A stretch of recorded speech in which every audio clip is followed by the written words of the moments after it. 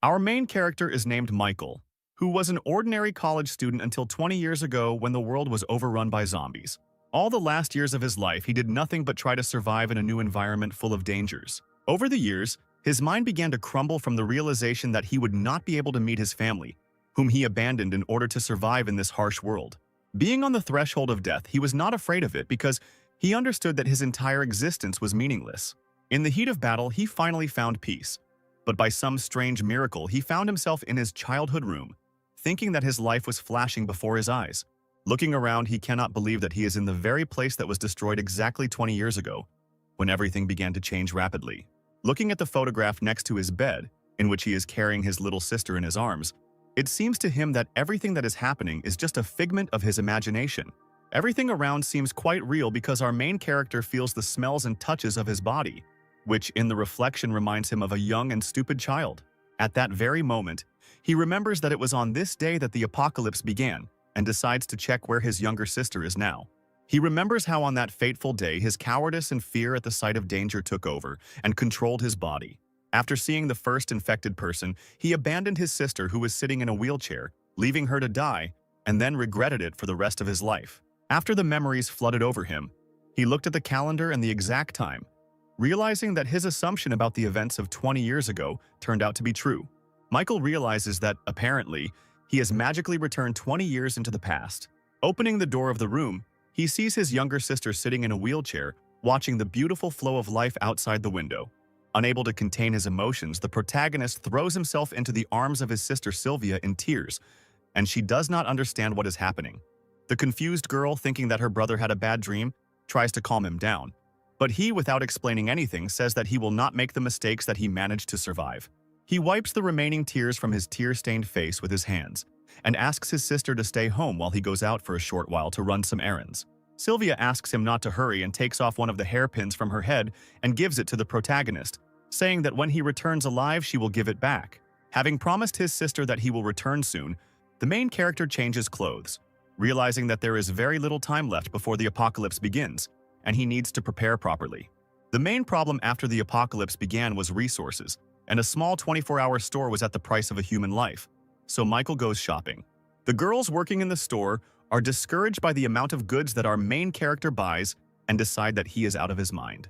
Having collected almost the majority of all the goods from the store shelves, the main character asks if there is any more food lying around in their warehouse.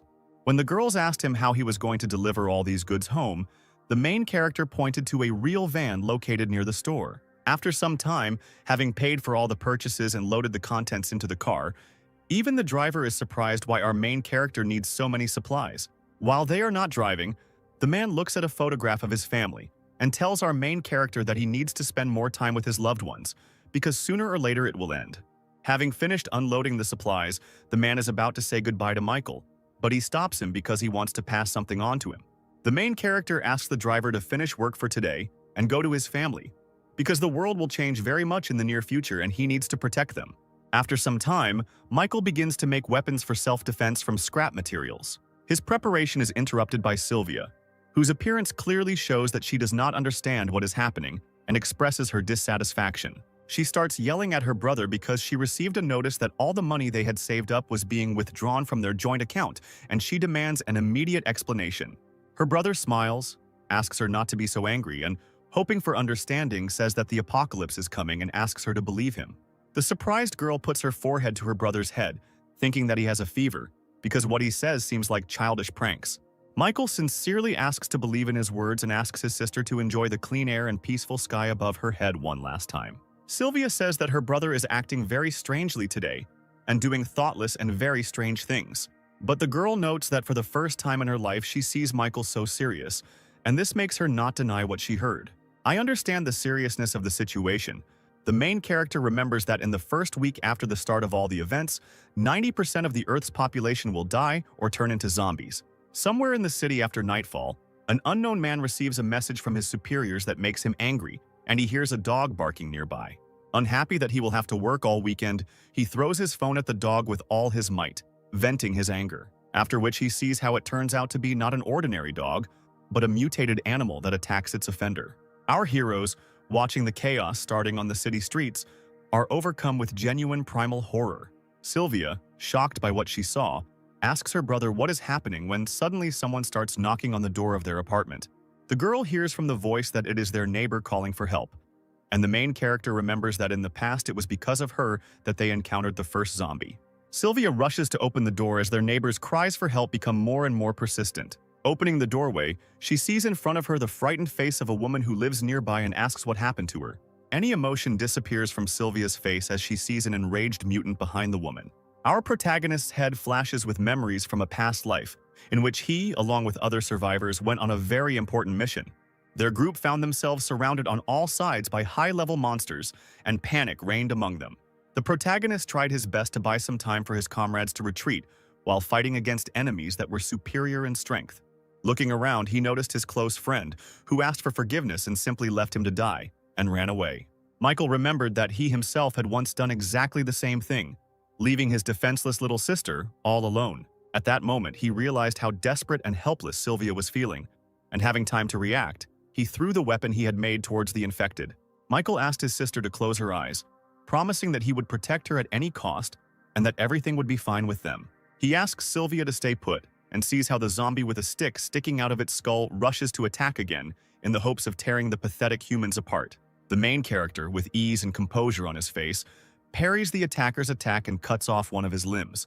He understands that in front of him now stands the first, lowest level of zombies that appeared at the very beginning of the apocalypse, and they do not have intelligence. Without any problems with a few lightning-fast movements, he deals with the infected using his many years of experience. After defeating his opponent, Sylvia tugs at the hem of his jacket, asking her brother to stop and stop fighting.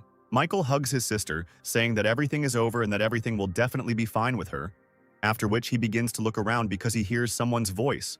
His sister, not understanding what is happening to her brother, tries to help him, but the main character begins to lose consciousness.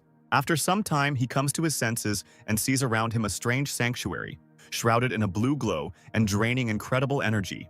A few moments later, the statues located around the sanctuary shoot powerful beams of energy from their eyes at our hero. Our protagonist's head begins to split from the huge amount of information entering his brain, and he sees information windows popping up before his eyes. His body begins to change rapidly, and the voice of the system in his head says that a restructuring and study of genes is taking place. Having completed the transformation, the protagonist is informed that the recognition of the system owner is complete, and he finds himself in a changed body. Michael feels his body filling with vital energy, and context windows in his head tell him that he can improve himself and his skills. He understands that in order to develop, he needs to pay evolution points, which he will need to earn by killing various infected. He can spend evolution points on various characteristics of his body, such as strength, detection speed, intelligence, and so on. Having received his first points, he decides to upgrade his strength indicators to increase his chances of survival. Better than his skills, he suddenly feels a surge of strength in his body and hopes that this time he will be able to change his future thanks to this power. After distributing the points, he again loses consciousness and comes to his senses in our world, watching as his sister waited all this time for him to wake up. Having regained consciousness, the main character's sister immediately says that her brother scared her very much because he fainted too suddenly and she did not know what to do. Sylvia starts to cry and says that she couldn't bear it if something happened to her brother, and he strokes her head and explains that everything will be fine. Having regained consciousness, Michael immediately understands that he needs to deal with the corpse of their neighbor, otherwise even more zombies will come here. But when he goes out the door, he discovers that she is missing. Instead of a lifeless body, he sees only a pool of blood and a trail that stretches down the stairs to the lower floors. Realizing that he will have to clear the entire perimeter in order to remain safe, the protagonist decides to change his clothes because they have become too small for him. Thanks to evolution, he grew a lot and gained muscle mass, and his body became much stronger and more resilient. Sylvia, who has moved into the room, hands her brother their father's things, which should be just the right size for him. While waiting for the t-shirt to be put on, the girl begins to worry about the state of their parents now, because there is real chaos in the world. She remembers how their parents left them alone when they were 10 years old, after which they were left to their own devices most of the time. After that, mom and dad started sending them money every year, and only this fact hinted at their existence. Having finished changing clothes, the main character asks his sister not to worry, because their parents are quite independent. Looking at her brother, Sylvia still can't believe that in just one night, he has grown so much and changed in appearance. Michael tries to make excuses and blames everything on a hormonal imbalance in his body, and also says that he will need to step away for a while. Sylvia is very worried about her brother and says that she is scared because the world has changed so much, and she is afraid of becoming a burden to him. The protagonist tries to calm his sister down by explaining that he just wants to look around and make sure their shelter is safe. He asks his sister not to think that she is a burden to him, because he does not want to end up in their neighbor's place, and in such a difficult time they definitely need to stick together. Sylvia agrees with him and asks him to return as soon as possible, giving him her hairpin, which according to tradition he must return. Armed with a dagger, our main hero leaves the walls of his apartment and goes on reconnaissance. He looks at the bloody trail left on the floor by the zombie he killed and realizes that they live on the top floor, all the danger will be below. Michael begins to slowly descend the stairs, carefully examining each floor and checking all possible rooms until he stumbles upon new infected. As soon as the zombie notices our main character, he immediately begins to move towards him, uttering incomprehensible phrases. Having rushed to attack our protagonist, the infected suffers inevitable defeat, since Michael has more than enough skills and experience in fighting high-level enemies. The context menu informs the protagonist that for each entry-level zombie, he receives 1 evolution point. Also looking at the upgrade window, he sees that different skills require different amounts of evolution points to upgrade, and to upgrade the same strength he needs 6 points. The most expensive thing is to pump up the mental spirit, because in a past life, he heard about people who had various mental spirit skills and decides that this is perhaps the most important characteristic. Looking at his skills, he understands that to obtain the ability he needs the 10th level of mental spirit, and at the moment it is better to pump up other skills and leave it for later. Descending to lower and lower floors, our protagonist's main priority goal becomes killing as many infected as possible. While inspecting another apartment, he sees traces of blood on the walls and furniture, which indicates that a recent battle has taken place. Going into the bathroom, he sees the lifeless body of a woman who, apparently, did not have time to turn into a zombie. Michael understands perfectly well that not everyone is able to withstand such drastic changes in life, and it is easier to end their own life. At that very moment, his detection skills allow him to react to the infected behind him. Opening its huge mouth, the zombie is about to sink its teeth into our protagonist and bite off a huge piece of flesh. The main character manages to react and, using his dagger, pierces the skull of the mutant who attacked him. He must not let his guard down under any circumstances, because the tree of evolution did not make him immortal. After clearing the next floor, he decides not to delay and continue to inspect the building, since he doesn't have much time left. While inspecting the next floor, he is noticed by a certain woman who managed to survive and, apparently, is also one of the residents of this house. After knocking on the door and asking if there are any survivors, the woman looks out of the doorway and says that her apartment is safe, and asks to be left alone. The main character asks to be allowed to personally verify the safety of her shelter, because he does not want to use force. The woman nevertheless decides to let the main character into her apartment for a short while, where everything looks quite peaceful and calm. While looking around the room, Michael notices a photograph hanging on the wall and decides to ask where her husband and child are now. The woman replies that her son is at school, and her husband went to meet him, and they still haven't returned and she is very worried about them. After which she asks him to leave her apartment because she is very scared. And as soon as our main character is about to leave, he hears strange sounds coming from the bedroom. He immediately decides to check what exactly is causing the noise, and the woman with a frightened look on her face tries to stop him, saying that there is no one else here. Michael begins to open the doorway, with blood visible on the other side, and the woman tries her best to stop him.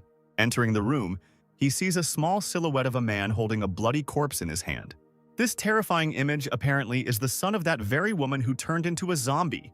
He asks with a crazy smile to play with him. At that very second, the main character manages to react to the fact that the woman standing behind him is trying to attack him. Having dodged the attack, he does not understand what is happening and asks why she is behaving like this and why she decided to hide the presence of the infected. Without waiting for an answer, a boy immediately attacks him, making Michael surprised at how fast zombie children are. Using his new body, the protagonist falls on his back and with a powerful kick throws away the attacker's body. The woman he met immediately stands between the two of them, saying that she will not allow them to touch or harm her son. Michael asks her to come to her senses, because this is no longer her son, but a zombie that eats people, and if she continues to protect him, she will be in serious danger. The woman begins to panic hysterically and says that she doesn't believe it, because this is her beloved boy and he's just a little sick, and she needs to wait until they invent a cure. She tries to dissuade our protagonist from killing her son, as the infected charges forward. The protagonist tries his best to convince the woman and also warn her that she needs to avoid it. But all his attempts are in vain, and moments later her body is pierced by a powerful blow and blood splashes everywhere. The child begins to eat his mother's body, and Michael immediately rushes to her aid in the hopes of saving the poor woman. Lying on the floor bleeding, she manages to grab the main character by the leg at the last moment, and even being on the threshold of death asks him not to kill her son. The protagonist, with despair in his eyes, explains that if a person has turned, he can no longer be saved, and he cannot allow him to walk the streets of the city threatening other survivors. Living the last moment of her life, the woman loosens her grip and continues to claim the opposite until the very end. The protagonist kills her son with one swing of his dagger, and blood splashes all over the room. He calmly leaves, leaving the corpses of the entire family lying on the floor and regretting that this happened. I go down to the next floors. Behind me, he leaves a stretched wire with bells hanging on it, which act as an alarm. Once on the next floor, he sees in front of him a huge muscular man who in everyday life was a fitness trainer. The colossal infected immediately rushes to attack our protagonist, holding a huge iron dumbbell in both hands. Michael manages to avoid the blow, but the force with which this zombie attacks is truly impressive, because the stronger a person was before infection, the greater the danger he poses in zombie form. Not giving the main character a chance to breathe, the zombie immediately throws an iron dumbbell in his direction, which Michael also manages to dodge and jump to the door behind him. After landing, a powerful explosion is heard as another very powerful mutant appears from the apartment behind him. His appearance clearly takes our protagonist by surprise, and he manages to receive several wounds. In addition to the powerful zombie trainer, who has incredible strength, in front of him there is a zombified animal that looks like a huge dog. It immediately rushes to attack the main character, but Michael manages to parry the attack at the last moment, finding himself on the verge of death. The zombie dog still manages to touch our protagonist, and several drops of blood begin to fall down the floors. They fly past the stairs, attracting the attention of all the mutated ones located nearby inside the building. Michael realizes that the situation he is in is very difficult, and in addition to the two strong infected, he has attracted the attention of a large number of small individuals. The seriousness of the situation is reinforced by the fact that he has already managed to receive a fairly large number of injuries. The huge zombie trainer doesn't let him catch his breath and continues to attack with incredible force, destroying everything around. The main character still manages to counterattack the attacker by delivering a powerful longitudinal blow to the entire body of the zombie. The wounds received are not enough to even throw the zombie off balance, and he continues to attack with even greater fury. The situation is also made worse by the zombie, a beast that supplements its attacks with its speed and razor-sharp teeth. Michael decides to regroup and retreat for a while to come up with a more suitable plan to fight them. As he runs down the stairs, he comes across low-level zombies that were attracted to his blood and stood in his way. He finds himself caught in a vice where on one side his path is blocked by a crowd of infected, and from behind, two powerful opponents are advancing on him. The protagonist decides to go ahead because he has no other options to get out of this situation. He begins to deal with low-level zombies at a very fast speed, trying to clear a path for himself to retreat. A giant zombie trainer throws a huge metal dumbbell towards our protagonist, which knocks down everything in its path, after which he looks around in the hope of finding Michael's lifeless body, but finds only the corpses of his colleagues, not understanding where he disappeared to. Meanwhile, the main character manages to hide in the confusion in the nearest apartment, which apparently belonged to some gamer. Trying to catch his breath, the main character tries to understand why the infected are developing so quickly, because their strength has already gone beyond the first stage of the apocalypse. While he was thinking about the fact that the evolution of the infected was proceeding at an incredible speed, his opponents were already combing through the apartment in which he was hiding. A giant zombie fitness trainer finds our protagonist, who has been hiding behind the back of the sofa all this time. Without wasting time on thinking, he immediately attacks the main character, who in turn tries to defend himself from the blow by taking all the energy on himself. The energy from the impact is so powerful that Michael's body breaks through several concrete walls and ends up in the next room. For some time, he loses consciousness and, drowning in emptiness, he realizes that even after rebirth, he still remains a worthless and weak person, unable to change anything. Lying in a pile of concrete rubble, the sound of the bells he left on the upper floors breaking brings him to consciousness. He immediately remembers his younger sister, whom he promised to protect at all costs, and this thought gives him strength. Michael decides to immediately spend the points he has on upgrading his speed and strength, which allows him to get back on his feet. He rushes up to his apartment as quickly as possible, destroying all low-level infected with one blow thanks to the upgrades he received. At this time, Sylvia hears strange sounds behind the door and hopes that it is her brother and decides to open the door. Meanwhile, outside there are two infected people, on whose bodies light from our hero's apartment begins to shine. But Michael is already rushing to help. Having dealt with the zombie in an instant, he approaches the door and asks his sister if everything is okay with her, asking her not to worry because everything is okay with him. Meanwhile, a couple of powerful infected have already managed to reach their shelter, and he asks Sylvia to close the door and not open it to anyone at all costs. Michael points his dagger towards the zombies, saying that he will not allow them to take a step towards him. The zombie fitness trainer starts screaming furiously, saying the same phrase over and over, asking for a membership card to their gym. Having taken one extra step, the main hero immediately rushes into the attack, cutting off his leg, saying that he warned about the consequences, after which he immediately jumps up, soars into the air and throws his dagger with all his might into the body of the zombie beast. At the same time, during the landing, he delivers a powerful kick to the zombie trainer, hitting his head on the concrete floor. The main character hurries to get his weapon back by pulling it out of the dog's body. And at this time, the zombie trainer tries to attack him again, although he moves much more slowly. Increasing the characteristics by upgrading skills allows Michael to cut the mutant's body into small pieces with a few powerful attacks. Our protagonist emerges victorious from this battle, and since these zombies are of a higher level, he receives more points for them. He also notes that there is very little time left before the crazy evolution of zombies, and if everything continues to move at this speed, he needs to adapt as soon as possible. After some time, Michael finishes checking all the floors of his house, completely clearing it of the infected. After such an exhausting night, he returns to his home and decides to take a shower while distributing the accumulated skill points. The main character decides to develop his skills evenly, investing a little into each available skill branch.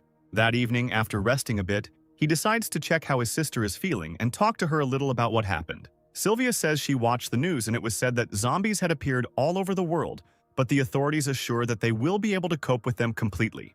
Michael promises that they will definitely be able to cope, because even in case of failure, he will always be there and will definitely protect his sister. Sylvia says that today she was very scared because she was worried that her brother would not come back. If she could walk, she would make every effort to make their survival easier. The main character tries to encourage his sister by saying that she will definitely be able to get back on her feet, and she in turn asks not to feel sorry for her because it is impossible.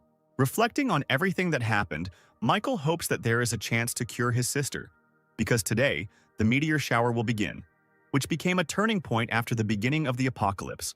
After some time, a huge number of meteorites begin to fall from the sky, and Michael remembers that in his past life this was the cause of the first evolution of zombies.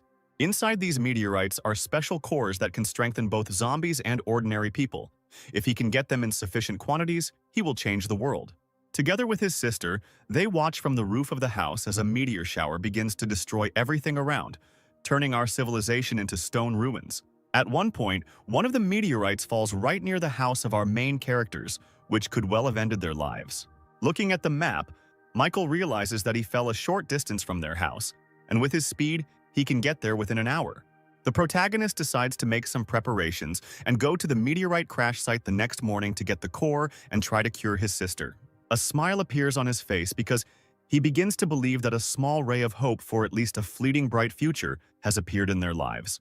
The day after meteorites riddled all the fruits of civilization in our world, a huge dusty haze hangs over the city. At this time, Sylvia realizes that her brother wants to go outside the house and tries to dissuade him by saying that it is not safe. Michael explains that he is going outside on a very important matter and is doing it for her and all of humanity. His sister, with a displeased expression on her face, asks him not to talk about it because she would prefer her brother to be safe and sound in exchange for the ability to walk.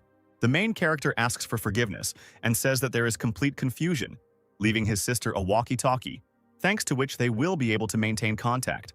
While going down the elevator to the first floor, the protagonist is slightly upset, realizing that he could have offended his beloved little sister. His thoughts are interrupted by Sylvia, who decides to check if the radio is working and apologizes for her behavior, saying that she understands that all this is being done for her sake. Once on the first floor, Michael asks for forgiveness and says that he needs to go and asks his sister not to go anywhere until he arrives. Finally, the girl tells him to check his pockets, in which she left him her hairpin, which he must definitely return to her upon his return. Michael leaves the walls of his house, promising to return before dark, and begins to move towards the fallen meteorite, avoiding unnecessary clashes with the infected. At this time in the city, a group of soldiers is clearing out infected people, trying to keep the situation under control. One of the soldiers reports to the commander that all the mutated in the western part of the city have been eliminated, and their numbers have noticeably decreased after the meteor shower. Meanwhile, a tall and stately woman named Megan receives the report from the soldier and becomes their commander. Her assistant, Lena, says that they need to give the soldiers new instructions and continue clearing the city. Megan orders them to continue patrolling the area and make sure they don't miss any infected.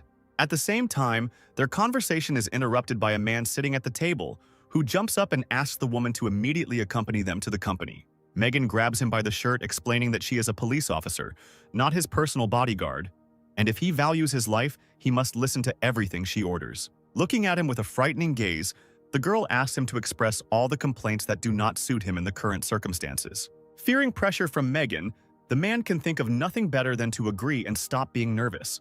Leaving the men in jackets alone, the commander asks Lena to contact Mr. Leonardo, who needs to be given some information. At the same time, the second man sitting at the table looks angrily at Megan, promising that one day he will get this fierce cat. After contacting Mr. Leonardo, Megan reports that all the zombies in the area have disappeared somewhere, and most likely this is due to yesterday's meteor shower, and for now, they will continue patrolling. Meanwhile, Michael moves towards the crater left by the meteorite, trying to minimize collisions with the infected so as not to attract unnecessary attention. After some time, he finds himself at the very crater from the mouth of which a huge amount of dark energy is emanating. The main character decides not to rush to hasty conclusions and to examine the surroundings by climbing the nearest high-rise building. He sees a meteorite fragment located in the center of the crater, emitting a huge amount of energy, and in his past life, he had never seen it in real life. He also notices a zombie near one of the crater walls trying to get out, and who is not at all interested in absorbing the fragment. Michael realizes that time is starting to move towards sunset. If he delays, the zombie can absorb the energy, and this will become a very big problem for him. The protagonist makes a decision to use his speed to avoid confrontation and simply take the shard and run away. Once he reaches the crater, he makes a lightning-fast dash towards the zombie in the hopes of catching it off guard and finishing it off quickly. When striking the infected's body, his homemade weapon breaks as if it were made of glass, and the zombie's skin turns out to be as strong as steel. The zombie girl turns to our protagonist and greets him, and her appearance clearly indicates that she is definitely not a weak individual. Michael manages to notice her black eyeballs and golden pupils, as well as tattoos all over her body, and concludes that in front of him is a natural zombie. For a few seconds, he is overcome by a primal terror. As in their past life, they were the ones who most terrified humanity and were stronger than anyone else. In an instant, the infected closes in on our protagonist, grabbing him by the remains of his makeshift spear and throwing him into the air with incredible ease. Trying to land on the ground, our main character begins to be hindered by vines shooting out from under the ground like bullets. Having managed to get his dagger, he manages to cut the annoying plants and remains safe and sound. Michael understands that the original zombies have special abilities, and their strength and speed are at a very high level, making them not the easiest opponents. While he tries to understand why such strong zombies started appearing so early, the girl does not give him a chance to think and attacks him again. The protagonist decides not to engage in combat and simply try to take the shard and run away, avoiding unnecessary damage. Numerous vines suddenly appear in his path again, preventing him from doing so simply. The native zombie smiles as if mocking our main character and is simply having a good time. The speed of her skills does not give our protagonist even the slightest second to think and make decisions, and he is forced to defend himself all the time. Their powers are at completely different levels at this point in time, and even trying to defend himself, Michael still takes a lot of damage. Realizing the sadness of his situation, he understands that events are developing much faster than in his past life, and apparently, history is changing. At the same time, Michael notices how the meteorite fragment and the zombie are connected by an invisible energy thread.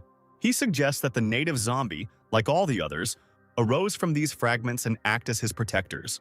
The protagonist assumes that in this case the infected will not be able to move far from the fragment and decides to break the distance with her by going beyond the crater. The zombie girl tries to stop the protagonist with a vine branch, but he manages to defend himself and cut them into pieces. Once out of her reach, Michael manages to catch his breath for a while and decide what to do next. He decides to take refuge in a nearby building and use it as a temporary shelter in order to regroup and come up with a new plan. He takes out a red glass flask from his backpack and decides on an ambitious plan, saying that he will need the blood of a dead man. After some time, he is riding a motorcycle and leads a huge horde of infected that he managed to lure from all over the area.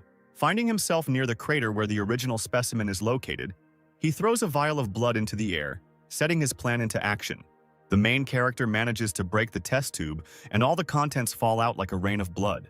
His plan was to use the dead man's blood as bait for a large number of low-level zombies that the primordial zombie would have to fight. Such impudence and insidious plan enrages the female, and she begins to attack with even greater speed and fury everything that tries to harm her. Michael begins to watch everything that is happening from afar and hopes that his plan will have at least some effect. Even with an incredible advantage in strength, the primordial zombie is unable to deal with the horde of infected rushing towards it so quickly, and they simply overwhelm it with numbers. The presence of intelligence in the original zombie allows her to get out of such a difficult situation and use her vine to fly into the air. While out of reach of normal low-level zombies, she begins to attack them from a safe location. At this moment, Michael decides to get closer to the crater and try to steal the fragment while the original is busy fighting. The only thing that worries our main character in this situation is the large accumulation of mutants, because of which he himself can fall into a trap. The protagonist also understands that he cannot delay this battle. Otherwise, the fragment will have time to restore the energy of the female, and it will become even more difficult.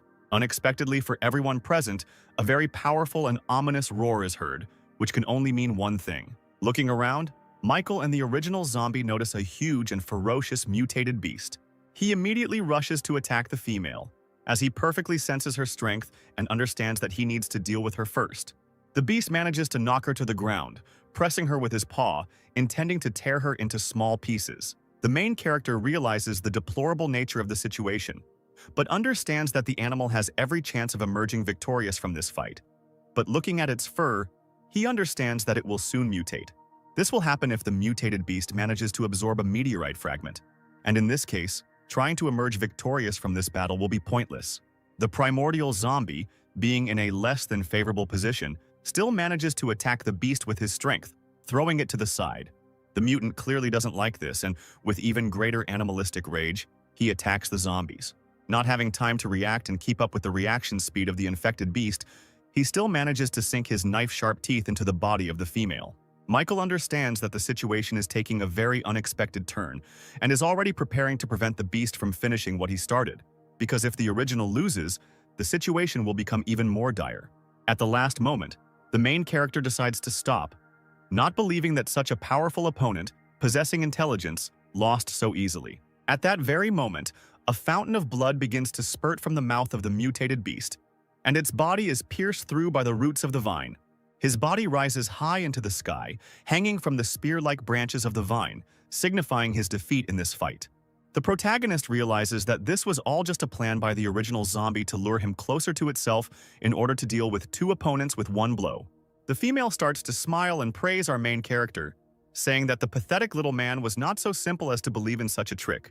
Michael also says that she is not the easiest opponent, and he will have to sweat a lot to emerge victorious, after which he descends down into the arena, causing surprise to the firstborn, who did not think that he would personally come to her to die and lose.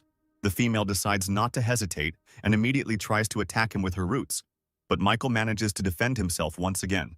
He continues to fight off numerous attacks with the vine and notes that the fight with the infected beast and the huge number of low-level zombies has greatly exhausted the primordial. At her limit, she attempts to engage in close combat and personally attack Michael. This act turns out to be quite reckless, as the main character manages to easily cut off the attacker's hand with one deft movement. After this, the original zombie is overcome with animal rage and incomprehension of how a pathetic human being is capable of such a thing and promises to finish him off here and now. The main character is quite surprised that the female still has strength to fight, and all this time she has not shown her maximum. Looking around, he notices that the original is beginning to absorb the energy of the fragment, and with its help restore her wounds. After a few moments, she takes on a new form, becoming like a rose flower and becoming much stronger. Her speed and strength increase 100-fold, and she begins to try to finish off our protagonist. Michael understands that with his current level of strength, he will not be able to defeat such a powerful individual in any way, and tries to escape again. But his escape routes are blocked by vine branches. The firstborn says that this trick won't work on her twice, and they will decide right here and now who will be stronger. The main character slowly begins to run out of strength to dodge and defend himself, and one of the blows almost reaches its target. But at the last moment, the vine branches stop attacking Michael, and the body of the original zombie begins to emit fountains of blood. The protagonist realizes that the female specimen could not withstand such a strong energy from the fragment, and, moreover, her body is very exhausted after so many battles. She tries with all her might to attack Michael, saying that some pathetic little man cannot defeat her. Without much trouble, repelling the next attacks of the original zombie, Michael says that by continuing to fight, she will finish herself off. Using his speed, he closes the distance with her, realizing that the outcome of the battle is already predetermined. The exhausted female falls to the ground and prepares to accept her fate, realizing the dire nature of her situation. The protagonist threatens her with his dagger and says that he knew the outcome of this battle from the very beginning. Looking at the dying primordial zombie, he remembers that in the past he could not even imagine that he would ever be able to defeat such a strong opponent. In the past, due to the strength of the enemy, he made the wrong choice and regretted it for a long time. So he decides to swear to stand on his feet until his last breath, protecting what is dear to him. The context window informs our protagonist that for killing a native zombie, he gets 100 evolution points. Michael couldn't imagine that he would get so many points for defeating her, and decides that he needs to be more careful with the other shards in the future. After his triumphant victory, he decides to take the meteorite and is surprised that he can calmly touch it with his hands. Touching the shard with his hand, he feels its energy begin to fill his body, restoring his strength. Michael is in complete shock when he realizes that all of his wounds have almost completely disappeared, and hopes that his sister will also be able to recover and start walking. Just before leaving, he looks back at the body of the infected beast because he hears strange sounds and assumes that the monster is still alive. A huge amount of energy begins to emerge from his body, plunging the protagonist into horror at the fact that he is about to face another battle. His face shows incredible surprise at what he sees, and he cannot believe his eyes. A small puppy with yellow fur emerged from the body of a huge mutated beast. He picks it up and suggests that after the mother's death, the cub in her womb absorbed all of her powers and was able to survive because of this. Michael suggests that he can tame the newborn monster if he becomes the first thing it sees when it opens its eyes. The puppy begins to happily bark and lick our main character's cheeks, thinking that he is part of his family. The protagonist decides to name his new pet Goldie, and, having hidden it in his backpack along with a meteorite fragment, decides to return to his shelter as soon as possible. Moving through the streets of the city, a strange energy envelops everything in the area, attracting crowds of infected. This energy comes from the meteorite fragments that our protagonist carries in his backpack and acts as bait for the infected. Before he could reach his shelter, the ground beneath his feet began to crack and crumble into small pieces. Michael manages to dodge and realizes that someone has been following him all this time, and he won't let them get away just like that.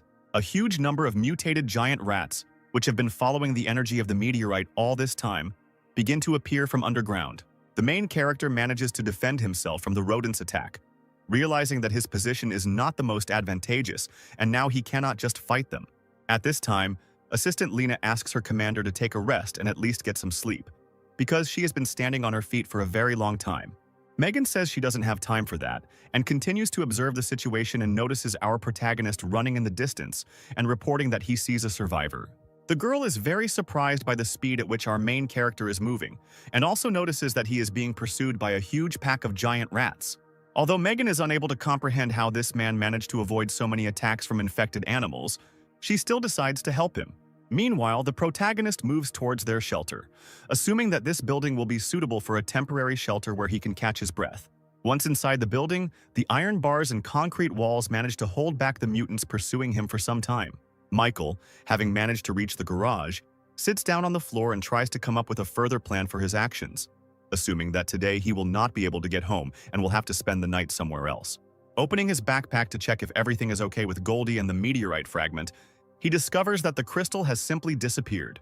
The first thing our protagonist managed to think about was that the shard was missing, or that his little animal had managed to absorb it. All these assumptions are immediately dispelled when the context menu of the evolution tree tells him that the absorption of the crystal is complete and the restructuring process has begun. At that very moment, the main character's body is enveloped in an incomprehensible aura, and he begins to experience a very wild pain that tears him to pieces. A moment later, his body begins to emit huge amounts and waves of energy, throwing back everything that was near him. At the same moment, the rats pursuing our main character manage to get through the concrete barrier and get into the parking lot. Michael realizes the deplorable nature of the situation, but he cannot find the strength to gather his courage and at least try to get up, and the tree of evolution is to blame for this. His eyes begin to close and he slowly loses consciousness, not believing that he will be dead here and now. At the last moment, Goldie manages to save her master by fighting off the rat's attack and standing up to defend him. The body of the small puppy becomes covered with a thin layer of electricity and begins to emit a large amount of energy. He places himself between the attacking rats and his master's body, ready to give his life to protect him. Goldie begins to fight off hordes of rats by attacking them with electric shocks and using her speed and size to her advantage. The number of infected turns out to be too great, and through a breach in the walls, even low-level individuals manage to penetrate inside and surround our main character. The faithful puppy can't keep up with such a number of opponents and has to continue the battle with the rats located outside the building. Before attacking and finishing off our main character, one of the rats is met with inevitable death from a bullet from a gun. At that very moment, other surviving people appear in the parking lot, armed and arriving to help our main character. The gray-haired man asks Megan if they should have brought strangers to the shelter because, if he was bitten, they would have a very hard time. The commander replies that they cannot abandon the survivor. They need to isolate him and observe him. The survivors manage to take refuge inside the building, while Goldie remains outside to defend the shelter from the infected rushing towards it.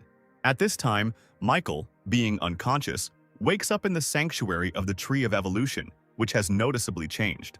His body begins to be covered with clots of yellow energy, merging into one whole with the set of genes that he had. This process takes a very long time, but at some point our main character regains consciousness. While Michael was unconscious, his faithful companion spent the entire time fighting hordes of zombies. Opening his eyes, our main character realizes that his head is splitting, and he is trying to remember all the events that happened to him before he lost consciousness. Megan, who is in the same room with him, immediately points a gun at him and orders him not to move and to answer her questions first. Michael replies that he doesn't have time for that, and he needs to urgently go about things that are a higher priority. The girl is about to tell the main character that he won't just leave when he suddenly appears behind her. The protagonist manages to disarm Megan and throw her to the ground, replying that she doesn't have enough strength to stop him just like that. At that very moment, all the survivors enter the room and ask Michael not to move or make any sudden movements, otherwise they will open fire. Megan orders her men to remain still and explains that she is the commander of the military police and that they were the ones who saved him from certain death. One of the two men in suits says that the main character is an ungrateful jerk and they shouldn't have babysat him for 4 whole days. Hearing this, Michael completely forgets about everything that happened, realizing that he was out cold for 4 whole days. He immediately rushes towards the exit, realizing that all this time his sister is alone and in possible danger. Megan manages to stop him, saying that the street is full of zombies and it is too dangerous and invites him to stay in their squad. While Michael asks what will happen if he refuses this offer, a huge, terrifying silhouette is visible outside the window of the room they are in. A moment later, the monster bursts into the room, destroying everything in its path and letting out a furious scream. All the survivors immediately rush in different directions, trying to protect themselves and everyone around them. Stunned Lena, still a schoolgirl, experiences incredible fear and simply cannot move while standing in one place. The main character manages to save the defenseless girl by stopping the monster's huge paw with his body and blocking its path. At that moment, he realizes that he himself did not understand how he managed to do it, and most likely his dexterity increased many times over, as well as his physical skills.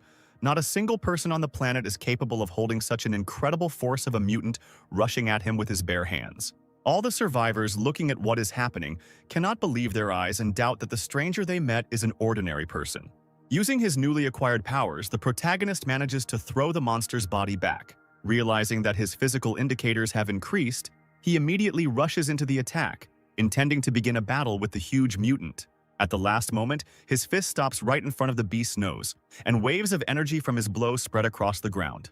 The main character realizes that in front of him is not a monster, but his little tame dog Goldie, who has grown a lot in 4 days. He begins to happily wag his tail and lick his owner, rejoicing at his return. Michael decides to check his skill stats and notices that all evolution points have disappeared, and a new upgrade point called Gene Enhancement has appeared. Trying to remember everything that happened, he understands that something amazing clearly happened to him, and most likely all the points were spent on his evolution. As he dives into his consciousness, he sees that the Sanctuary Tree of Evolution has also changed, and apparently he has experienced the first gene enhancement. When asked what happened to him, the context menu answers that the main character reached the limit and a meteorite fragment helped him overcome it. Michael remembers that every person has a genetic limit, and in a past life he saw high-ranking fighters who tried to overcome it, but eventually died. This term is called gene restrictions, and apparently our protagonist is able to develop indefinitely bypassing this prohibition. Realizing what happened to him, Michael, riding a dog, returns to the survivors who are both surprised and very scared. Michael explains that Goldie was very tiny not long ago, but after eating so many zombies he grew to such a size. Megan, like everyone else present, does not understand how the monster can be his pet. The main character says that it's a long story and he'll tell you about it later, but now he needs to deal with the crowd of infected rushing here.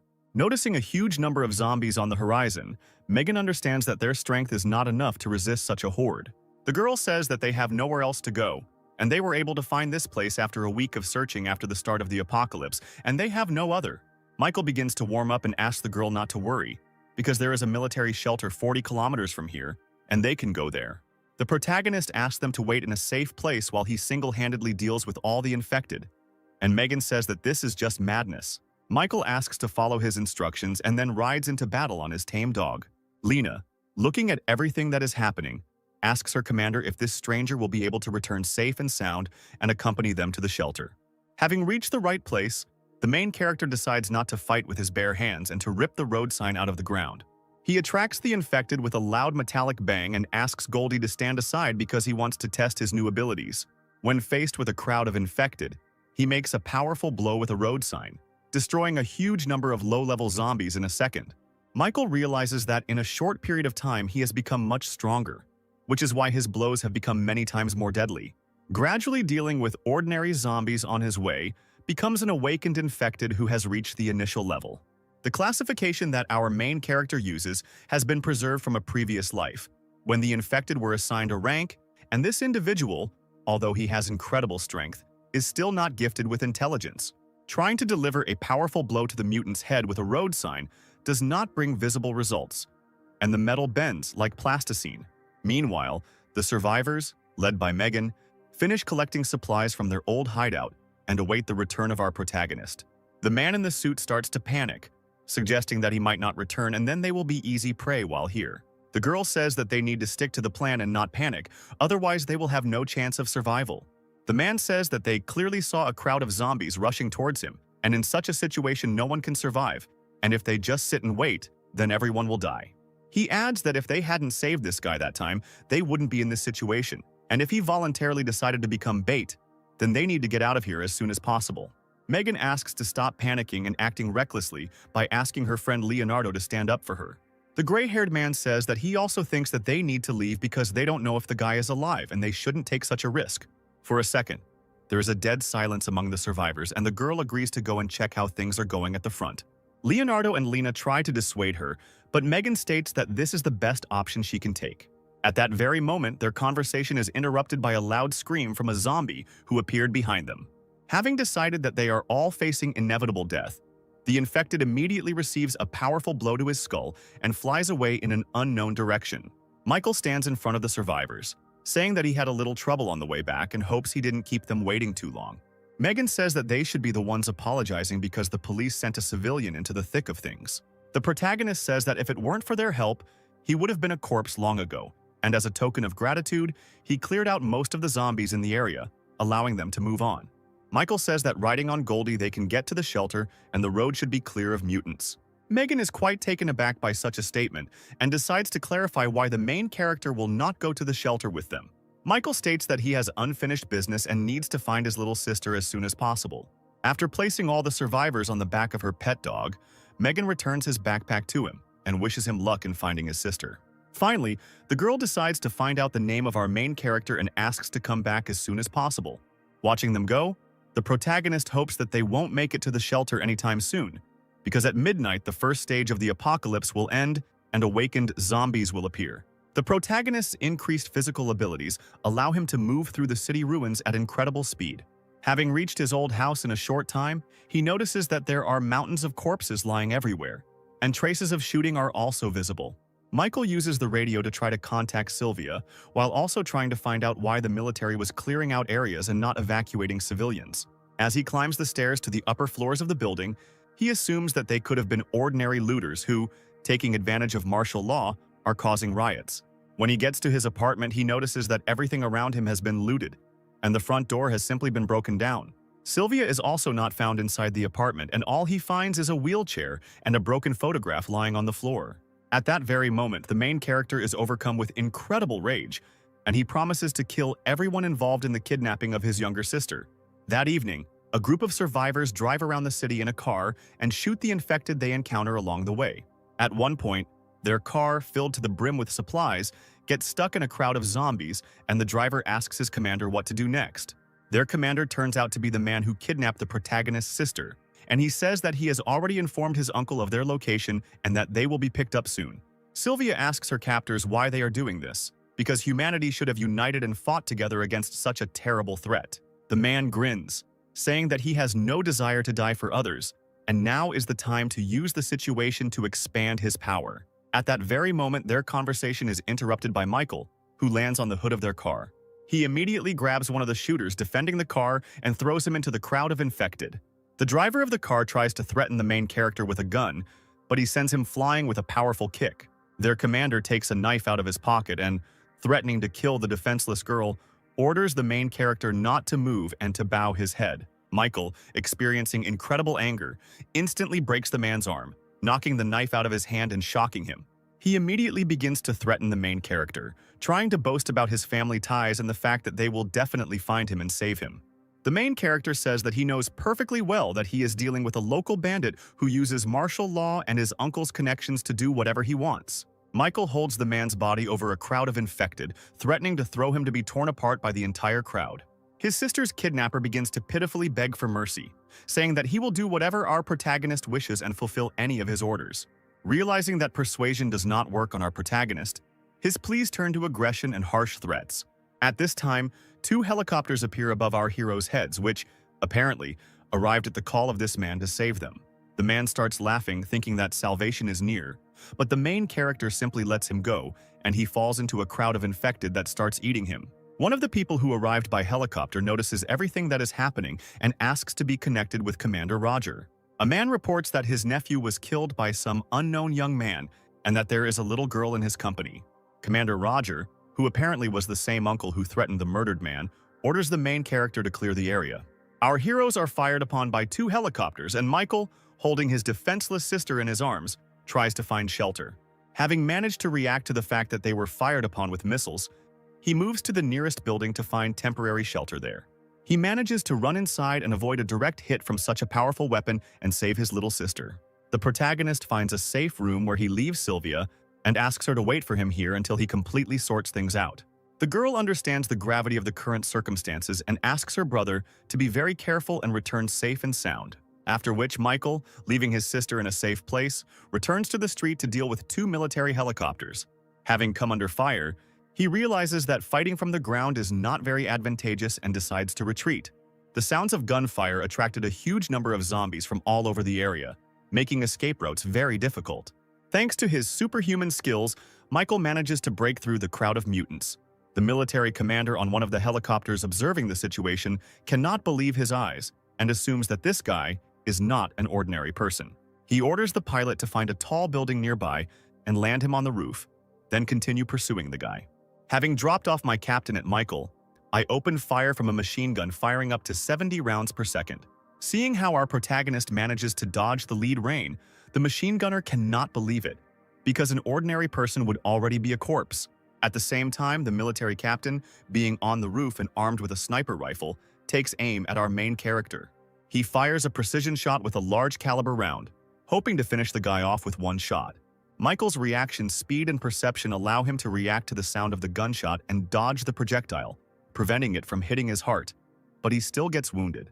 The captain is informed over the radio that the object has disappeared into one of the buildings. I have touched it. The blood will attract the infected. Continue observation. Michael is trying to stop the bleeding. How lucky I am. Another millimeter to the left and I would already be dead. Lost in thought, the main character loses concentration for a few seconds and comes to his senses only when a rocket flies into his building. A powerful explosion occurs, completely destroying the entire building and the blast wave knocking out all the windows within a radius of several kilometers. The pilots report that the target has been destroyed, but the captain manages to notice some movement under the pile of debris. The smoke and dust cloud left behind by the explosion clears, and the military sees a huge dog with golden fur emitting a terrifying roar. "Goldie, you really helped me out, baby. You came just in time. I really need your help." The familiar releases huge wings from its body and asks its master to attack with it. While the stunned military cannot understand where this monster came from, Michael, riding a dog, attacks one of the helicopters. At this time, the pilot of the second helicopter, watching his colleague crash, loses sight of our heroes. Panicking, he quickly rushes to report to the captain that the target has been lost, when suddenly Michael interrupts him, climbing into the helicopter's cockpit. The squad captain, hearing on the radio that his soldiers were defeated, requests reinforcements, saying that they found a survivor. At this time, Mike, thinking that the battle is over, lands on the ground with the desire to introduce Goldie to his sister. His joy is interrupted by the military captain. "Hey kid, it's too early to rejoice. This girl is clearly very important to you." Mike, seeing that his sister is being threatened with a weapon, begins to scream and demand that she be released immediately. The man, holding the barrel of a rifle to Sylvia's head, declares that he would be interested in checking what is faster, the bullet or our hero's reaction. "Put down your weapon. You want me, right?" "My sister has nothing to do with this. I'll surrender without resistance, but promise me you'll let her go." Mike moves towards the captain with his hands raised, giving Goldie a final order to take Sylvia to safety. At this time, an infantryman armed with a rocket launcher, who apparently arrived with reinforcements, reports that the target has been captured and is in the kill zone. The captain grins and gives the order to open fire, and a shell is fired at our hero, producing a powerful explosion. The military is happy that the mission is completed, but as soon as the fog clears, Michael's faithful dog appears at the site of the explosion, taking the full brunt of the blow. The captain shouts into the radio that the target is still alive and they need to move to Plan B. But it turns out to be too late, and Michael delivers a crushing blow from behind his attacker. The man, having flown several dozen meters and received a lot of injuries, lies in a mountain of debris, and having miraculously remained alive, orders everyone to be destroyed. More missiles are fired towards Sylvia as Michael struggles to save his sister. A moment before the explosion, he manages to cover the girl with his body, taking the entire blow on himself. Falling to the ground, Sylvia looks at her bloody hands, hoping that her beloved brother is still alive. "Brother, don't scare me. Don't even dare to fall asleep. What's wrong with you? Don't leave me alone." Meanwhile, the captain still manages to get back on his feet, while simultaneously rejoicing that all his limbs are intact and he will not remain a cripple. Michael, opening his eyes slightly, wipes the tears from Sylvia's face with his finger and asks for forgiveness for not being able to protect her. "Don't cry, Sylvia. I'm so glad I was able to look at you again. It all seems like a dream in which I want to stay forever." After these words, Michael's hand falls to the ground, and his sister begins to scream at the top of her voice, and waves of powerful energy come out of her body. The captain can't believe they fired so many missiles at this guy, and he's still breathing. But his thoughts are interrupted by the snow that starts to fall from the sky at such a warm time of year. Sylvia, in a fit of anger, stands up on her feet as a disabled person, and a huge force begins to accumulate around her. The military captain does not understand what the hell is happening before his eyes, because ordinary people cannot control the elements. The girl, screaming that it was her fault that this happened and that her weakness led her and her brother to this, begins to freeze everything around her using the newly awakened power of ice. The captain's body quickly begins to turn into an ice statue, and his movements are frozen by ice and the fear of imminent death. At the same time, someone from an unknown control center is watching what is happening and says that a source of power, Absolute Zero, an evolution of rank S, was discovered right above them. The girl named Juno is quite surprised. An S-rank warrior has already appeared, and this is a really big event. She asks her assistant Rabbit to stop the airship they are traveling on, as she wants to personally go down and scout out the situation. At this time, Commander Roger is playing shogi with his old friend Commander Winston. "I started playing defense because your attacks became very aggressive, my old friend." They discuss the situation that is developing in the world, in which Roger does not intend to sit on the defensive, because if he does not start to hit back, all of humanity will sooner or later be destroyed. In such a situation, wasting time on protecting pawns is reckless. "You have aged considerably, Winston." The commander's young subordinate was about to stand up for his commander, but he managed to stop him. Winston says that, according to his information, Roger is recruiting soldiers from unofficial groups. This is true, my friend, because in the current situation, whoever gets these troops first will get all the remaining power. His answer is interrupted by a subordinate who reports the incident. They tell him on the phone that contact with the entire detachment that was sent to clean up the suspicious guy has been lost. "Flock of sheep, you can't handle 2 kids. Always have to do everything yourself." Roger apologizes, saying that he has already won, and asks Winston to think again about stopping building shelters and handing over all forces to him to fight the infected. The old man leans back in his chair. Maybe I really am getting old. But our main task is to protect civilians. He thinks that if the city has already fallen, then all his attempts to save people no longer matter. Deciding to ask his subordinate Scott what he thinks about this situation, he replies that Commander Winston is still very young and all his decisions are thoughtful and pragmatic. "You're such a straightforward person. I've always liked that about you. I promise that as long as I live, I'll protect the common people. Now go and find out what Roger was talking about on the phone." The subordinate smiles, encouraged by the words of his captain, and, putting his palm to his forehead, is ready to carry out the order. At this time, Rabbit tells Juno that she needs a little time to find a place to land. The girl asks her not to land the ship, but simply to lower the height at which she can jump out.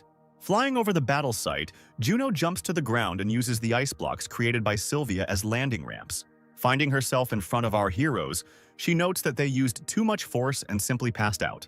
Looking at the frozen military man, he wonders how the skill he just awakened turned out to be so powerful. The Rabbit uses the radio to report that this is already the 4th of the 12 S-rank warriors. According to the inquiries made, this girl is not listed as the owner of Absolute Zero. Instead, of her appearance does not match. Juno, looking at the wounded girl, suggests that there may be several owners of Absolute Zero. She takes the girl to her ship, leaving Michael alone, saying that they need to go in search of the next awakened. After some time, the main character's body, which is on the hair, activates the tree of evolution that permeates his entire body. The system reports that the right first level is open, and the process of divine evolution has begun, which has launched a huge number of tree roots throughout the earth. The tree of evolution began to search the entire area for any living creatures and mutants, starting to destroy them and pump energy out of them. All this power, collected in a matter of hours, began to flow straight into the heart of our protagonist, saving him from imminent death. At this time, Commander Winston's subordinate Scott enters his office and reports that he has completed the task given to him. He hands the commander a tablet with a video recording saying that this guy and the little girl were being pursued by Roger's men, but he managed to neutralize them single-handedly. However, he was wounded, and then the entire area became covered in ice for unknown reasons. At the end of the recording, rays resembling tree roots began to emanate from this place, after which the camera turned off. In the final seconds of the video, Winston notices a stranger appear, whose face is too blurry to identify. The commander orders the cattle to go to that very place and find out what happened to this guy, and if possible, deliver him to headquarters. Something very inexplicable is happening. Roger's powers are getting stronger and my abilities have a limit.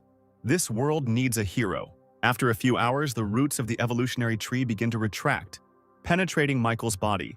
The system informs him about the accrual of 1,000 experience points that have reached the peak, which in turn triggers automatic distribution. At this very moment, the main character opens his eyes, trying to understand how he managed to survive and what happened to him. Looking around and not finding Goldie and his sister nearby, he rushes to inspect the surroundings, completely covered in ice, hoping that his loved ones are still alive. In such a hopeless situation, he decides to turn to the Tree of Evolution to find answers to his questions and penetrates deep into his own consciousness. The system informs the protagonist that the deification plan has been put into action, and only one attempt has been allocated for its implementation. Michael also tells us that he has awakened and all his stats have been increased to the 5th level of power. Looking at his stats, he realizes that his physical strength has increased incredibly since awakening. Thanks to the meteorite fragment he received earlier, he gains a new skill called Absorption. From his past life, Michael knows that the power of skills cannot be increased, and that it only grows with the increase of the wearer's physical characteristics, and therefore his new ability is equal to S rank.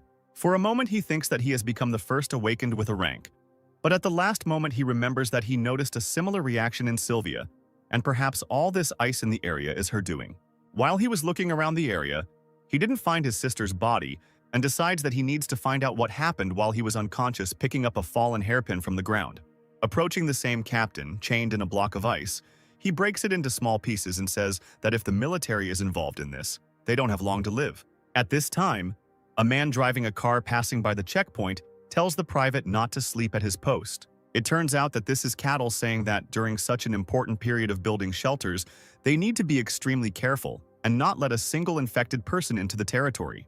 Commander Roger, who who is watching him, and his subordinate, who Scott was visiting, understand that Winston is trying to extract secret information.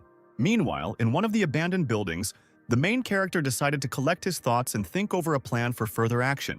Taking the soul into his head comes the thought that the best way to get into the military unit is to go through the shelter to which he sent Goldie, along with his new acquaintances. As the morning approaches, he sets out on his journey holding a photograph of his younger sister in his hands and promising to definitely save her. Having set off on his journey and moving towards the shelter, he easily deals with ordinary rank-and-file infected thanks to his new physical abilities. Trying to use his new recently acquired absorption skill, the system tells him that it cannot be used on normal opponents.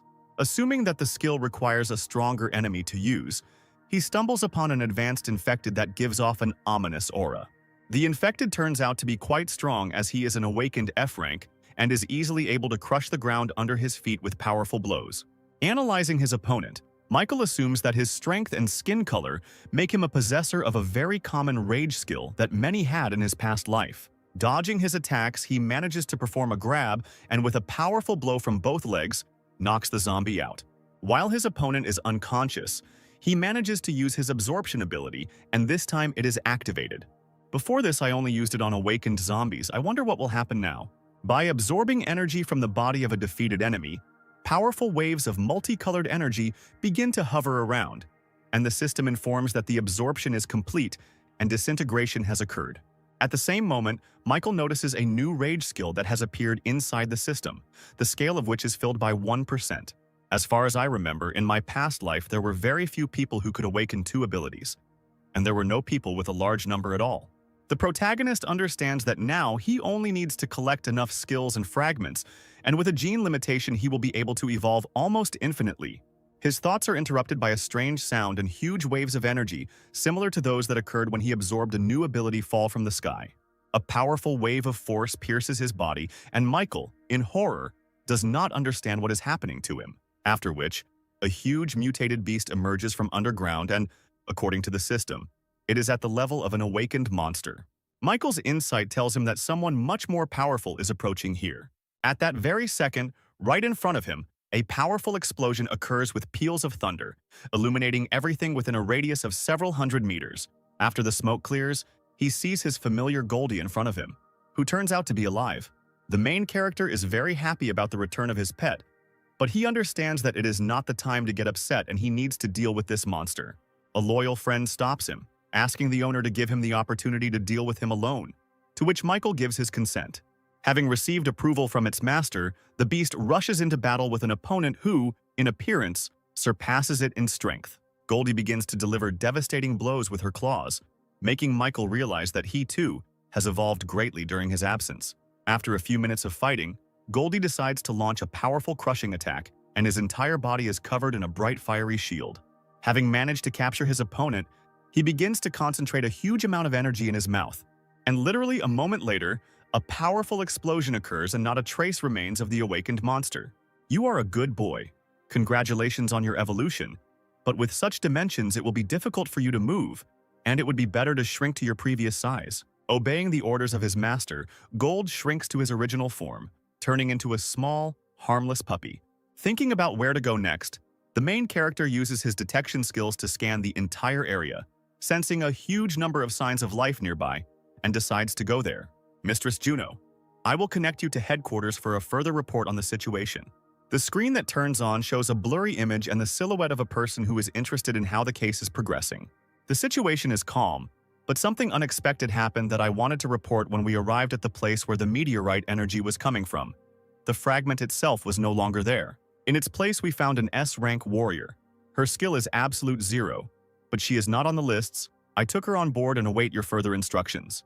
The mysterious man through the screen says that this whole situation is very strange, as is the warrior who is not on the list. The man orders Juno to immediately deliver the girl to headquarters, after which the rabbit sets course back to base. At this very time, a handful of survivors armed with machine guns are trying to fight off a wave of infected. Among them is Scott and the commander's assistant Roger, who does not understand how his colleague ended up here. I went on a mission, but Commander Roger did something to my car and I'm stuck here. How did you end up here? Roger's subordinate says that he was accompanying the scientist to the shelter, but suddenly their car was struck by lightning and disabled. He also adds that the people behind him are incredibly important for the future fate of humanity, and they must be saved at any cost. Scott explains that they won't be able to hold them indefinitely, and they need to come up with an escape plan.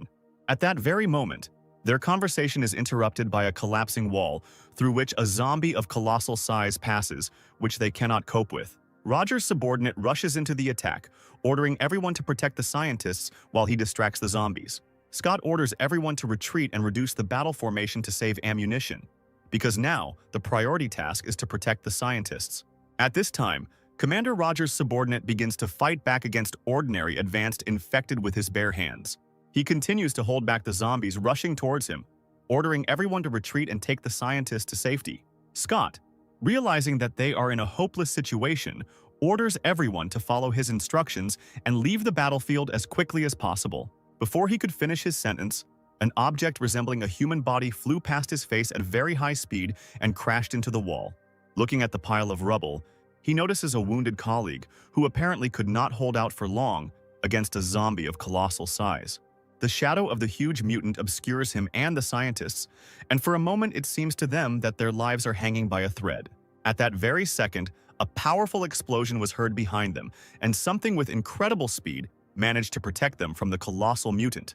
Michael stands on the corpse of the defeated enemy, having already managed to absorb another % of the rage skill. Under incredible impression, Scott remembers that in front of him stands the very guy that Commander Winston ordered him to find. When he asks if you are the guy named Michael, the main character replies that it is him, indignant at how the military man knows his name. Scott understands that the goal of his mission is in front of him and wants to ask the protagonist for some favor, but he is interrupted. First, answer my question. You're Commander Roger, right?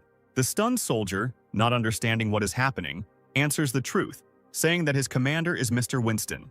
He also explains that they, along with the leadership, are aware of his situation and the conflict with Commander Roger, and they do not know who he is or why he is here. Remembering my past life, Michael remembers that after the apocalypse, all of humanity fell into madness, and only one elderly general stood to protect it until the end. When the commander found out what you went through, he wanted to meet you in person. I hope you will return to the shelter with us. At that moment, their conversation is interrupted by a powerful explosion, and a mutant appears from the crowd of infected, his hands covered in lightning. Michael asks his new acquaintances to protect the scientists and wounded comrades while he deals with the enemy himself. Goldie, you also keep an eye on them just in case, but don't transform unless necessary. Otherwise, you won't be allowed into the shelter.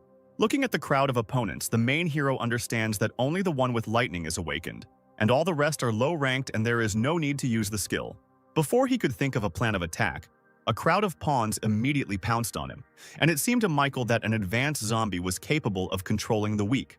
He uses them as a distraction, and while the protagonist is distracted, he tries to attack him with lightning bolts.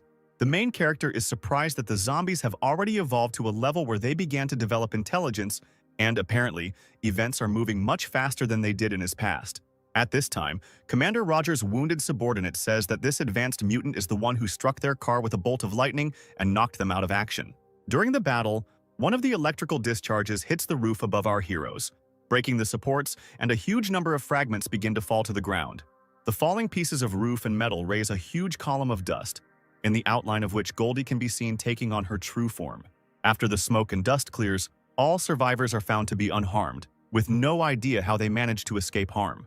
The girl scientist says that she imagined and saw a huge dog with wings that saved them while simultaneously looking at the little puppy. Goldie's mind flashes back to the time he was ordered not to take on his true form, or he would not be allowed into the shelter, and he is overcome with fear. The little puppy starts rolling around on the floor, pretending to be a harmless and weak creature so as not to arouse unnecessary suspicion. Meanwhile, another colossal fat zombie intervenes in the battle between Michael and the advanced mutant. Looking at him for a second, the main character thinks that his opponent has the skill of controlling awakened individuals. He immediately rushes to attack him, deciding that he needs to get rid of one opponent as quickly as possible, because together they will become much more dangerous. The survivors and scientists watching the battle cannot believe that an ordinary person is capable of fighting off such formidable opponents alone. Having exhausted the colossal mutant, Michael manages to use the absorption skill on him and receive another % of rage, after which he tells the electric zombie that it is his turn, and apparently this does not make him very happy. Ultimately, having chosen the right moment, The main character manages to get close to the enemy and use his ability on him. The enemy is defeated, and the evolution tree informs that a new lightning skill has been unlocked and 1% of its abilities have been received. A handful of survivors rejoice at the protagonist's victory, while scientists says that this confirms the results of his research, and since yesterday, these crystals have been appearing on the bodies of the dead. The old scientist extends his hand to the protagonist, saying that his name is Bruce and he thanks him for saving them. In a past life, the professor and his team were able to obtain energy from the cores of monsters, and thanks to him, genetic medicines appeared. In the most terrible times, it was this invention that helped ordinary people wake up and fight back against imminent death. Realizing that the greatest man who determined the fate of humanity stands before him, Michael shakes his hand and says that he is immensely glad to meet them.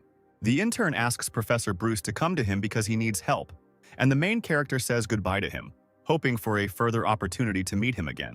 While the scientists continue their research on the infected without wasting a minute, Scott helps his comrade up, who thanks Michael.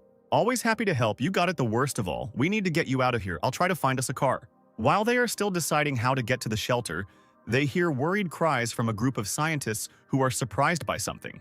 Impossible, am I wrong? All the dead should have crystals, why aren't they here? Bruce suspects that there is something missing in his research, and he had hoped that he could easily use these crystals. Michael understands that the professor has already begun to research the monster cores, and most likely he absorbed them with his ability, so he needs to explain this to the professor correctly. He decides to clarify what exactly Bruce is talking about, realizing that he cannot interrupt his research because of a mistake, and try to push him to the right train of thought. The professor hands him a green crystal and says that he needs to understand where these things come from and how they can be used to fight the infected. Michael says that it is unclear why they are called genetic cores, and he has already managed to eat several of them, after which he became stronger. Bruce, indignant at how one could be so reckless, scolds the young man, explaining that it was too dangerous to eat these kernels because they could contain a virus.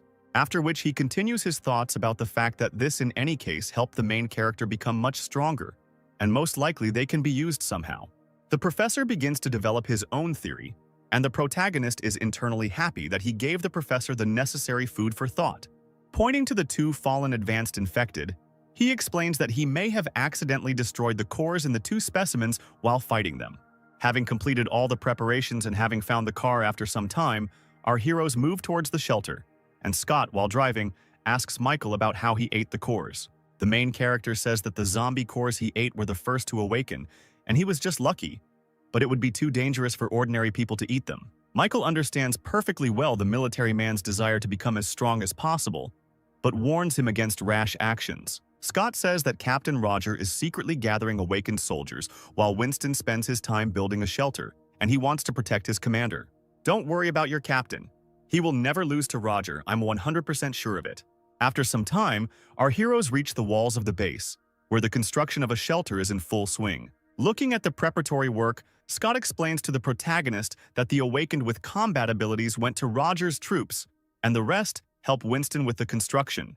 Getting out of the car, Michael notices a red-haired girl driving towards him at high speed and asking him to get out of the way. Having lost control, the girl falls off the scooter and the main character manages to catch her in his arms.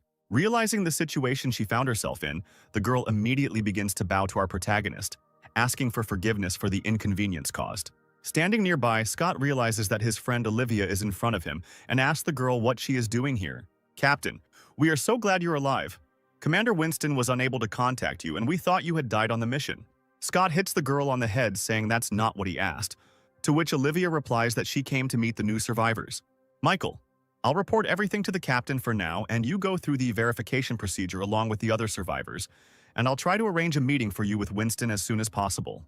Watching the scientist and his new friend, Michael understands that it is better not to rush into trouble until he gets used to the new environment.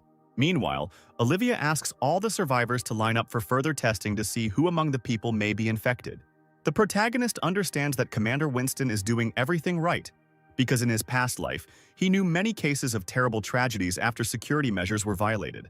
After filling out the form given to him, after some time he passes by a familiar girl who is accepting forms from other survivors. It turns out that it is the girl he saved earlier, Lena, who is very happy to meet our main character and that he is safe. The girl rushes to thank our protagonist for recently saving their entire group from certain death. Michael is very glad that they managed to survive, and also that the girl joined the medical team. Lena reports that the captain of their squad, Megan, holds a much higher position and has recently had problems. At this point, they are interrupted by the cries of a disgruntled crowd of survivors who ask the two lovebirds to quickly finish their dialogue. The girl says that she needs to work, and Michael finally asks Lena to look after his puppy. The girl is very happy to meet the little puppy, realizing that this is the same familiar that helped them get to the shelter. Alina agrees to finally suggest that Michael have dinner together today because she is very happy to see him. After some time, the protagonist finishes taking tests, and the nurse asks him to go to the waiting room where he will be told the test results. After some time, a menacing-looking man enters the room where all the survivors are gathered and asks the name of one man. A voice of a man is heard from the crowd, who is immediately grabbed by two soldiers who say that he is infected and must be immediately quarantined. The survivor tries to say that there is some kind of mistake here, but the commander immediately shuts him up, saying that this is not a kindergarten and the situation is very serious. The man, realizing that he has no choice, stops resisting, and traces of a spreading infection are visible on his neck behind his shirt.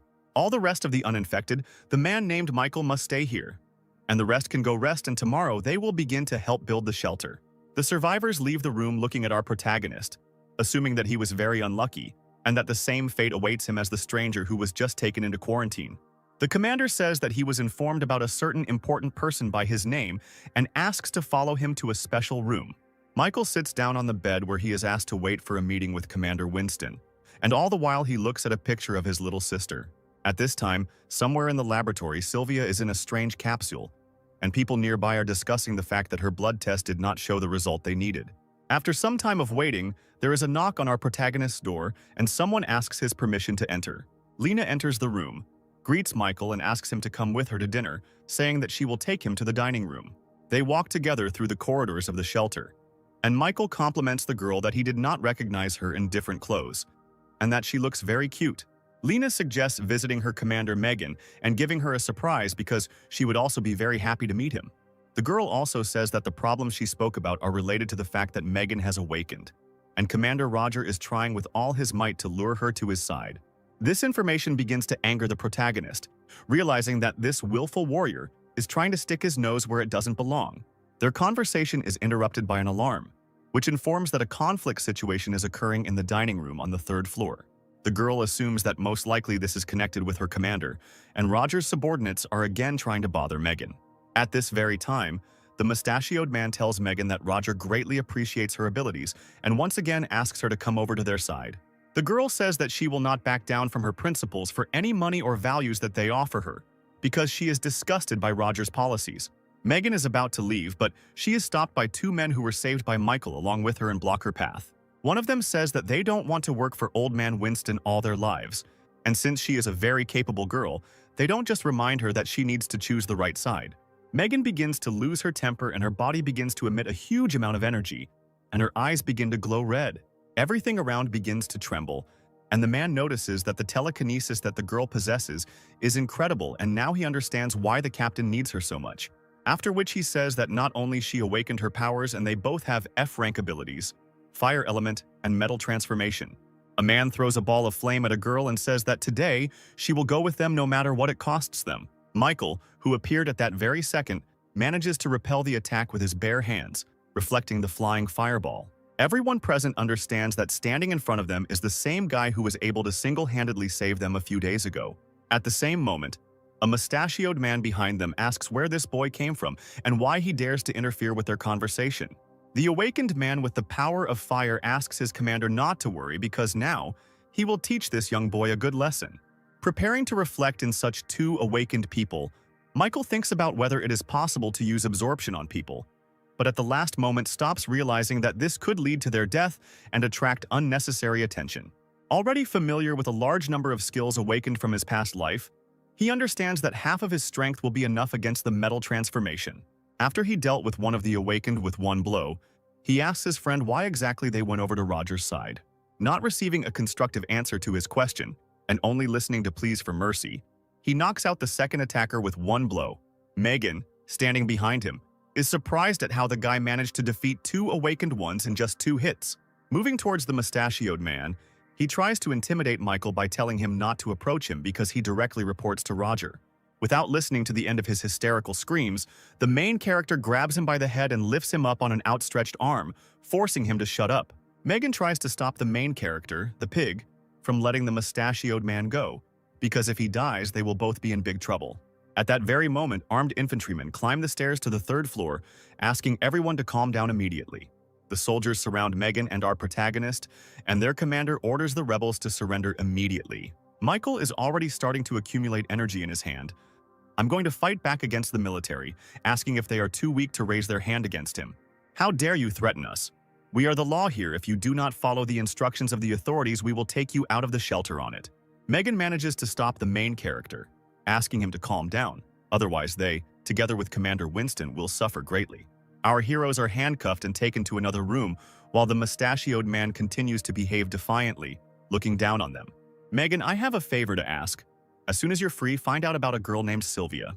This is my sister, whom I lost because of Commander Roger, and now I don't know where she is, so if you can, try to find out. While our heroes are being taken to another location, a crowd of ordinary survivors discuss the Battle of the Awakened, not understanding how one boy was able to defeat two of Roger's subordinates. Standing nearby, Lena and Goldie are worried about our main character, hoping that everything will be fine with them. Moving along the corridors, the mustachioed man stops next to the punishment cell, saying that the girl should be taken to the commander, and the guy should be left here. Michael completely obeys the orders of his willful commanders, fearing for Megan's safety, and is sent deep into the punishment cell. Once at the bottom, he sees in front of him a huge number of muscular men, creating a frightening appearance. The mustachioed man orders everyone to make this impudent boy understand why they can't go against him, and even if he dies here, no one will remember him. Michael easily breaks the handcuffs, realizing that Megan is no longer here and he can stop holding back. He can take out a dozen trained fighters with incredible ease using simple blows. You understand that the situation is not going well. The mustachioed captain, fearing for his safety, once again tries to threaten the main character and asks him not to come too close. His vile and mean behavior begins to cross all boundaries, and he holds a test tube with a virus from the laboratory in his hands, saying that if something happens to him, his subordinates will poison the young girl Lena. At that very moment, their conversation is interrupted by Scott, who, along with other armed soldiers, goes down to the punishment cell, asking his colleague for an explanation.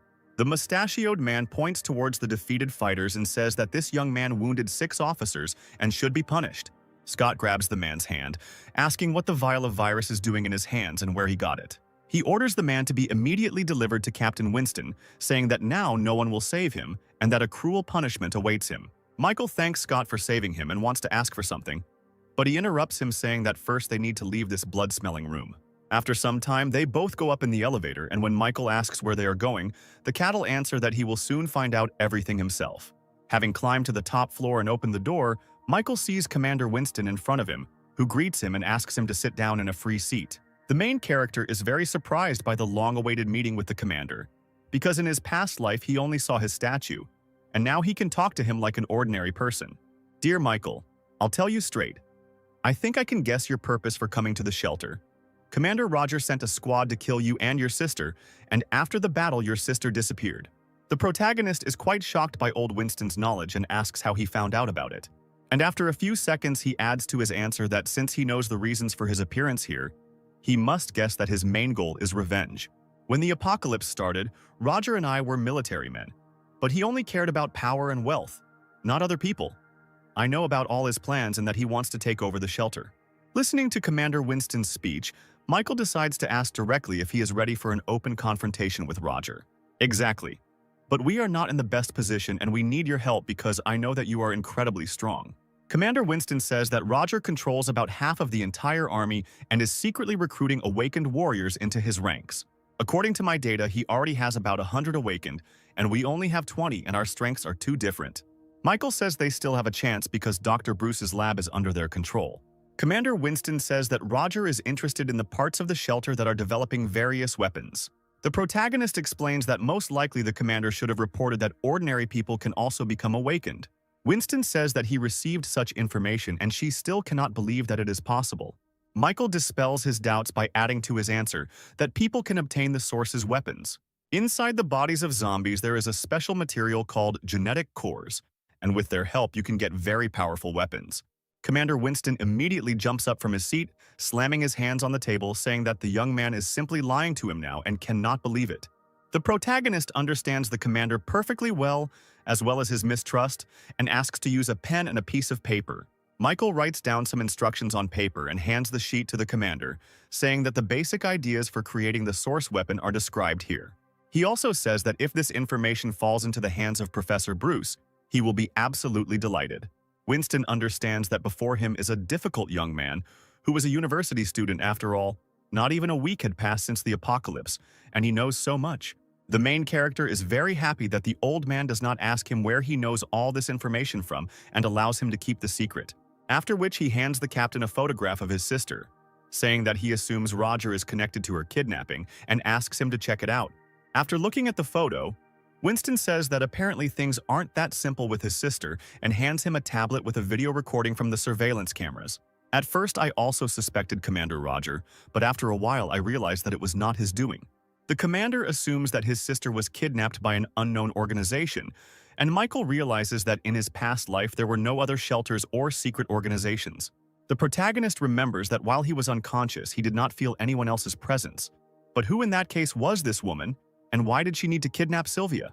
I noticed the protagonist's concern.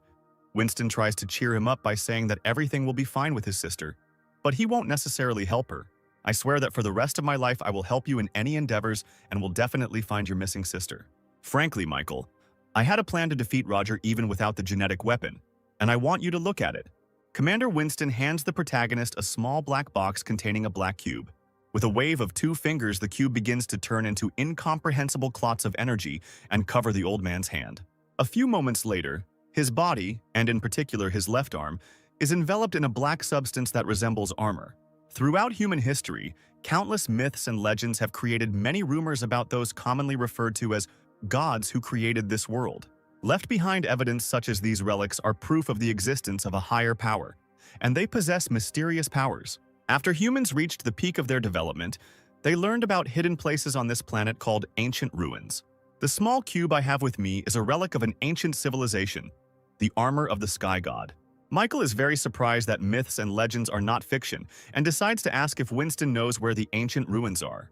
The commander replies that he was appointed to his position more than 40 years ago, and his main motive is to protect this secret. He says he only has one relic in his possession, but with their current technology it's difficult to obtain them without resolving the ancient ruins. Michael remembers that in his past life, the commander had to reach the 2nd floor of the ancient ruins to defeat Roger.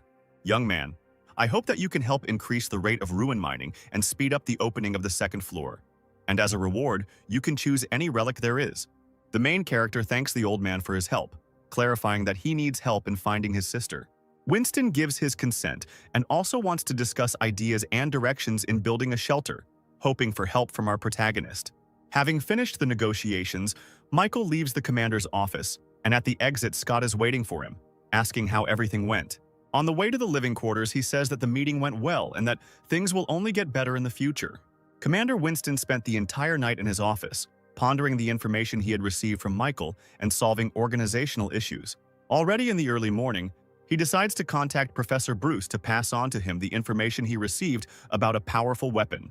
While the professor explains that he is busy with research that was prompted by a young man he met recently, Winston says that he also received some information from him. They are both surprised that one young guy has had such a strong influence on the course of their common confrontation in the fight against the apocalypse. Bruce says he never thought that 2 old men who are almost 200 years old would be helped by some young guy and forced to move forward. Winston suggests that Michael's appearance in their hideout is not a mere coincidence, and that he may be a new hope for them. Our main character is met by Megan and Lena, who are happy to see him and that everything is fine with him. Megan says that after she was captured, Commander Winston immediately sent several people to her who managed to save her, after which our heroes understand that the situation is gradually improving and go to the canteen to have a little snack. Meanwhile, Commander Roger is beside himself with rage, realizing that Michael, whom he sent to kill his people, has come to the shelter. In a fit of rage, he orders the recruitment of Awakened to continue and the training of their special unit to be intensified. Assuming that Commander Winston is trying to strengthen his position, he is in no way going to give in to him. That evening, 2 sentries stationed on the walls of the shelter take turns at the observation post. While one of the soldiers looks around through binoculars, the second reassures him, saying that there has been no danger for several weeks and there is nothing to worry about. Suddenly, the man notices a huge crowd of zombies moving straight towards them, and the entire shelter becomes alarmed. All people are informed that a large group of infected has appeared 15 km away from them and is moving towards their base, and according to rough estimates, there are more than 10,000 individuals there. This can't be. Our base is still under construction and we are completely unable to cope with such a number of enemies. Winston immediately contacts Commander Roger, who says that he is aware of the situation and that if they do nothing, the walls will be destroyed. He also says that his awakened squad is the only one capable of fighting back against such a number of infected, and he has one condition. Roger asks in return that Winston hand over all his military powers to him and resign. In the commander's rage, Winston does not understand how, in such a hopeless situation, when the lives of other people are at stake, Roger cares about gaining power and authority. My dear friend, I have told you long ago that in an extreme situation only with absolute power can you rule as a king. Winston does not understand what to do in such a hopeless situation, when the lives of tens of thousands of people are at stake. The commander gives his consent, after which the cattle immediately begin to try to stop him, saying that under no circumstances should power be transferred into Roger's hands. We have no choice but to ask him for help. I can't look for profit when the lives of my people are at stake. At this very time, Roger orders all their forces to be transferred to the front lines to fight the zombies, and also immediately start mobilizing their awakened squad, because he doesn't want his shelter to be damaged. Meanwhile, panic and rumors begin to spread among the military about what is happening outside the shelter walls. Commander Winston comes down to the people, asking for silence and reporting that a huge horde of infected is moving towards them. He asks people to remain calm because they should not be afraid and let everyone be ready to defend this place at the cost of their own lives. Right now, more than half of the shelter's forces will be sent to the front along with Commander Roger's advance party to protect all of humanity. The old man gives a fiery speech trying to raise his fighting spirit and inspire the soldiers to defend all those remnants of people for whom all this was started. Meanwhile, panic begins to break out in the corridors of the residential sectors, and Scott rushes to meet with Michael. He informs him that the shelter is currently being attacked by more than 10,000 zombies, and Commander Winston was forced to turn to Roger for help. He also reports that the commander was forced to make a deal, which included the conditions of a complete transfer of power and command over the shelter. Michael can't believe it, saying that this can't be done, and asks to tell him where the commander is now. Scott says that Winston has already gone to the front lines, and he also needs to hurry, after which he hands the main character a map indicating the escape routes. Finally, he asks not to worry about Megan and Lena, and promises to take care of them. The protagonist understands that the wave of zombies moving towards them should have appeared only after a month, as it was in his past life. But everything is going much better. Meanwhile, the military, using helicopters, observes a huge accumulation of mutants moving towards the shelter. Using military equipment located around the perimeter, as well as bombs, they try to stop the moving horde. Unfortunately, this is not enough, and although they manage to thin out the ranks of mutants, the main forces of zombies move towards the shelter. I begin to transfer military equipment towards the base. A detachment of awakened people of Commander Roger arrives at the front line. The man leading their squad declares that after much training, they are finally ready to fight in real life. Awakened humans are able to easily fight off ordinary low-ranking zombies. This picture gives confidence and optimism to ordinary soldiers who hope that the power of superhumans will help them cope with this threat. The morale of the awakened begins to rise, and they are confident in their abilities, saying that dealing with mutants is as easy as crushing ants. At that very moment, one of the warriors of the detachment tries to warn his friend of the danger approaching him. Before he could react, his body was instantly cut into two parts by a very powerful and dangerous enemy. Behind him is a mutated awakened zombie with truly incredible power. The squad leader says that they have about 200 people, which is enough to deal with regular zombies, but the awakened ones outnumber them, and at this rate they will lose. At this time, on the walls of the shelter, the commanders watch the battle unfold. Commander Roger is informed that 50 men from his squad have already died, and he orders them to retreat immediately. Old Winston, we cannot afford to sacrifice the awakened just like that and must give them a chance to regroup. The two captains are also informed that due to the sudden attack, the amount of military supplies is running out very quickly, and there is still about half of the available weapons left. Commander Winston orders a team to be created and the mines to be restored in front of the shelter, and also orders that civilians be taken to the bomb shelter if necessary. He distributes the task among his subordinates, ordering them to manage their defense points and not allow the slightest mistake. Looking at this, Roger understands that even in an emergency, His colleague is able to issue tasks in an organized manner, and he really deserves respect. After half an hour of preparation, the wave of zombies reaches the last line of defense, which contains mortar guns and traps along the road to the shelter. Roger says that they don't have enough power from him to fight for a long time, and they have no choice but to admit their defeat. He asks to stop showing off and follow him, because if he and the other awakened ones unite, they will still be able to fight back. There is nothing we can do in this situation, and if we continue like this, we will all eventually be finished off. Scott, realizing that the situation is becoming hopeless, wants to take Commander Winston to a bomb shelter because it is becoming too dangerous on the front lines. Unexpectedly for everyone, this whole crowd of infected. The protagonist jumps off the walls of the shelter, and in mid-flight, his faithful familiar Goldie transforms into a colossal beast, taking on her true form. At this time, all the people present on the walls are surprised by the behavior of the young man, considering him a complete madman who just jumped off the high walls and is now going to die. A powerful and colossal column of fire flares up in front of their faces, rising into the air in front of their faces.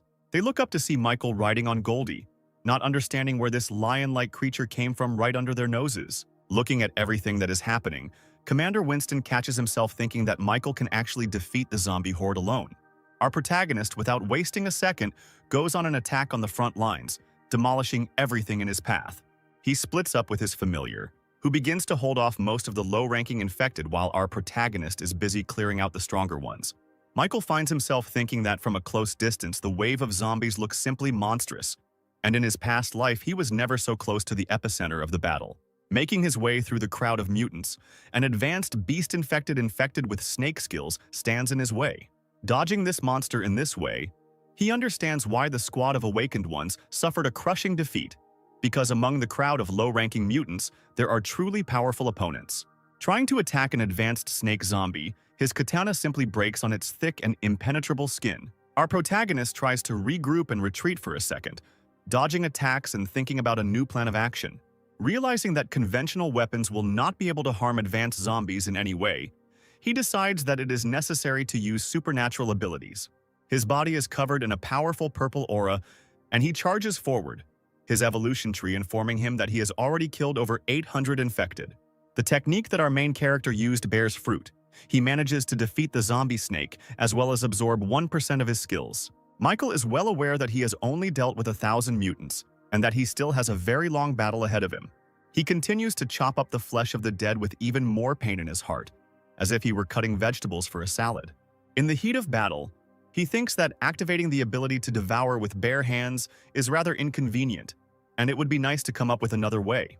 He suggests that it is possible to activate the ability to devour energy by transferring some of one's powers into the weapon. His katanas become covered in a bright purple glow, and he uses them to strip down hordes of zombies. His theory turns out to be correct, and the experiment bears fruit, but conventional weapons are unable to withstand the full force of ability devouring, and the katanas quickly become unusable. At this time, Goldie, using powerful area attacks in the form of fire breath, deals with most of the ordinary low-ranking mutants. The captains, watching everything that is happening from the walls of the shelter, cannot believe their eyes, because our protagonist single-handedly manages to stop the wave of zombies. Looking around, Commander Winston notices that thanks to Michael's actions, morale among the ordinary soldiers has risen greatly. He also orders Scott to gather all the awakened people under his command as soon as possible and bring them here. This young guy who just arrived at the shelter immediately rushed into battle, and we can't just sit back and watch all this. Looking at this, Roger is indignant, thinking that all this time his old friend was simply hiding such a powerful weapon under his command. At this moment, Goldie's body begins to be covered in a bright scarlet flame, radiating incredible power and heat. Looking back at his familiar, Michael realizes that things are bad because he had to use this form to deal with a large number of infected. Collecting a huge amount of energy inside its mouth, the faithful dog shoots a powerful beam of flame, burning everything in its path. The commanders, watching everything that is happening from the walls of the shelter, are amazed by such a destructive force that even rocket artillery is not capable of. After such a devastating powerful attack, Goldie, having spent all her strength, takes her original form and can barely stand on her feet. Looking at the scorched earth, Michael notices that the genetic cores of the zombies that his dog destroyed are scattered throughout the area. The body of the little familiar immediately begins to absorb all the cores, absorbing a huge amount of energy. Having absorbed such a colossal amount of nuclei, his body wraps itself in a cocoon, and Michael realizes that he is beginning to evolve. However, the energy released during evolution attracts all zombies nearby, and the evolution itself leaves the body too vulnerable to attack. The main character immediately rushes into the attack, protecting the body of his partner, realizing that his strength is irreplaceable, and he evolves into an E-class, which will significantly increase his strength. Michael spares no effort in trying to protect Goldie, realizing that this is the very first wave, and the subsequent ones will be much more terrible, and the help of such a powerful partner will always come in handy. Having killed most of the low-ranking infected, only the awakened ones remained before him. But if the protagonist continues to fight, his psychological state may collapse. He remembers that in his past life he put all his strength into the final battle and died in the process. But this time, everything is different, and it is too important for him to protect what he wants. Michael, realizing with all his might that he cannot give up right now, continues to protect the body of his faithful partner, fighting to the end. In the heat of battle, he is suddenly attacked from behind by a monster's hand. But a boulder that comes out of nowhere saves his life. Behind him there is a squad of awakened ones led by Megan, who threw this boulder with the power of her telekinesis. The girl says that they all came to his aid because they are also ready to give their lives to protect the shelter. Having also managed to observe how the battle was going, she managed to take with her several swords that would help our protagonist in the battle. Commander Winston, watching all this, looks around, trying to tell Roger that the tide of battle is changing in their favor. Realizing that Commander Roger has disappeared somewhere, a soldier calls out to him, reporting that someone has left the shelter in a helicopter and taken with them a powerful weapon from the warehouse. At the front, Michael asks all the awakened to be as careful as possible and to distribute their forces in such a way as to form a line of defense guarding the cocoon with his familiar.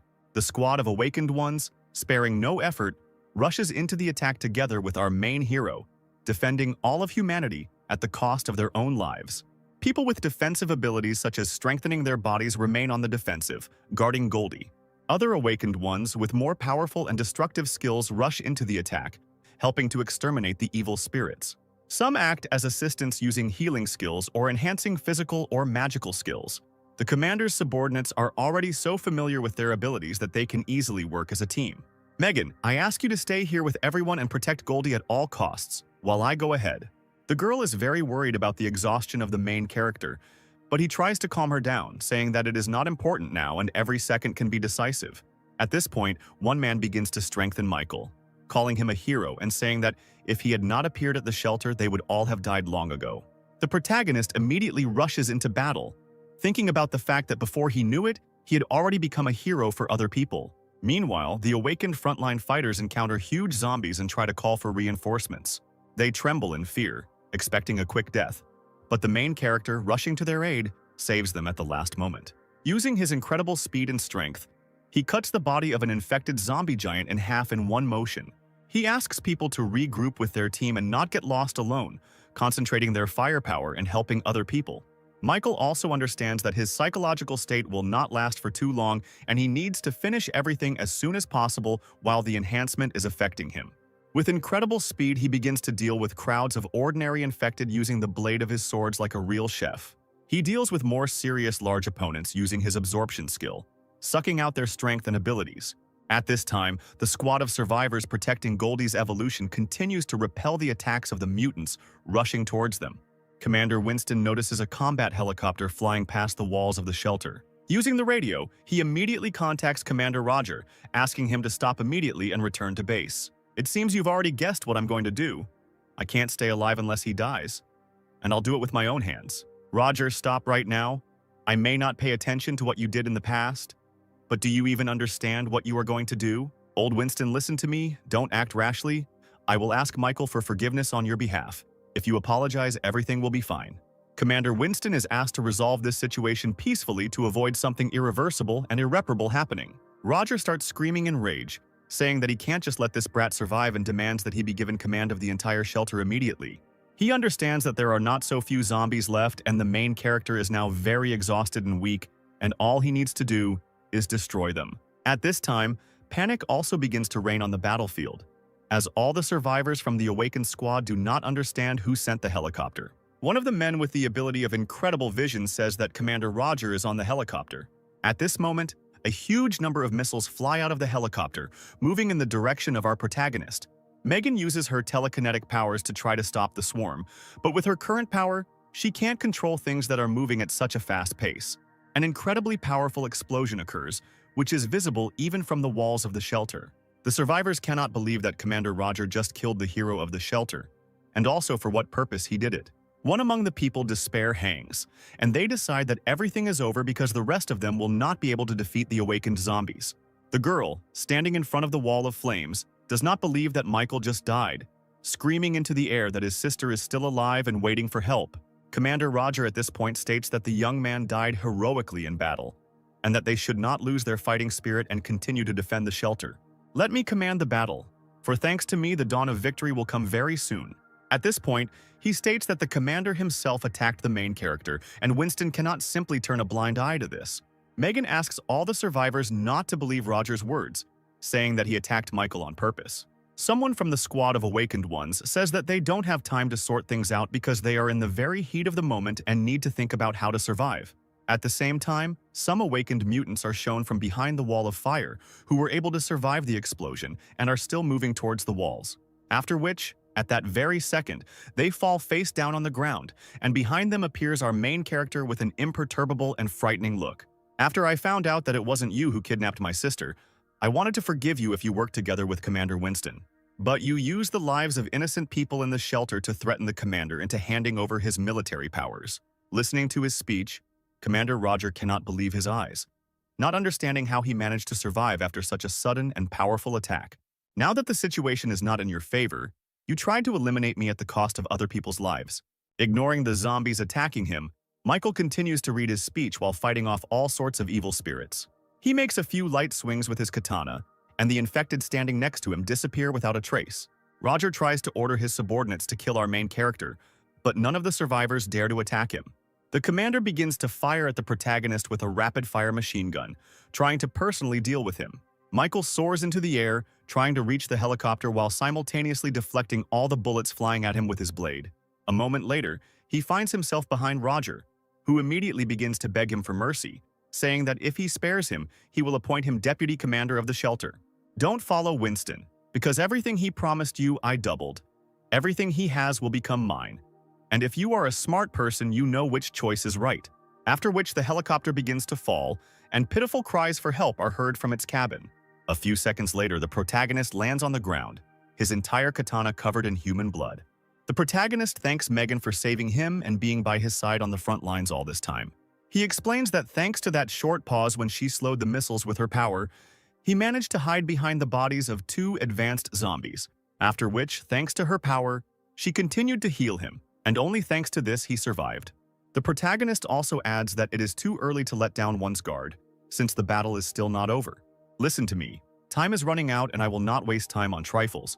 Commander Roger has been sacrificed, and from now on, Winston is in command of all the survivors in the shelter. This man-made fortress is humanity's only refuge and our home. And the crowd of zombies left after their battle is a small group compared to the initial wave.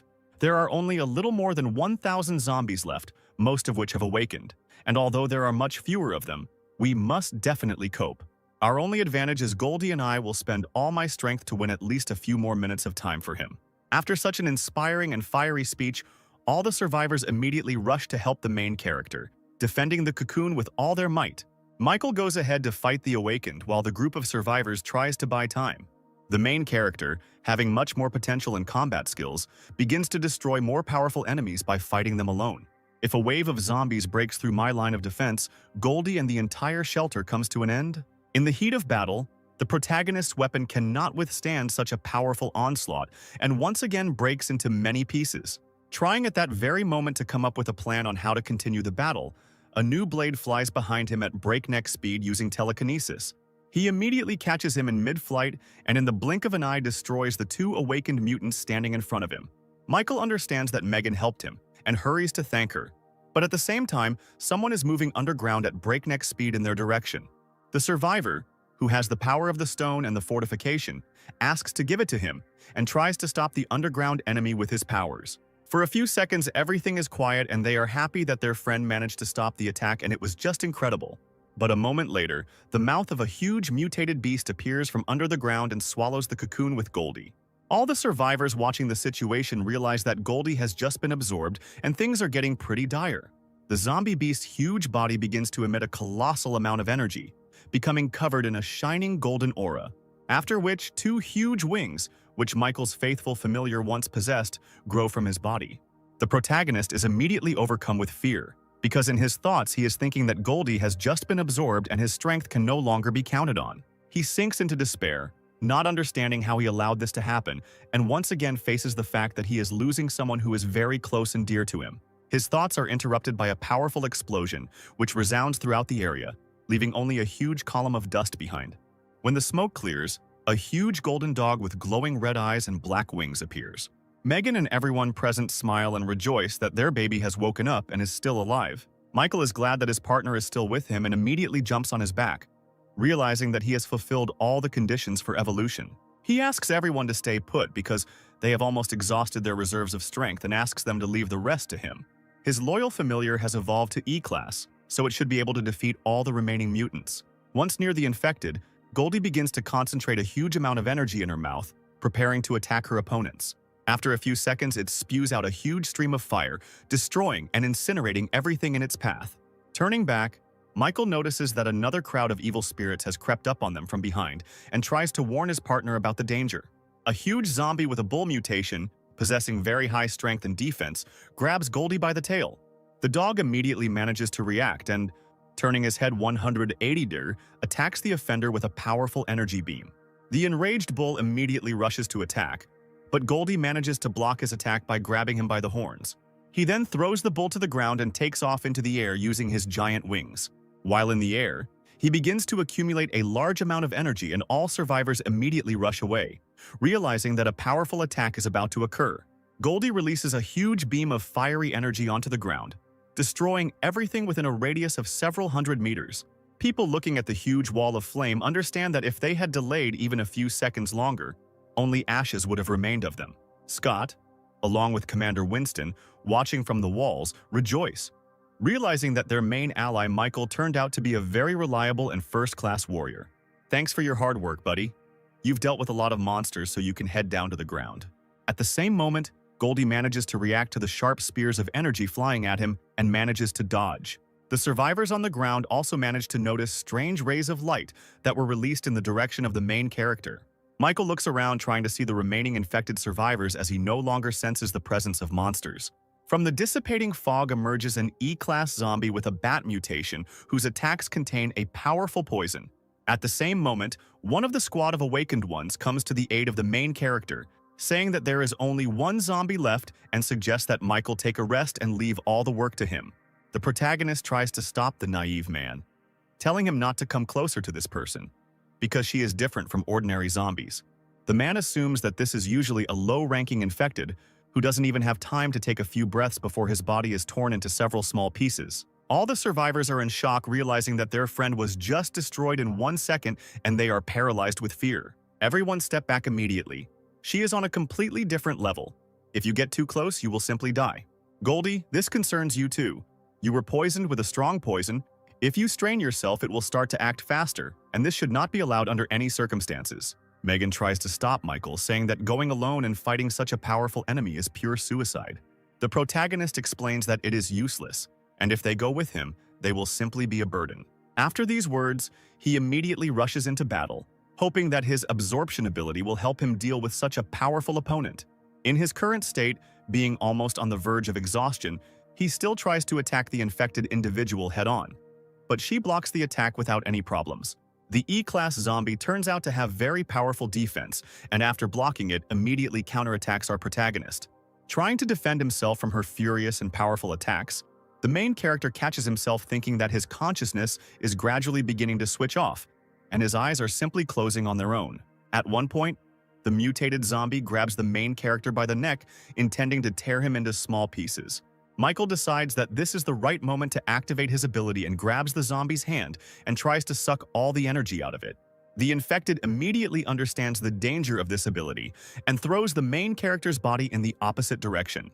The evolution tree informs Michael that since the target is too strong to activate the absorption, the ability must be maintained for 1 minute.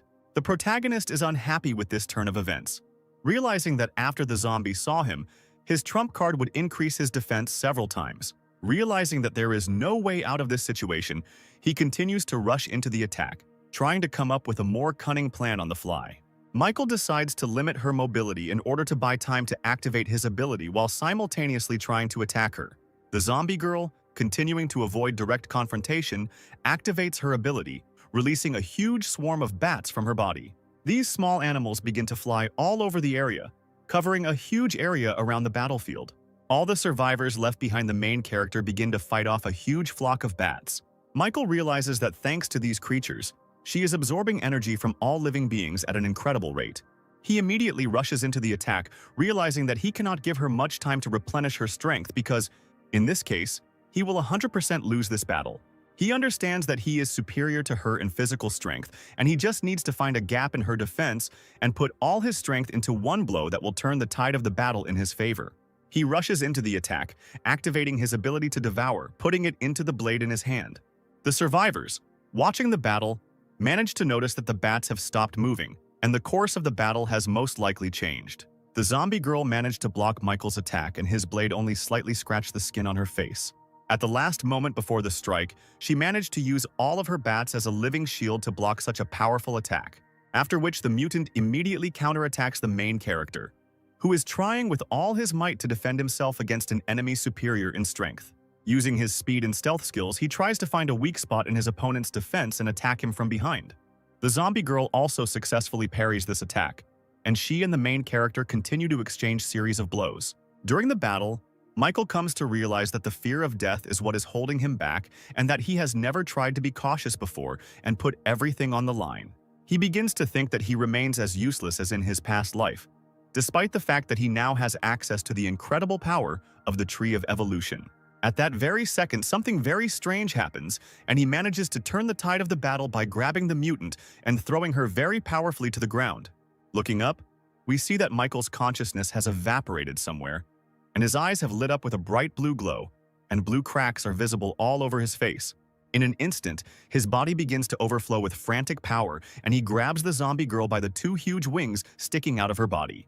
Pinning her to the ground with his foot, he mercilessly tears these wings from her body, and a frantic cry saturated with pain and horror is heard throughout the area. The Tree of Evolution seems to start talking to the consciousness of the main character, telling him to evolve and under no circumstances stop. At this time, Michael's consciousness comes to his senses, and he tries to understand where he is, because a second ago he was on the battlefield and fought with a powerful enemy. Opening his eyes, he sees a huge shining blue tree in front of him and tries to understand what it is and where he is. From tangled in the roots of the Tree of Evolution, taking control of his body and mind. At this time, the monster girl, screaming in pain, rushes to attack our protagonist, promising to tear him to pieces. Michael's body, apparently controlled by the Tree of Evolution, fights back against the attacker without any difficulty. He continues to furiously attack the infected mutant, and no emotion appears on his face, as if he is not human. In an instant, the zombie manages to attack the protagonist with sharp energy spears, poisoning his body. At this point, Megan notices that the main character is left without a weapon and is trying to pass him the katana lying nearby using his power. Michael, with an unperturbed look, manages to catch the flying blade in flight, after which he calmly takes out sharp spikes from his body. The mutant girl assumes that her opponent must have been badly damaged by this attack, but somehow still continues to press her. What happens there is that the green energy accumulated from devouring abilities was used to heal the protagonist's body. The zombie girl tries to hold back the powerful pressure, and the main character is told that it is simply unfair. She senses a strange, inhuman energy from him that she simply cannot compare to. The infected woman understands that she needs to escape from him as quickly as possible and hide, because she will not be able to emerge victorious from this fight. But the main character is not going to let his opponent go just like that, and the lightning attack manages to pin one of her hands to a nearby rock. Using the katana in his opposite hand, he accumulates enough energy and plans to pin down the other hand. At this time, the survivors realize that all this time Megan was helping the main character by strengthening his attacks with weapons. But the girl also understands that something strange is happening because her body was moving as if someone was controlling it, and she felt an invisible force. Looking back at Goldie, Megan realizes that our protagonist's familiar also feels some strange and unknown force. All these facts lead them to the idea that something very strange and inexplicable is happening to Michael. The protagonist, using his katana, immobilizes the infected zombie's second hand to a rock and grabs her head with his free hand, preventing her from making a sound. After which, with an unperturbed face, he begins to activate his absorption ability and the evolution tree begins a countdown. The survivors, watching everything that is happening, as well as Captain Winston, freeze in anticipation of the end of this fight. The evolution tree informs us that the absorption has been completed and the vampirism ability has been unlocked. And for killing an E-rank zombie, 500 evolution points and a mysterious energy sphere have been received. In the hands of the main character, all that remained was the body of a once harmless girl, dried up to the last drop. The night gradually gives way to dawn, and Michael, standing over his defeated enemy, gradually begins to regain consciousness. Having managed to open his eyes for a moment, he immediately begins to fall to the ground because he is still not ready to accept the current state of affairs. A few seconds later, his consciousness again finds itself in an incomprehensible place, and he tries to remember everything that happened to him over the past few hours.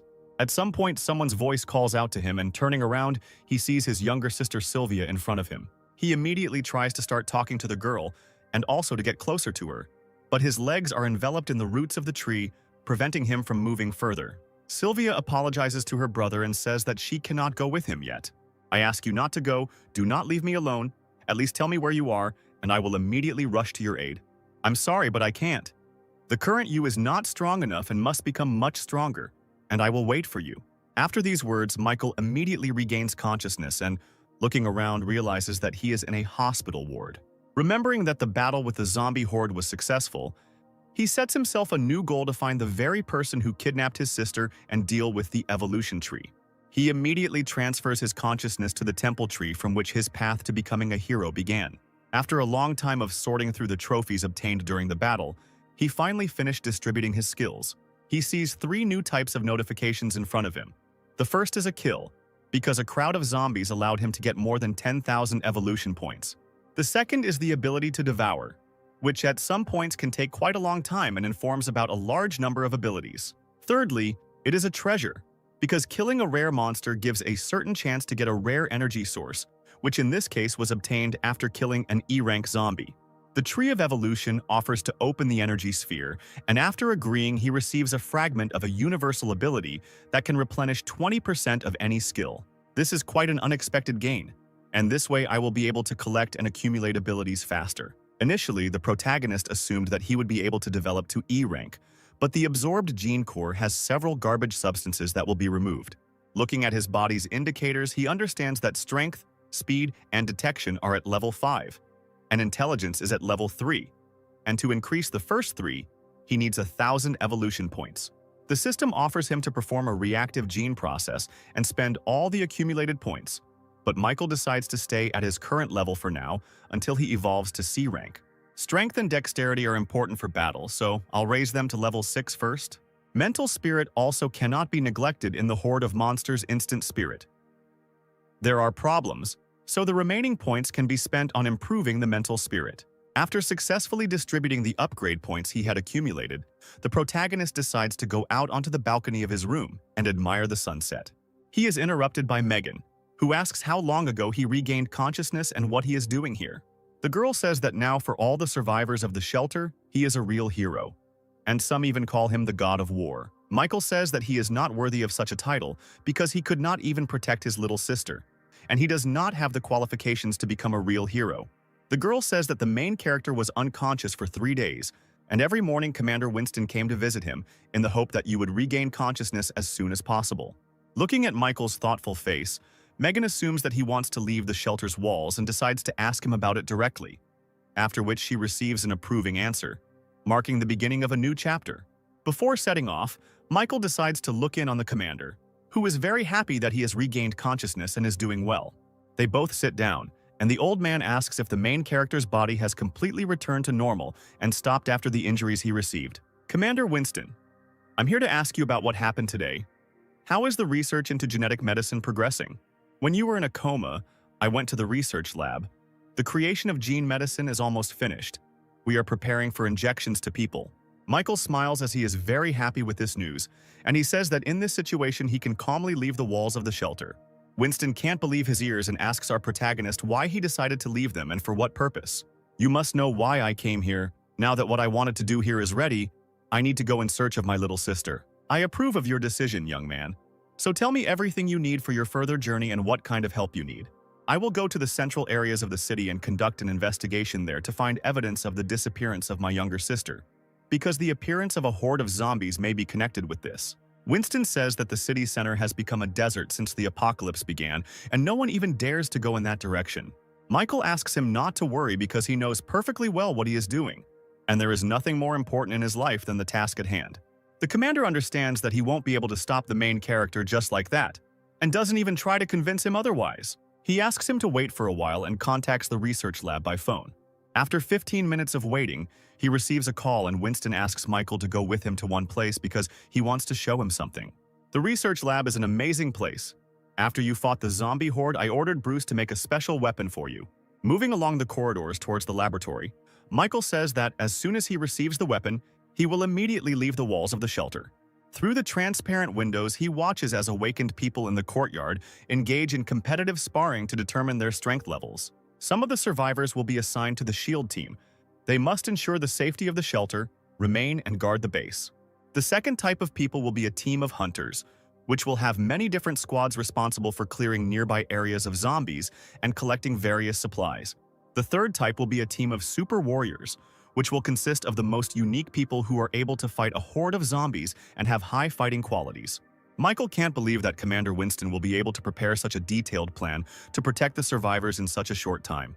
At that very moment, all the awakened people gathered on the street notice our main hero through the windows of the building and begin to chant his name, calling him a hero.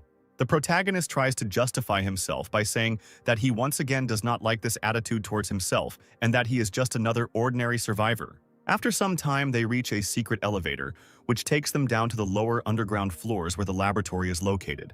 You saved everyone. I'm not exaggerating. Without you, the shelter would have been destroyed and your departure will be a serious blow to us.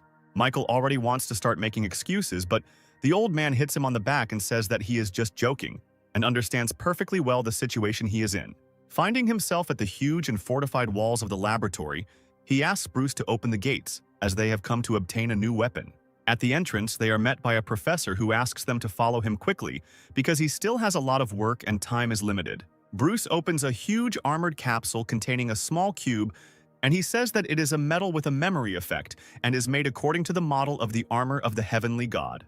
He hands it to Michael and asks him to test it, and he in turn agrees and begins to pour some of his power into the metal. The mysterious cube quickly begins to absorb energy and takes the form of two incredibly sharp and strong daggers. Bruce says that thanks to Winston's observation, he combined the fighting method and combined it with the Sky God's armor, which resulted in a similar material. Its original state can change into the form you want. Try to put your ability there. Michael tries to transform the metal again and the blades turn into a ring that envelops his index finger. For now, I'm considering this as a weapon. When the second layer of ruins is opened, I'll let you choose a new one. Michael thanks the professor and says that he is immensely happy with such a generous gift, after which he hurries to leave the laboratory as quickly as possible.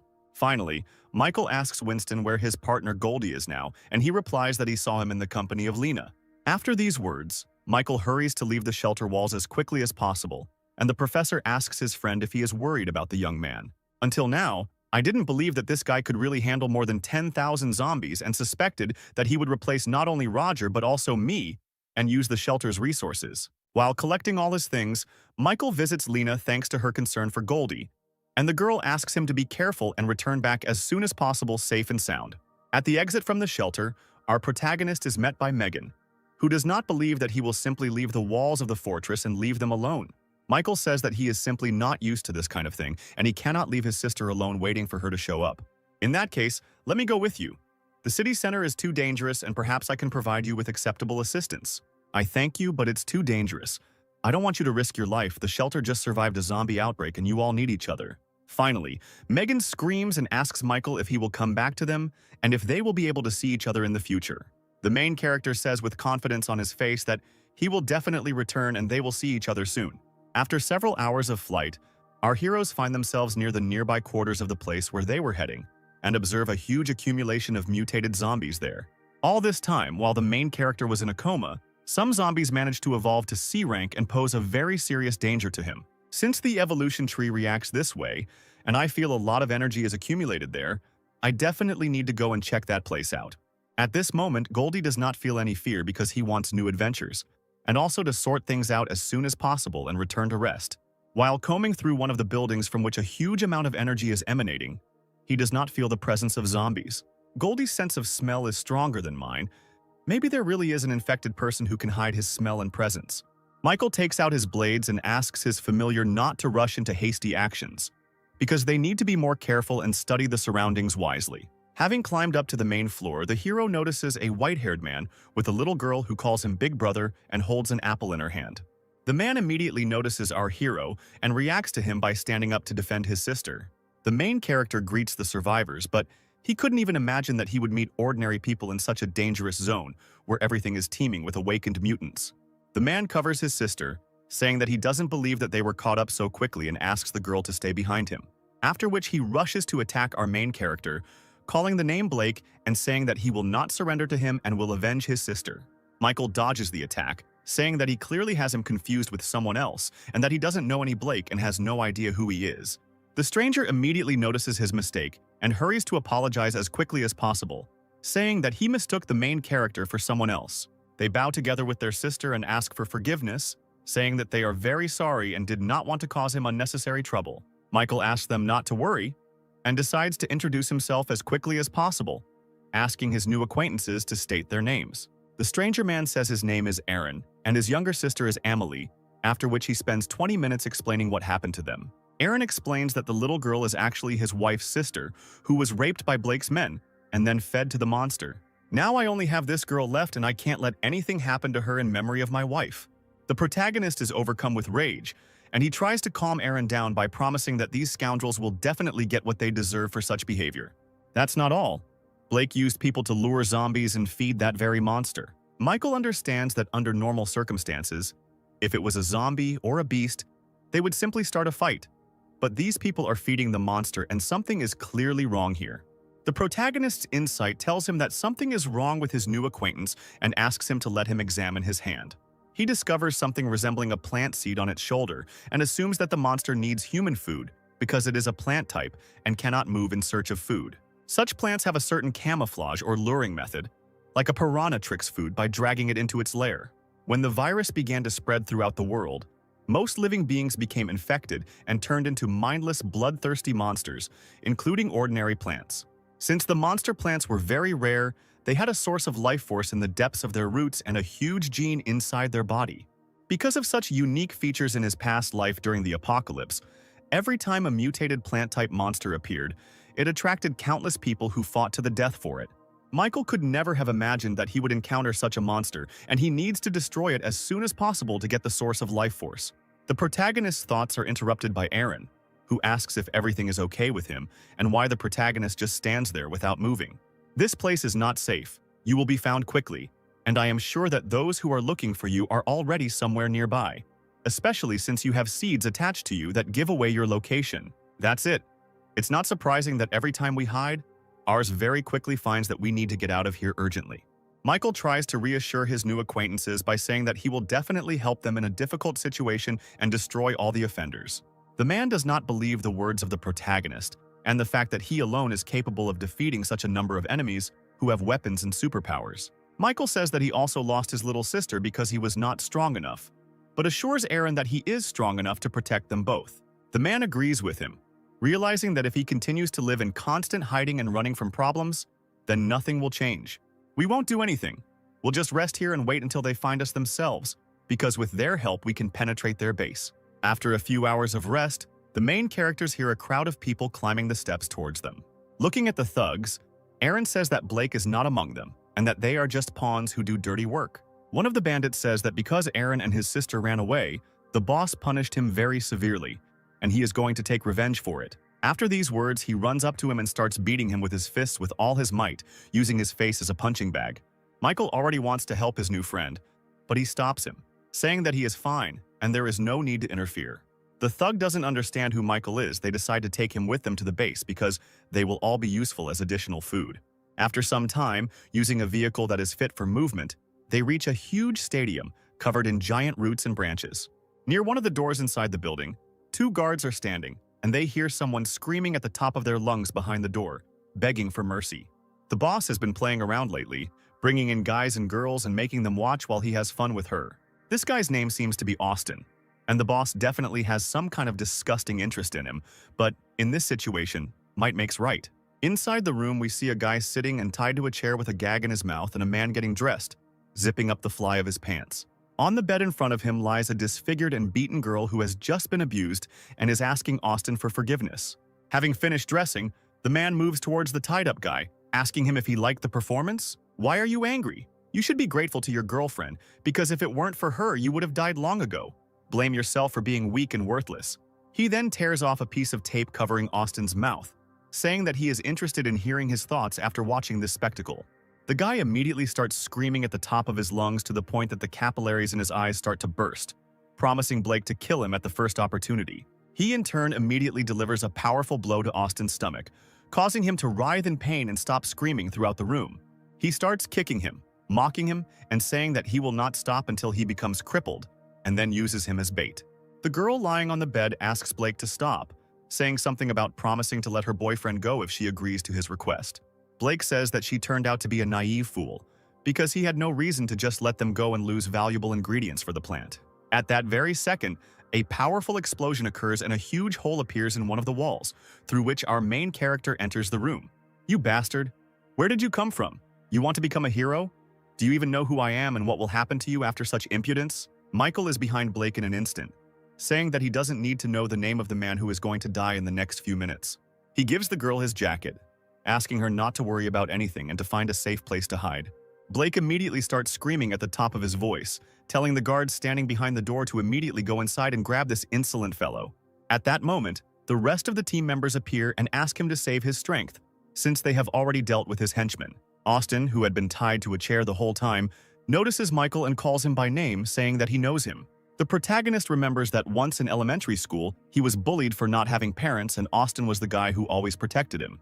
Blake's body begins to change and he apparently activates his ability, saying that after such a heartfelt meeting between his classmates, it's time for them to die. He attacks the protagonist with a huge mutated hand, and Michael realizes that he has the ability of the Beast Claws, which is too weak at this stage. Unless the claws have a strong nerve-paralyzing poison, this is one of the most useless abilities. The main character, without any problems, inflicts a huge amount of damage on Blake in a few seconds, forcing him to retreat. His opponent, realizing the seriousness of the situation he found himself in, begins to beg for mercy and asks not to kill him. At the last moment, Austin and Aaron stop Michael and ask him to give them the opportunity to deal with him themselves. They say he should know how badly he treated them, as well as their girlfriends and wives, and they want to pay him back. Looking at them, Michael feels the presence of a small part of the potential of the awakened bodies and decides to give them the opportunity to realize it. He agrees, but asks them not to force the issue and to be wary of the poison of his sharp claws. Blake realizes that these two guys clearly want to die, and he can use them as hostages to escape from here. The boys immediately begin to attack Blake using steel bats as weapons and try to overpower him. "You want to kill me, but you are just a worthless piece of trash who can't even protect your own women." Blake doesn't understand how these guys have so much confidence after everything they've been through.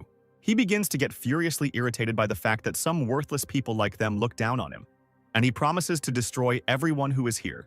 Even though Blake is seriously injured, he still manages to hold his own against two opponents, keeping up with each one's movements. The girl, watching all this from the side, asks the main character to help her boyfriend because they could die in battle with this villain. I understand their pain. They hate him because they are weak and desperately trying to protect what they love. They try to atone for their guilt, and in search of change and strength, they take unprecedented risks, putting their own lives at risk. The girl continues to beg the protagonist to help them, but he does not dare, hoping that in a critical situation they will still be able to awaken their potential. At the last moment, he decides not to risk the lives of innocent people and rushes to attack Blake. At that moment, his body becomes very heavy and he stops, and everything around him begins to shake and tremble. He looks at Aaron, who has clearly awakened the power to control gravity, although he himself does not understand what is happening. Gravity Control is a B-rank ability that controls gravity and can control the gravity of any location, and its control increases depending on the user's strength. Looking at Austin's body, which is in Blake's beastly hand, Michael realizes that something strange is happening to him too. He doesn't believe that both of them immediately awakened powerful abilities, and Austin simply disappeared and appeared behind the offender's back because he received a very rare rank A ability, Shadow Rupture. Shadow Rupture is an ability that covers the user's body, turning them into a shadow and allowing them to change into any shape, as well as dive inside objects to avoid damage. Austin says he's not going to just kill Blake, he's going to cut him up piece by piece, slowly and painfully, just like he did with the other victims. He decides to let him feel the despair that their wives experienced and cuts out his tongue so that he cannot scream and speak, after which he does not stop. With a malicious grin, he cuts off Blake's hand, causing him to scream in pain. Michael watches with an impassive face as Austin mocks the body of his defeated enemy, realizing that after everything he's been through, this is a natural outcome. After some time, they both stand in front of Blake's lifeless body, which simply lies on the floor and does not move. A few seconds later, Austin also falls to his knees and starts coughing up blood, trying to figure out what's happening to him. Michael says that apparently Blake managed to poison him, and I also spread throughout his body. At that moment, the building begins to shake, and Aaron grabs his friend, saying that they need to run as quickly as possible because apparently the monster living within these walls has awakened. I'll stay to deal with this monster because that's the reason I came here, and you're going outside because you'll only get in the way. The wounded boys, along with their sisters and girlfriends, rush to leave the stadium as quickly as possible, hoping that Michael will have enough strength to fight the monster alone. Austin notes that he has known the main character since elementary school, and although a lot of time has passed since they met, he has changed a lot. That weak look that was in his memories has completely disappeared, and in front of him stands a real mature man who can really be relied upon and believed in. Meanwhile, the plant's roots begin to penetrate every centimeter of the building, demonstrating all of its monstrosity. Outside the stadium, huge roots begin to rage from side to side, and the real body of the monster is revealed. It can't be. This is the monster that Blake fed, and we lived next to him all this time. Tyrant King Flower is a large size. In my previous life, I heard about a raid on an S-rank monster. That battle was won with many losses. The system informs Michael that at this stage of development, the flower is only D rank, and its energy is very unstable. The monster says that the main character is very strong, and he, in turn, is amazed that the plant can talk and has already acquired its own consciousness. You have destroyed my puppet, and now you must take his place and be the source of food for my development. I'm not going to do that. If you're trying to scare me into becoming your puppet right now, then stop talking nonsense. Michael orders Goldie to stop the flower's body while he goes inside its torso and tries to finish it off. The protagonist activates his absorption ability and then begins to cut the giant vines of the flower in hopes of destroying it and absorbing its ability. The system says that the enemy's body is too large and its ability cannot be absorbed, and therefore Michael needs to destroy the plant core himself. Meanwhile, Goldie is frantically fighting the plant's roots, trying to stop it and minimize the destructive damage. Finally, Michael asks his familiar to be careful, as these vines are very poisonous inside. Why are you helping a person work with me and absorb him? I feel a huge, unimaginable energy in his body.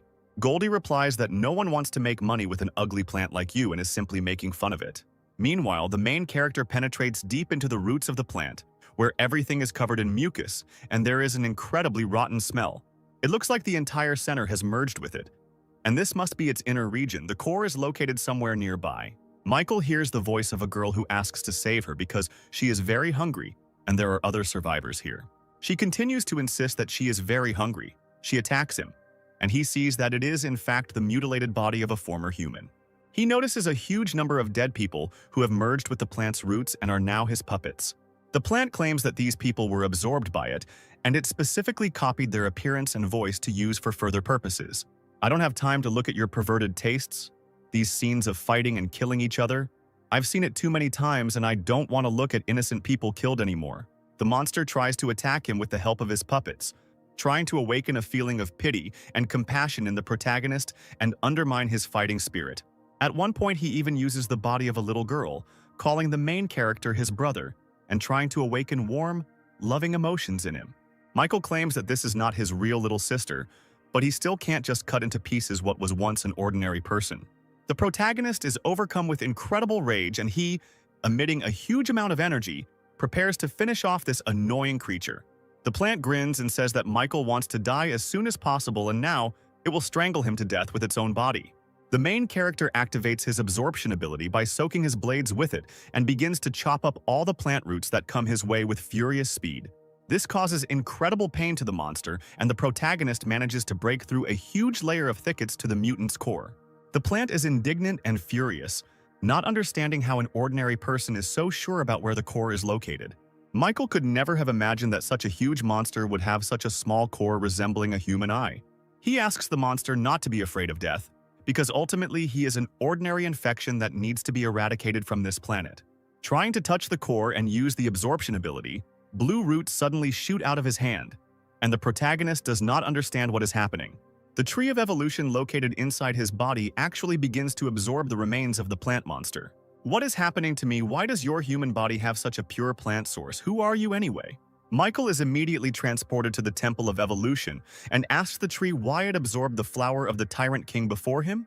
The tree replies that since it is the same type of plant as itself, it can absorb its essence to obtain a purer source. Michael finds himself quite stunned that all of his subordinates are evolving and developing much faster and earlier than he did. The evolution of the tree opens a contract for the main character, the abilities of which can be concluded in order to obtain the abilities of other people without killing them.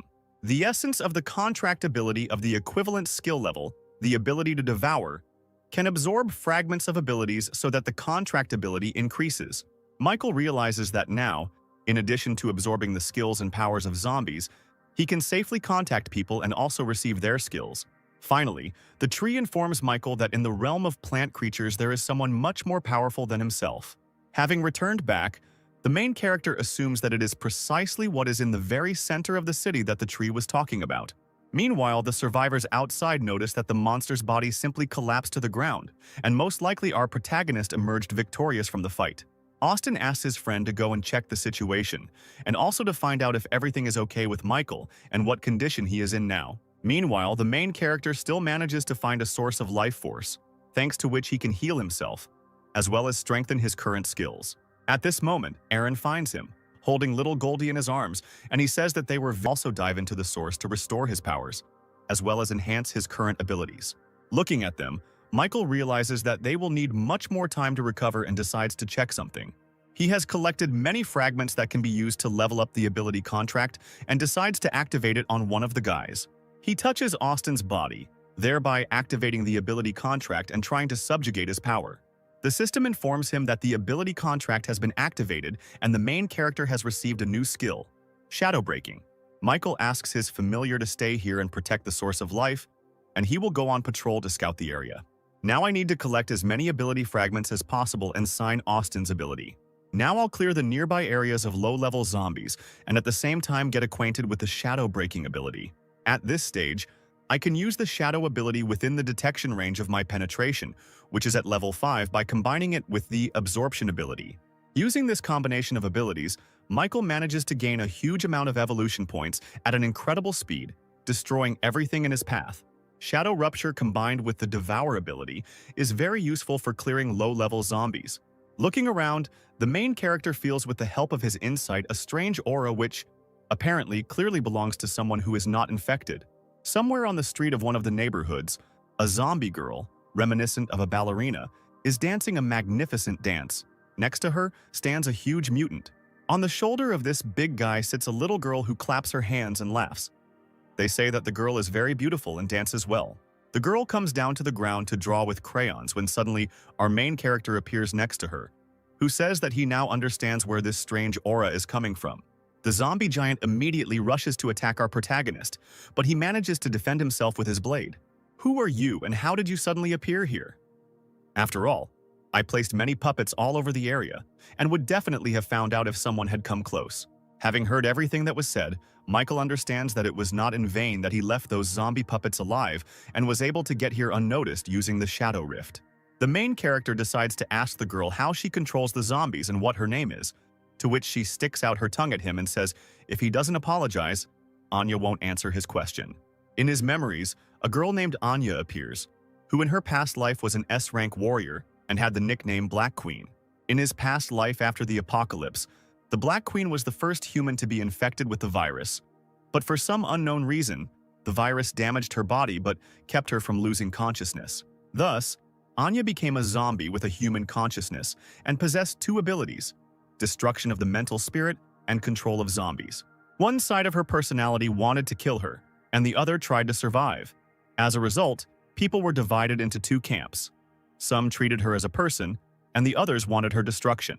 Eventually, the Black Queen chose to be a loner, and rumors circulated that she was cold-blooded and a demon in human form. Michael apologizes and says he had no bad intentions and just wanted to be friends. Anya says that they already came to her, and she said that she would not be friends with them under any circumstances. You understand that someone has already come to her. Michael asks her to describe these people, and after thinking a little, the girl suggests drawing what they looked like. The girl draws two strange people on the ground and says that a few days ago they came to find her, but she ran away. Anya also says that they were all dressed in black cloaks and their target is zombies, as well as evolved beasts and other ability holders. At that very moment, the earth under their feet begins to crack, and the main character manages to grab the little girl and save her. A huge mutated beast rushes at them from underground, and Michael asks Anya to hold on to it as tightly as possible. Using a combination of his abilities as well as incredible strength, he destroys the monster in one move, cutting its entire body in half. Anya is very surprised by the protagonist's strength and begins to think that there is a prince in front of her who simply shines and sparkles. Michael promises to take her to a safe place, and the girl calms down, realizing that the main character is not like those evil guys and most likely will not cause her any harm. After some time, they return to the place of the source of life where Austin and Aaron finish their recovery, and all this time we're waiting for his return. Michael says he found this girl while he was on patrol and decided to take her with him. We've become much stronger after absorbing the life source, and I'm also interested in the ability you just used. The ability I just used is your shadow gap, and I can open the possibility of borrowing other people's abilities. After the explanation, Michael asks the guys to come closer to him because the situation has changed a lot and they need to plan their next steps.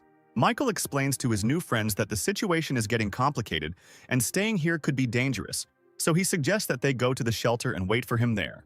He also, realizing the seriousness of the situation, asks the guys to look after two defenseless girls while he deals with other matters.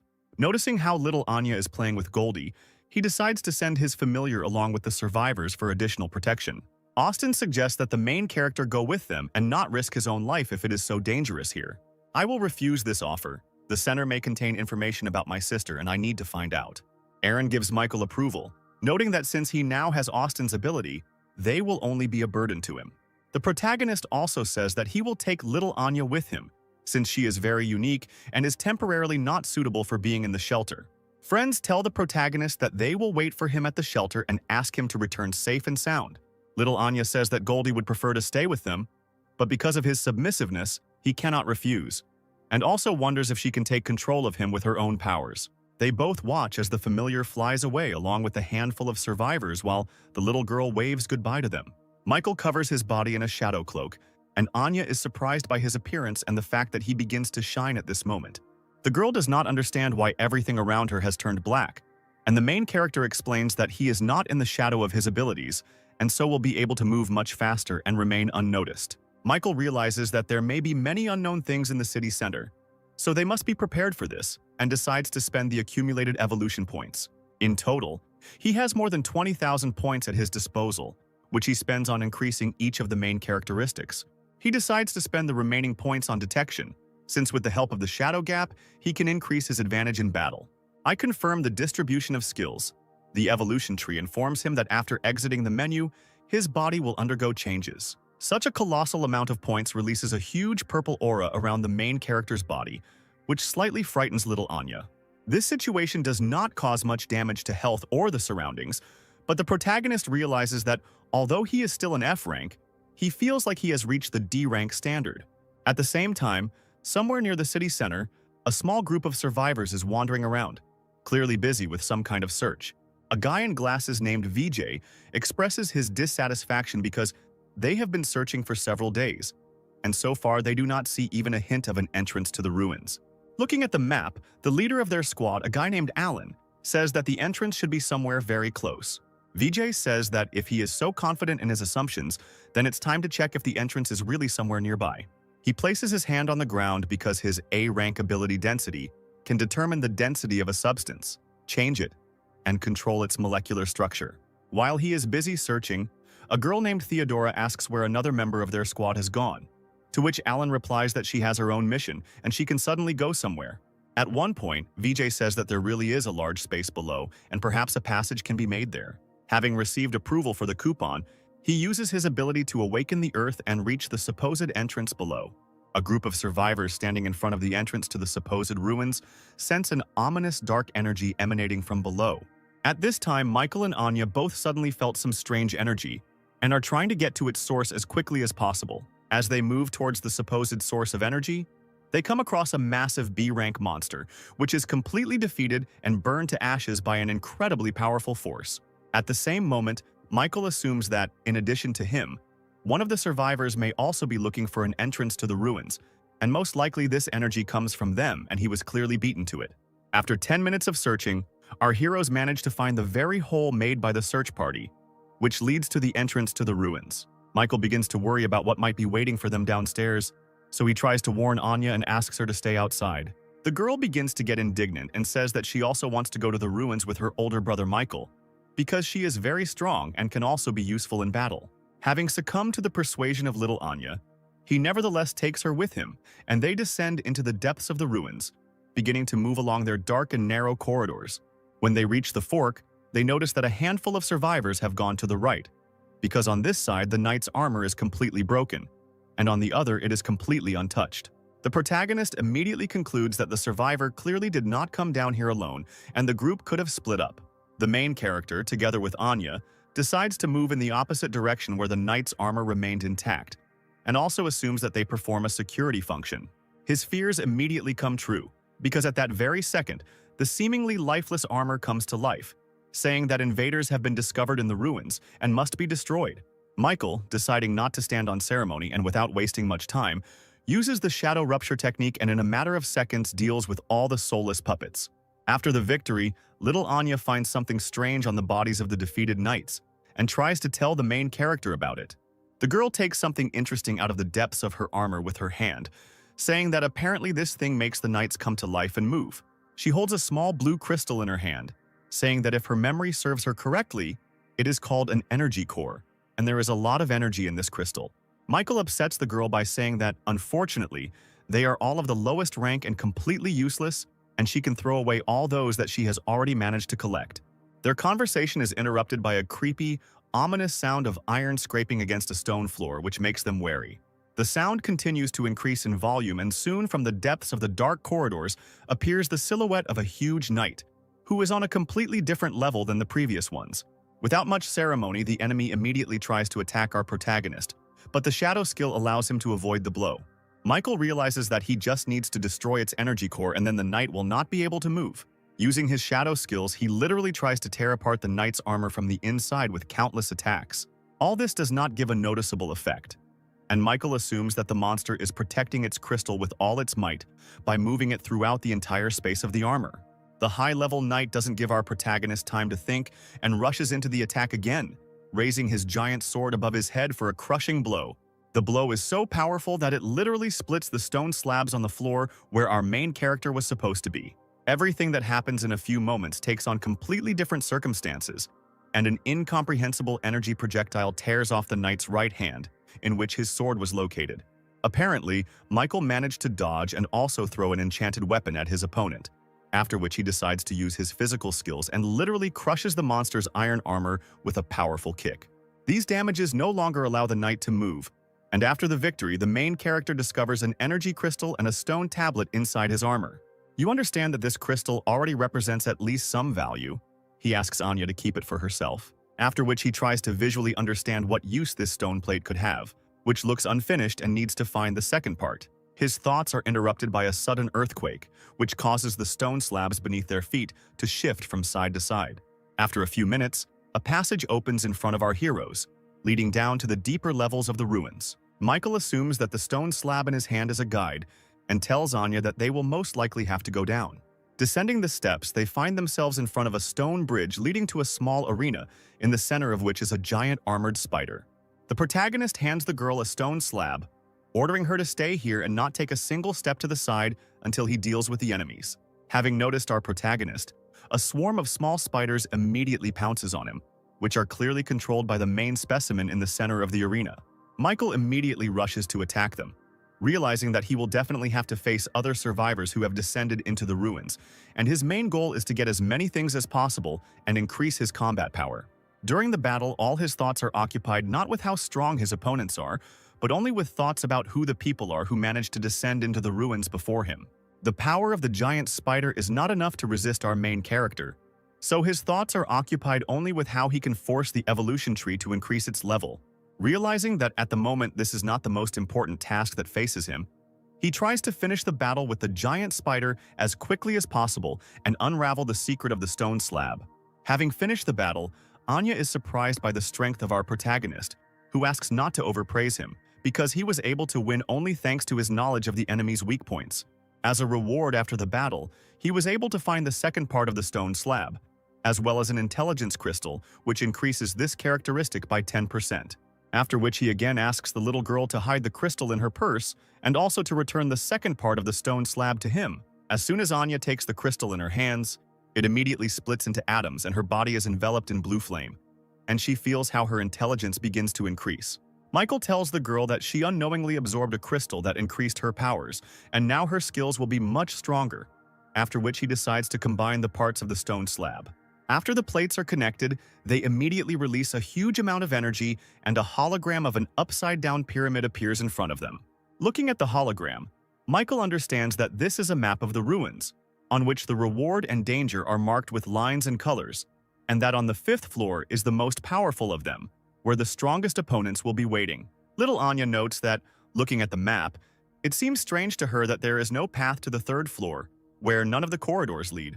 The main character also finds this very strange, but their conversation is immediately interrupted by an incomprehensible movement from the arena, where the remains of the defeated spider monster are lying.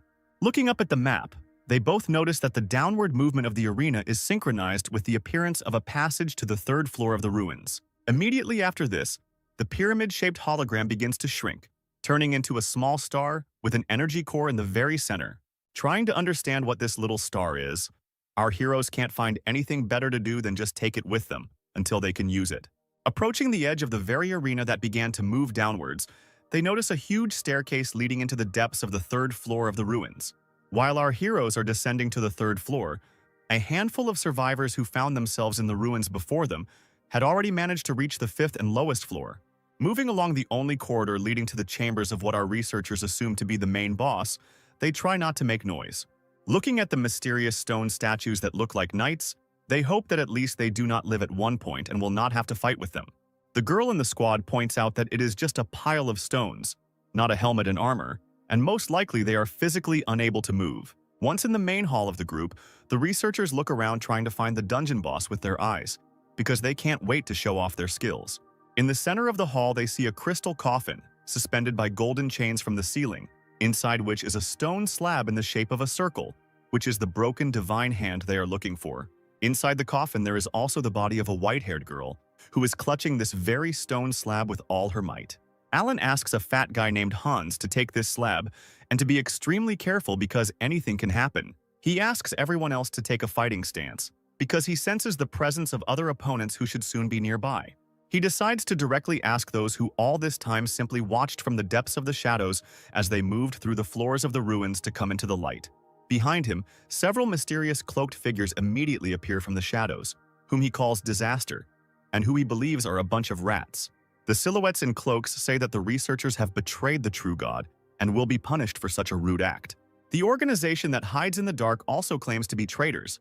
Rats must hide in the sewers. After these words, they immediately enter into battle and Alan orders you to protect Hans and the stone slab at all costs. Meanwhile, Michael and Anna finally descend the long stairs to the 3rd floor of the ruins, and the girl says that she is very tired. Once they reach the entrance to the 3rd floor, they both sense a strange aura from the other side of the door. Suddenly, the main character grabs his chest with his hand, experiencing a strange sensation that slightly excites the little girl, who begins to worry about him. Michael understands that this is the reaction of the Tree of Evolution, and apparently it really craves what is right in front of them. He guesses that right at the entrance to the 3rd floor, there is a plant of a higher class than the flower of the Tyrant King that they encountered before. Upon entering the room, he notices a plant-type energy core and assumes that he can absorb it very quickly and safely without having to fight it. Once I obtain the energy core of the evolution tree, it can evolve again, allowing me to increase my strength. Then I can rush to the 3rd floor and fight those people for the treasure of the ruins. Using the shadow skills, the main character tries to get to the core unnoticed, but something goes wrong and it detects the main character, starting to move higher and higher. Rising higher and higher to the ceiling of the hall, our heroes discover a huge, colossal-sized knight made of stone, with whom the plant core begins to merge into one whole. The plant grows into the stone knight's helmet, and its vines take control of his entire torso. Michael understands that nothing is as simple as he thought and asks Anya to hide in his shadow once again and give him the opportunity to figure everything out himself. The girl tries to scream that she can't see anything, and the main character, using his abilities, takes her to the other end of the hall. He understands that the Tree of Evolution may appear to reabsorb the energy core, and he cannot allow Anya to find out his secrets, so it would be better to hide her. This energy core uses vines to control the statue. I just need to extract it and victory will be inevitable. Trying to use his physical skills, Michael tries to make a direct attack on the Stone Knight's body. But his durability is different from everyone else's, and this attack does not bring the desired results. Realizing that the weapon is powerless in this situation, he continues to dodge the attacks of the giant stone statue and decides to limit its mobility and then try to destroy the core. I'm trying to come up with a plan on how he can do this. Moving along the edge of the arena, he stumbles upon long branches of a vine growing along the entire wall. Grabbing one of them with his shadow skill speed, he wraps it around the Stone Knight's body, trying to create a kind of trap. Let's see how long you can last when faced with my level 8 strength. Michael pulls hard on the makeshift rope, allowing him to bring the Stone Knight down to the ground and knock him off his feet. The speed of movement and immobility of the statue is not enough to quickly and lightning fast get back on its feet. And during this time, the main character gives the evolution tree the opportunity to finish this battle. At that moment, Michael is surprised that the tree, unlike the previous time, decided to personally go outside to beat the energy core. It releases its roots, digging into the eye of a defenseless plant and beginning to suck out all the juices from it. After absorbing the core, the Tree of Evolution begins to shine and change, and in front of our protagonist appears a tall, slender girl, who all this time was the Tree of Evolution. At the same second, a context window appears in front of him, which informs him about the possibility of evolving and increasing his rank, for which it is necessary to have a certain set of skills that the main character already possesses. I accept the offer of the tree. Michael feels how his body begins to overflow with energy, and all his characteristics begin to noticeably increase. Once promoted, all of his skills also level up, and the tree informs him of the required levels of dexterity, intelligence, and detection strength to advance to the next rank. Thanks to the tree with a brush, the upgrade is much faster and more convenient. Remembering the past, to increase the level, I ran like crazy, killing a cloud of monsters. Looking at the girl, the protagonist decides to clarify whether he should still call her the Tree of Evolution, to which he receives consent. Michael also asks why his evolutionary tree chose him as a victim for revival, to which he receives the answer that she cannot answer his question right now, and she does not have a memory of all the events. My evolution is the key to solving my past life. It's no wonder you helped me during the attack of the horde of infected and allowed me to continue to evolve. My memory seems to be linked to your evolution, so your growth is very important for both you and me, and the discovery of additional information. After these words, the Tree of Evolution disappears again, going into the system, and Anya appears behind the main character, who rejoices at his victory. The girl is slightly shocked because she does not understand at what moment the victory in the battle occurred, but nevertheless she is very happy for her brother.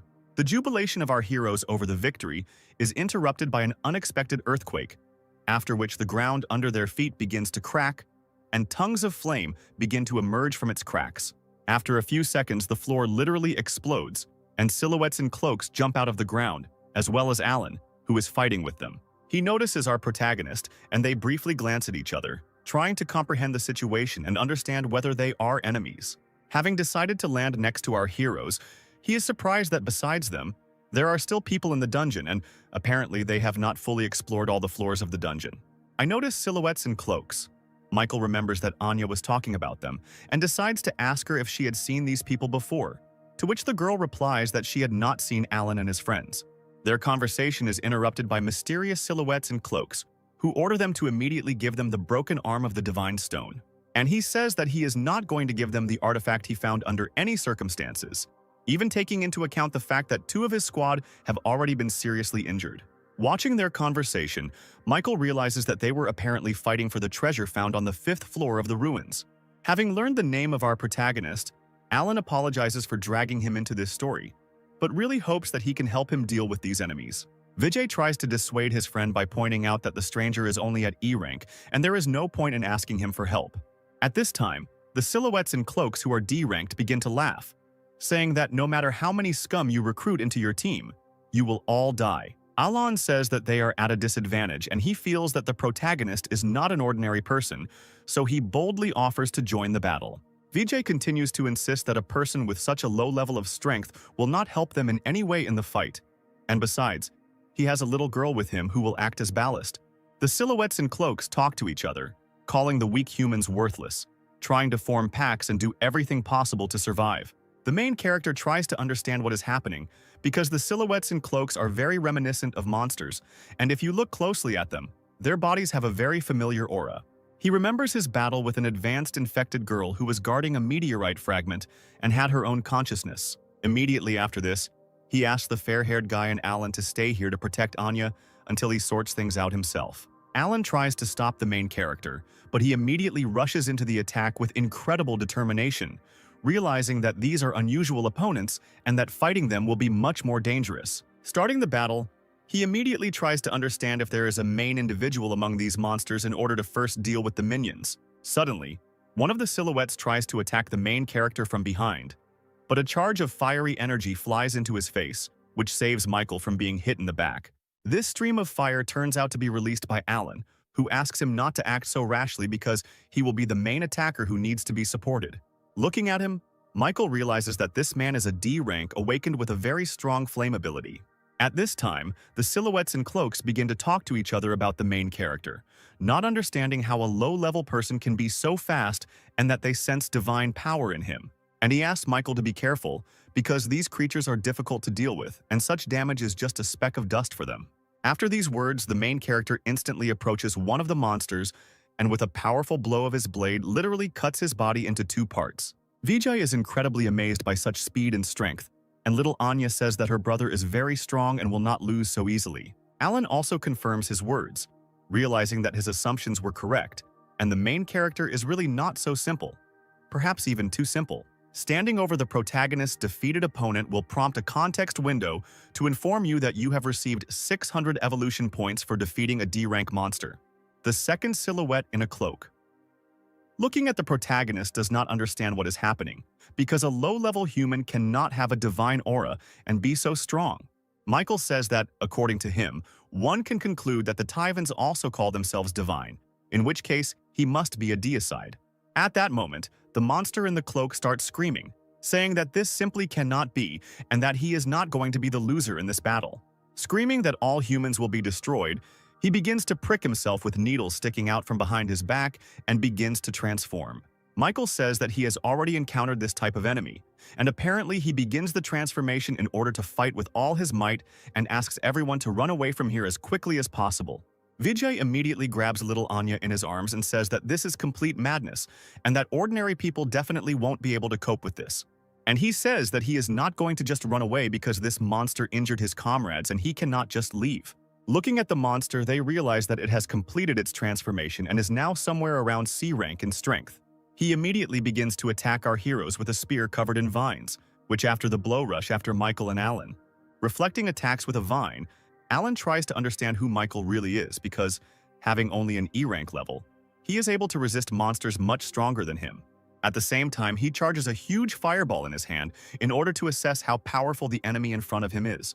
Trying to attack the monster standing in front of him, he realizes that his attack doesn't even leave a scratch on his body, and this is very sad. Taking advantage of the moment of confusion, Michael at this moment finds himself behind his opponent, trying to attack him with his daggers. The monster manages to react to this by defending himself from the attack, and they say that such a pathetic nothing will never be able to defeat him.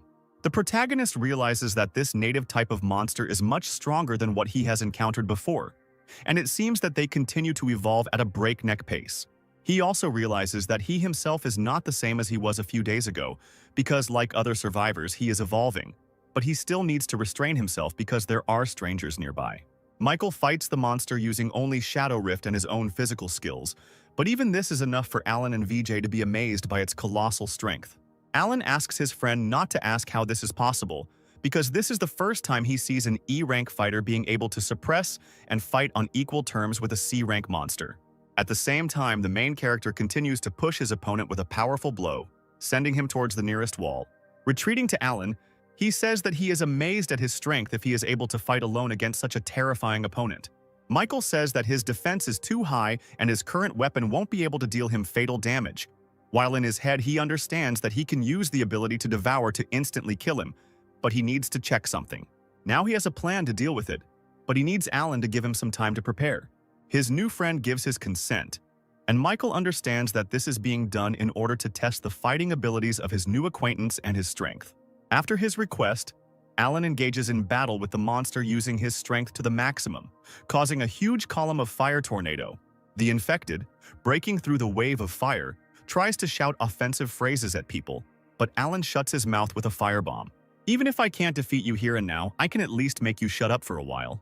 The main character understands that fire abilities are very strong, and it is not surprising that the guy was able to reach D rank in such a short time. Considering the destructive explosive power and large attack area, he assumes that this ability will be very effective for him in the future. He hopes that in the future he will be able to find an opportunity to make a contract with him for the ability. But for now, he returns to the body of the defeated Stone Knight to take his spear. At this time, Alan tries his best to distract the monster, dodging its attacks while trying to inflict at least some damage on it. All this running around begins to drive the infected into an unprecedented rage and piss him off, which is why he wants to end the battle as quickly as possible. He uses his needles to catch up with the fleeing guy and finish him off right here and now. But Michael, who arrives in time, does not let him do this. Throwing a stone spear lying on the ground with all his might, he throws the mutant away, saving Alan's life. The guy can't believe what he just saw, because an ordinary person can't have such strength to lift a giant stone spear and throw it such a distance. Unfortunately, the force of the throw is not enough, and the monster manages to catch it in flight and survive. At that very moment, Michael, who had arrived, began to try to press from the opposite end of the stone spear, trying to prevent the monster from having the opportunity to come to its senses and counterattack. Alan also immediately comes to his aid and begins to help, creating efforts to defeat their common enemy. The infected tries to suppress their morale by saying that a pathetic little human who only knows one attack won't be able to do anything to him. Alan states that in order to deal with such a worthless person as he only needs to know one attack, and he begins to concentrate a huge cloud of flame in his hand. He asks Michael to stand still and not to lose his position, after which he releases a huge column of flame, which, performing a reactive function, pushes the spear towards the monster. Trying to resist this effort, the infected person catches himself thinking that his consciousness is beginning to change, and as if someone is trying to take control of him. For a moment he pauses, lost in his own thoughts, saying that Anya is the sweetest and most beautiful girl in the universe. This second is enough for our heroes to squeeze out the last of their strength and send the mutant flying on a spear towards the nearest wall. Looking at little Anya, they understand that she tried with all her might to control this monster for at least 1 second. She had to spend all her strength on it. Fortunately, these efforts of our heroes are enough to achieve victory and deal with such a formidable enemy.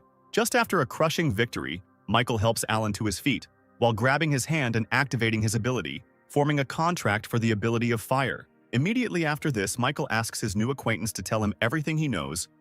I tell you that these people in black cloaks belong to an organization called Catastrophe. They are extremely mysterious. Their location cannot be determined by the usual human methods. Catastrophe.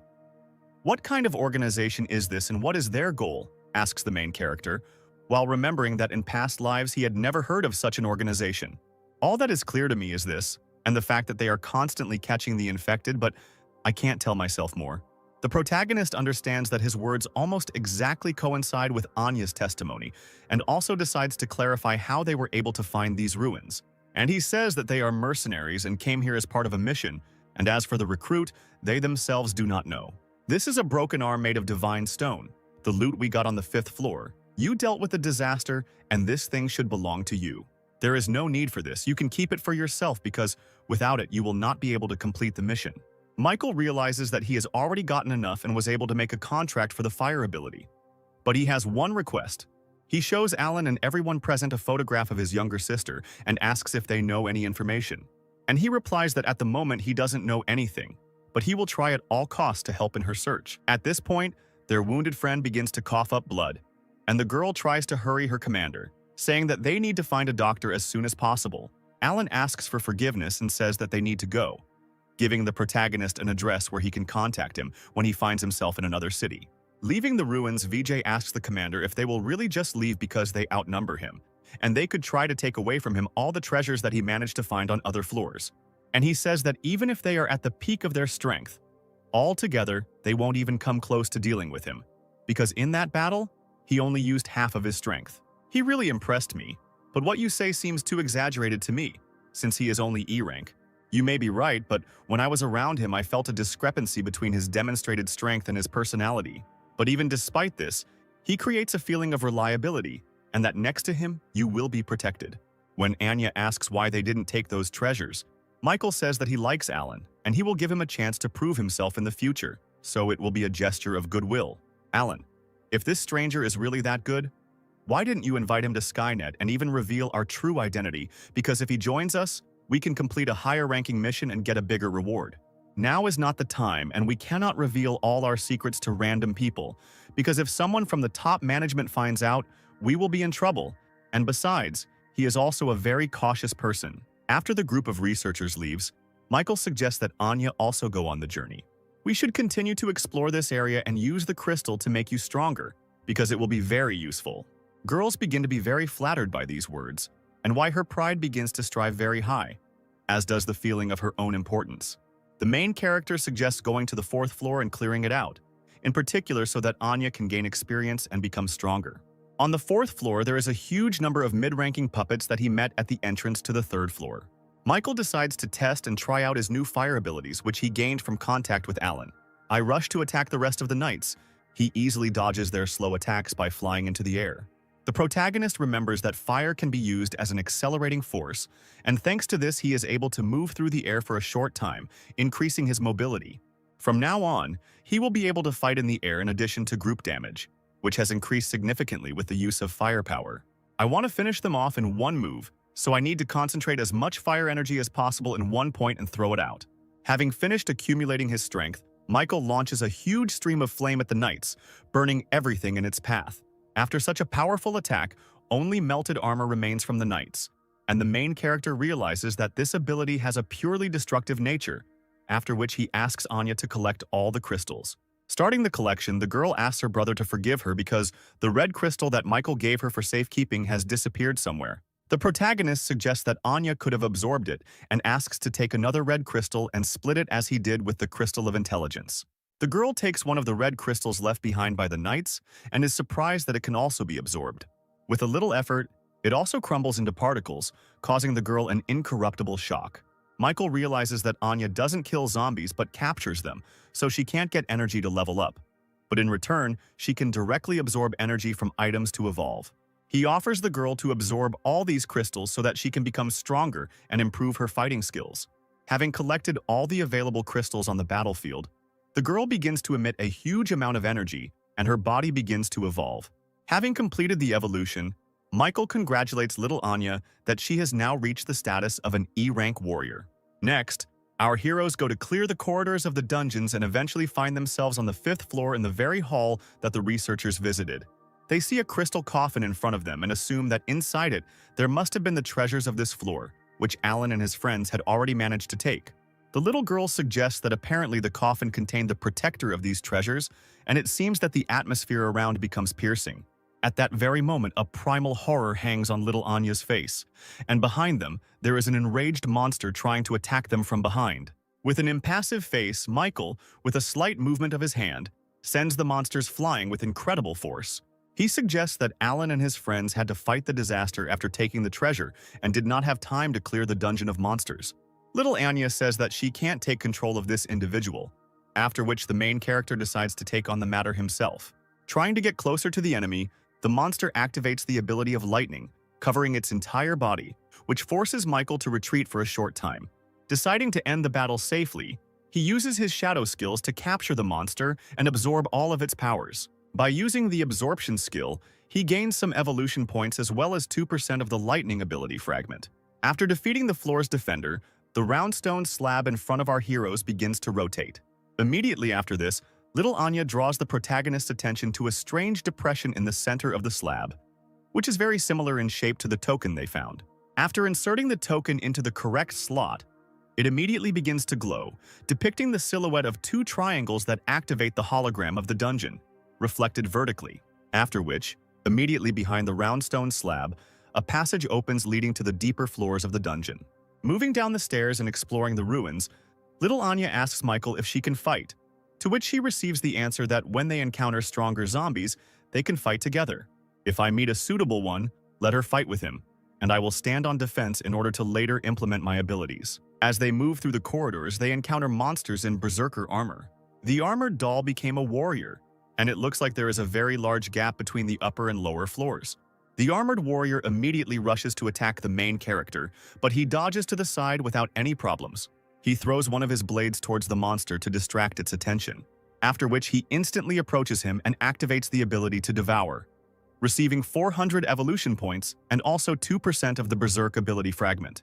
Immediately after this, Anya screams that further down the corridor, a huge number of warrior monsters, also dressed in armor, are approaching them. The main character asks the girl not to interfere with him and to give him the opportunity to deal with them.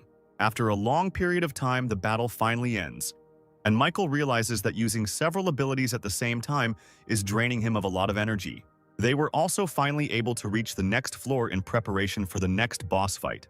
Having opened the doors, a flock of angry birds immediately rushes at our heroes, which, apparently, are the defenders of this hall. Michael realizes that these are mutated owls, and tells Anya that the plan has changed, and because there are too many of them, he will immediately send her into the Shadow Rift. The girl expresses her dissatisfaction, saying that she doesn't want to constantly hide behind his back, and that if she has now evolved, she will be able to stand up for herself. While dodging an attack from one of the birds, the girl tries to use her control skills and manage with a few words. Taking control of one of them, she manages to cause a small stir in the enemy ranks, and also begin to fight. Looking at everything that is happening, the main character understands that Anya really increased her powers and he should not worry so much about her. Unconsciously, he treated Anya like his own sister and tried to overprotect her and defend her from any danger. At this time, the little girl is attacked by a swiftly diving eagle owl with bright red eyes from the sky. She still manages to dodge the attack, as at that moment, another bird's fiery feathers fly at her. An argument begins between the two owls about who attacked the girl first and who should get her. Michael suggests that Anya take control of Phylan, saying that he is very strong and apparently is the leader of this small group.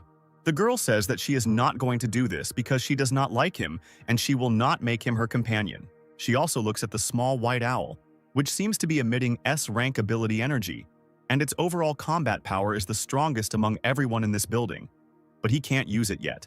The girl says that she can help him awaken his powers if she manages to enter his mind, but for this, she needs a little time. I try to take control of the white owl and barely manage to dodge the attack of two angry owls, as she still manages to take control of him. Little Anya starts laughing, declaring that she never doubted for a second that she would have enough time and she would get the greatest familiar of all time. At this time, all the other owls in the room look at the little familiar and call him a traitor. Little Anya gives a name to her new pet, calling him Bugu and giving him confidence in victory. He immediately goes on the attack using his S-rank ability called Absolute Wind Tornado, which allows him to quickly deal with his opponents. Anya hugs little Buga with all her might, amazed at his strength and saying that from this moment on, they will become best friends. Michael congratulates the little girl, but asks her not to lose concentration, because now they don't have time to relax. Watching the behavior of a flock of owls, he assumes that the main owl, who is the boss of the floor, should appear soon. His assumption turns out to be correct. After a few seconds, a magical beast with the ability to increase its size appears in the center of the arena. Overflowing with energy, Anya asks the main character to let her deal with such a formidable opponent herself, because this will be the first fight for little Buga. Michael gives his consent to the little girl, telling her that he will be there to help and give her the opportunity to concentrate on the goal. The little familiar doesn't really like this whole idea, but Anya takes control of him, and he understands that he is once again no longer in control of his body. Immediately after this, the giant owl tries to attack the little Buga, but he easily dodges the attack due to his size. Meanwhile, Michael protects the little owl from being attacked by other owls using his shadow ability. He asks Anya not to rush and do everything in a measured manner, because she must trust her companion, and not just control him. Anya understands that when she first entered little Buga's consciousness, she felt that he was cowardly and unsure of himself, and she thought that if she forced him to fight, he would regain his confidence. From childhood, he was treated as a different species and was often bullied and mistreated. Gradually, he began to fear those around him and stopped trusting others. And Anya understood this perfectly well, because she was the one who also had no parents and was constantly bullied. The girl says that at one point she still managed to meet her older brother Michael and he treated her with all kindness. So she wants to do the same for Bugu. Such a motivational speech immediately gives the little familiar an unprecedented boost of energy, which allows him to begin fighting with greater strength. Taking advantage of its speed, as well as the clumsiness and colossal size of its opponent, the little owl manages to deliver many quick and lightning-fast attacks. Michael realizes that this little owl that Anya chose, although it doesn't seem that strong, can still be useful. At this time, the battle with the floor boss drags on, and he continues to grow in size, slowly starting to destroy the entire floor of the dungeon. The protagonist realizes that the situation is becoming more serious and asks Anya to let him finish the battle. Meanwhile, baby Bugu continues to dodge the hail of pointed feathers flying at him. I understand that it is impossible to delay. The girl activates the ability of her familiar Tornado of Absolute Wind. At the same second, a huge energy tornado appears around the boss, sucking in a huge amount of debris and stones, which begin to inflict a lot of damage on the boss's body. This is the S-rank ability of the Absolute Wind Tornado, and in my past life, this was the peak combat ability. Michael is surprised that they were right and this little owl really is the strongest here. She managed to take control of it. After this, the dungeon boss simply falls to the ground, and they rejoice at their first and grand victory. The girl runs to hug her new familiar, being incredibly happy. Michael also turns out to be very happy for his companion and offers her to give Boog the opportunity to absorb the energy source. The familiar goes to absorb the boss's body, and the protagonist asks the girl how she was able to assess his potential. Anya says that when using mind control, she can see the abilities of monsters and determine the strongest one, and then control him. The protagonist is surprised, albeit briefly, that a warrior like Anya has an ability that can directly influence the strongest enemy unit and turn it into an ally. Big brother, don't you have an ability that allows you to copy others? Michael says that he really does have such an ability, but what is the point of this information? Anya suggests taking and copying her power. The girl says that after everything that happened, she trusts the main character very much and wants to let him also get her ability to become even stronger. Michael realizes that he must have enough points to develop another ability and tries to make a contract with the little girl as well. The evolution tree cancels this request, informing that concluding a contract with a monster is simply impossible. Anya asks if everything went well and if Michael can control the opponents from now on, to which they receive a negative answer. By this point, Bugu has finished absorbing the boss's energy and evolved to E rank. Little Anya rushes to her familiar to congratulate him on his new level of evolution, which is why it was not possible to conclude a contract with Anya. He remembers that the girl is not human, but is also a monster that resulted from the apocalypse, but during the time spent with her, he had already begun to forget about it. He promises himself that this time he will not allow society to do to her what happened in his past life and invites her to move on. Making our way further into the dungeon, our heroes think over further plans for the battle, because their forces have already been significantly depleted. Even if Anya didn't show it, this little girl has been through so much with me and is most likely holding on with all her might. Michael activates the Shadow Rupture ability to get the most out of this place to level up. Analyzing this evolution tree about the required levels of power, intelligence, agility to level up, he realizes that he needs about 150,000 evolution points, and at the moment he only has 40,000. At this time, somewhere within the walls of the shelter, a small commotion begins to reign in connection with an unexpected guest. Some stranger tries to pick a fight with every survivor in the shelter, trying to find a worthy opponent, and also wanting to see the god of war. Megan notices panic within the shelter walls, not understanding what is happening, receives information from one survivor that people from another shelter have appeared and want to fight us to determine our strength. Meanwhile, on the third mirror floor of the ancient ruins, Michael and Anya feel a strange, mysterious energy. The main character suggests that the girl move forward because soon they will meet their last enemy. After passing the third, fourth floor, I received 90,000 evolution points. The fifth floor gave me 20,000 for insurance. First, it is better to improve my combat abilities. Michael spends almost all the points he has collected to upgrade his skills, after which the evolution tree informs him about the transition of the strength skill to a higher level of power. The only skill that remained at a lower level after distributing points is intelligence, to raise which the main character needs to accumulate a few more points. After distributing the skills, the increase is so great that it causes a severe attack in the body. Little Anya decides to check if everything is okay with the main character, as she is very worried about him. Michael says he's fine and suggests entering the main hall by opening the gate and fighting the boss. This time he asks the little girl to wait for him outside because he is very worried that she is exhausted and simply does not have enough strength. Michael doesn't care what kind of enemy is behind the walls because he wants to test his new power. Upon opening the door, he discovers a huge armored python with the ability to poison anything it damages. Having dodged his first attack, the main hero soars into the air and concentrates 30% of his strength in his hand to test the snake's strength. Even 30% is enough to slam the snake's head into the stone floor with incredible force. The enraged monster clearly doesn't like this arrangement, but the main character is glad that he will be able to play the test of strength a little longer. The monster decides not to stand on ceremony, accumulates a huge amount of poison in its mouth and splashes it towards the main character. Using the shadow skill to dodge the attack, Michael once again goes behind the snake and this time decides to put 50% of his maximum into the attack. This blow turns out to be so strong that the snake begins to bleed completely, and the protagonist understands that 50% of his strength is the limit that the enemy can withstand. Realizing that defeat is inevitable, the snake tries to carry out its last attack, putting the rest of its life force into it. Michael activates his Devour ability, and unfortunately for his opponent, he ends up being the winner in this battle. At this time, Anya, waiting outside the doors of the boss's chambers, feels that there is no movement inside and hopes that everything is fine with her brother. She decides to ask little Booga if they should go inside, to which Phylan replies that they are both intellectuals and won't be able to just open the stone door. After a few moments, the door finally opens and an unharmed Michael emerges, asking for forgiveness for the wait, since everything ended much earlier than he expected. He also looks at the little girl and says that he has a gift for her, which makes her sparkle with all the colors of the rainbow. He hands Anya a small gold medallion, saying that it will suit her very well and that she needs to try it out. The girl says that this icon is very beautiful, but she still doesn't know how to test it, and Michael asks to simply activate it like the energy crystals.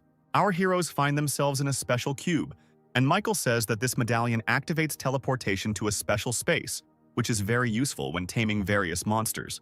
The protagonist says that this medallion has similarities with his shadow abilities, but unlike the medallion, it can move, and Anya will be able to leave the real world for her own safety. Okay, I suggest we leave these ruins because we've been wandering for a very long time and I'm very hungry and it would be nice to find something to eat. Once on the surface, Michael says that he used to store all his food nearby in the nearest supermarket and suggests going there. Having reached the store, he suggests that Anya go in search of food while he clears the streets of zombies, who have changed greatly during his absence. Even after killing this python from the ruins, I still don't have enough points to increase detection to level 9 and need to get another 3,000. At this stage of development, our main character's strength is at level 15, agility at level 13, detection at level 8, and intelligence at level 5.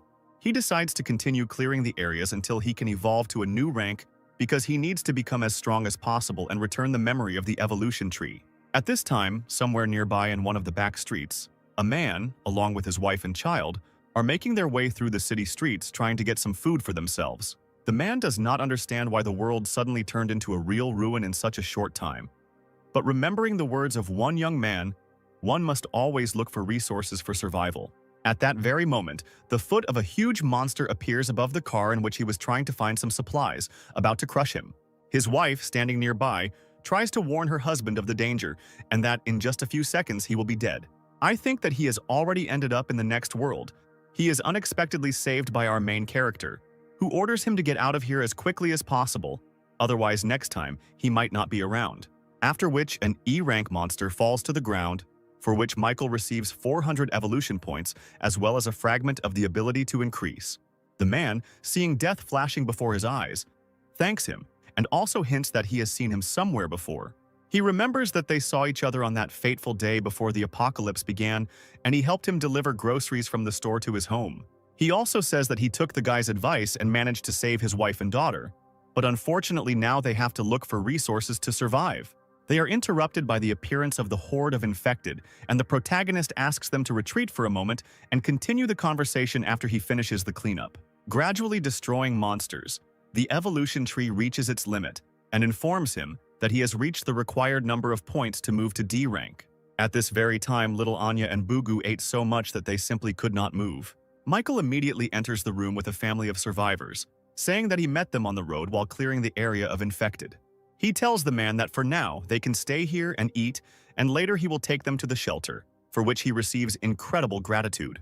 Anya says that she will take care of everything, and the main character can also take a break and at least have a little snack at this time. Having had a good meal and going out onto the balcony, Michael finally decides to distribute the evolution points and start moving up to a new rank.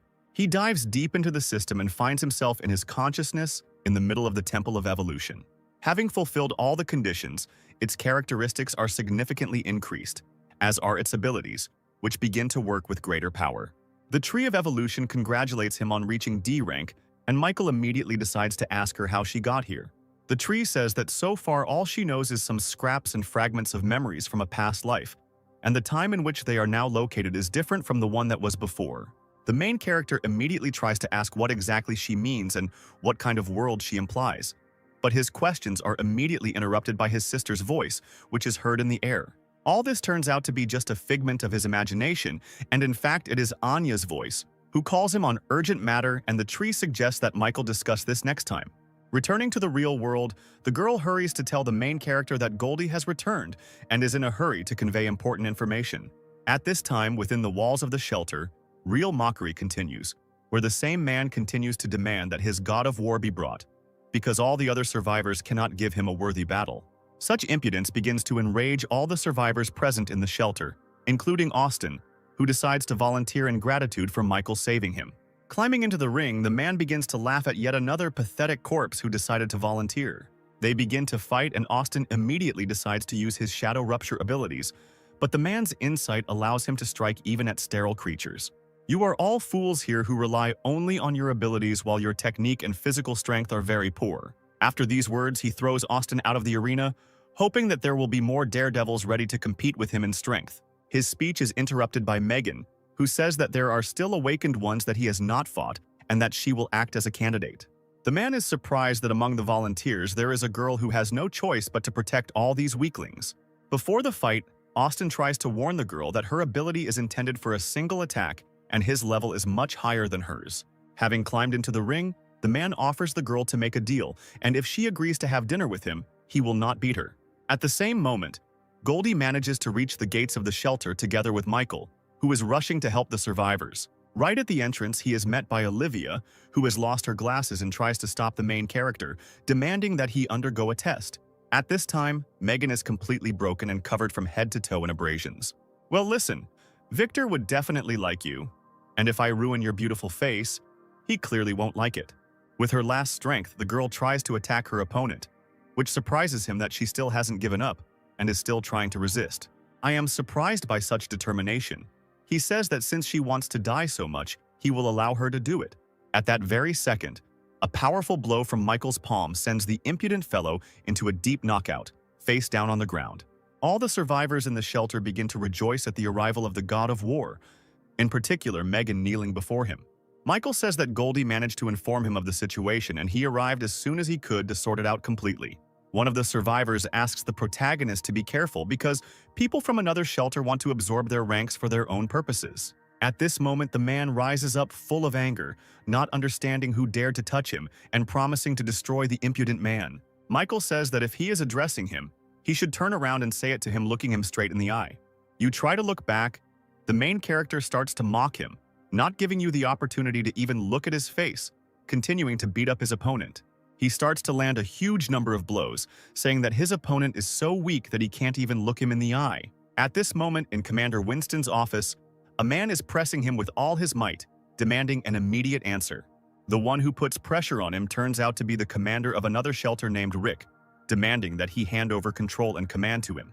Winston says he is very flattered by the offer, but this refuge was protected thanks to one man, and he cannot simply hand over command authority without his consent.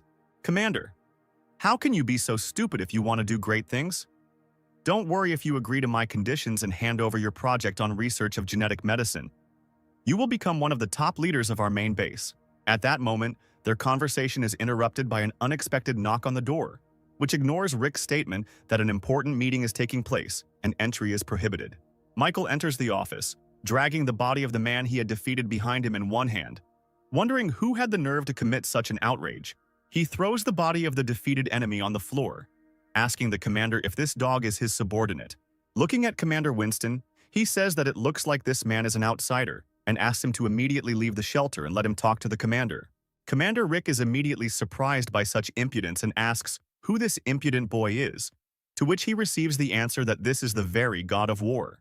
In a fit of anger, he begins to shower Commander Winston with threats, saying that he will regret his actions more than once, after which he writes to leave the office, as well as the shelter, slamming the door behind him and leaving our heroes alone. Winston is very happy about Michael's arrival and asks him if he managed to find his sister, to which the protagonist says that this case is still in limbo, but he has other information.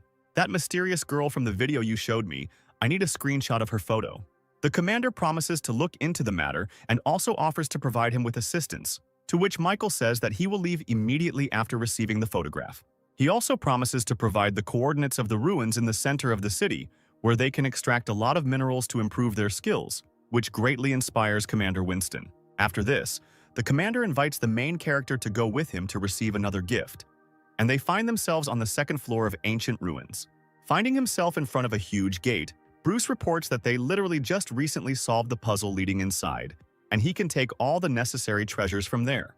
Michael still decides to go inside, realizing that he has no choice because he still couldn't find a suitable weapon for himself, and maybe the contents of this treasure will help him with this.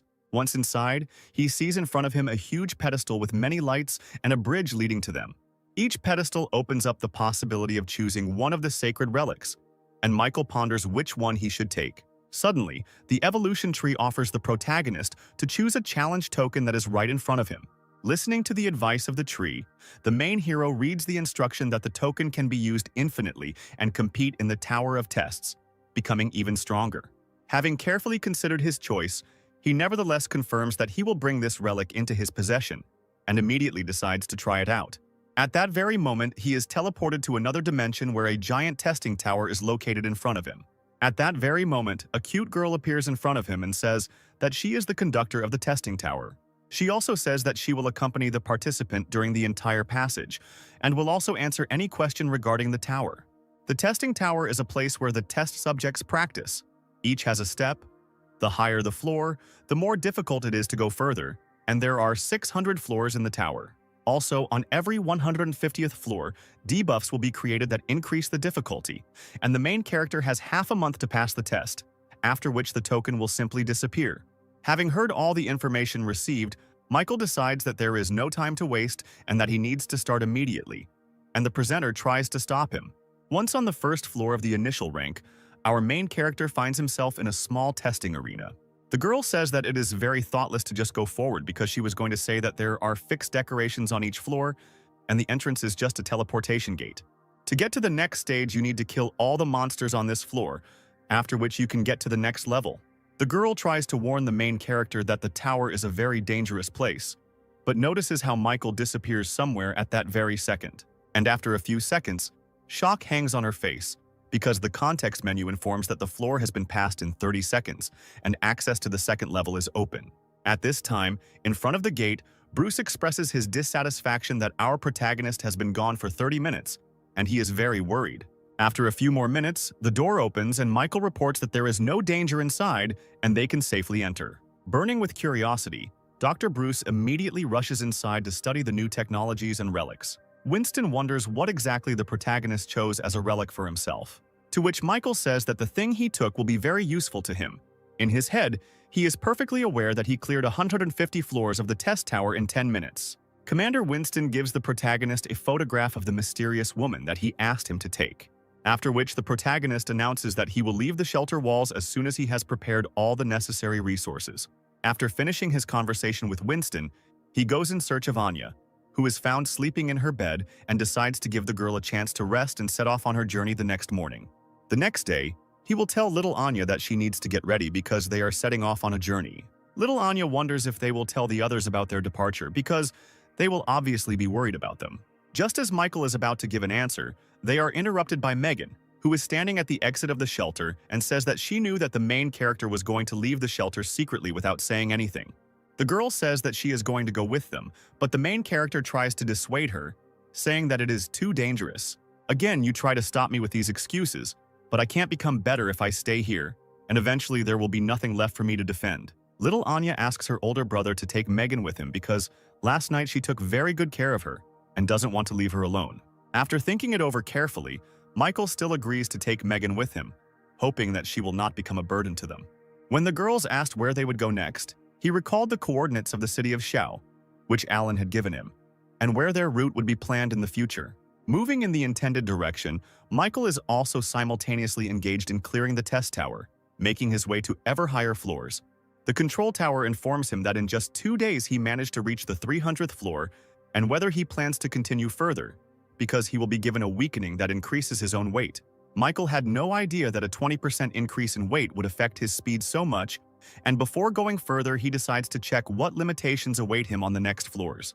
After passing through the portal, he gets to the next level, starting from which he will be prohibited from using any abilities, but in return, he will receive evolution points in a triple amount. A huge, ferocious monster immediately appears before his face, which he will have to defeat using only the strength of his own body. The main character immediately rushes forward with bare fists, delivering a terrible blow to his opponent. The monster immediately counterattacks, causing the protagonist to block the blow and realize that under the influence of such a huge weight, his attack power is noticeably reduced. The control tower offers the protagonist to leave for a while and better prepare for further trials, to which the protagonist immediately agrees. But before leaving, he still decides to go through this floor of the tower, stating that at this stage it does not pose any big problems for him, after which, using a crushing blow to the air, he clears the floor. The manager, looking at this, is simultaneously shocked and upset, because at this rate she will lose her job and have nothing to do. After clearing the floor, Michael returns to the temporary base in one of the abandoned multi-story buildings where his comrades are located. He is immediately met by Megan, who is sitting at the table and asks if everything went well in the testing tower. The girl points to the map and says that after 2 days of travel they are already very close to the neighboring city. But unfortunately they do not have all the information and need to prepare in advance. The protagonist suggests that the girl get a good night's sleep while he checks everything on his own. Having got out into the street, the main character decides to personally meet with the fat man and discuss some points because, with the help of the shadow gap, he will be able to get to the desired point in 10 minutes. After a while, he finds himself near the entrance to an abandoned bar and decides to go down. The sounds of several people talking can be heard from below, and we see someone pouring alcoholic drinks into glasses. Behind the bar stands a girl from Alan's team who scolds him for not allowing them to drink during the mission, and he, at this time holding a glass of ice in his hand, smiles and says that this will not affect his performance in any way. Looking around, he feels a foreign aura of presence, which seems very familiar to him, and asks his girlfriend to get another glass because they will have guests. At that very moment, Michael enters the room where he is immediately greeted and offered a little drink or just some water. The protagonist asks who owns this bar and where the other 2 people from his squad are, to which Alan replies that they are preparing for an upcoming mission. After the apocalypse, the whole city was empty, and I decided to take advantage of the opportunity and set up this bar as a base, as well as a place to relax. And by the way, I have no leads yet about your little sister. Michael says he came on other business and hands him a blurry photo of the man who, judging by the video, kidnapped his younger sister, asking if he has met anyone like that. Alan's face shows surprise and he says that he feels like he's met this man somewhere before. The main character immediately jumps up from his seat trying to find out where exactly, what time, and what was the name of this person. Please calm down, my good friend. I just slightly remember someone similar, and I need to check this because since the photo is blurry, I could be wrong. I have a proposition for you. I'll go check if my memories really go with your photo, but in exchange, you'll help me finish the mission I'm on now. Michael immediately agrees to such conditions, and Alan shouts that this needs to be celebrated. But the girl behind the bar immediately stops him and says that it is too early to celebrate. The main character sets off on his journey. Reading this task, he understands that he needs to investigate some kind of disaster, and this also interests him very much, as does the search for his sister. At this time, Alan talks with the girl about the photo shown by Michael, and tries to justify why he had to lie about the fact that he only slightly remembers this man. All this was done in order to protect the main character from rash actions, because if what is depicted in the photograph is connected with Skynet, it could lead to a catastrophe. At this time, Michael goes to the place indicated in Alan's assignment in order to investigate the causes of the disaster and understand who is behind all this. We see how memories of the distant past, even in peaceful times before the apocalypse, emerge before us. Even as children, the guys from Alan's squad would rummage through trash bins in search of at least a small piece of bread. They are met by little Alan, accompanied by some girl who offers help in exchange for them going with him. After some time, all the children are happy because Alan helped them steal food from richer people. The girl asks Alan why they should take them with them, to which he replies that in their situation they need to stick together and unite, because that is the only way they can survive. While the children laugh and enjoy their meal, Alan discusses his future plans, even though it all happened in the distant past. Even in our time, somewhere in a wasteland surrounded by forest, there is a mysterious technological base. Arriving within its walls, Alan goes down the elevator, feeling nostalgic about his past life and hoping that his friend is not the one who kidnapped the protagonist's sister. Finding himself in the right room, he goes inside and sees in front of him that same little girl who turns out to be the woman who kidnapped Michael's sister at the very beginning of their journey. They greet each other, and when the girl asks why he is not on a mission, Alan replies that he was just passing by and decided to see an old friend. She asks him to stop the useless talk and speak directly if he has any questions. He says that nothing can be hidden from her and asks Juno to look through her list of tasks, as he is curious about something.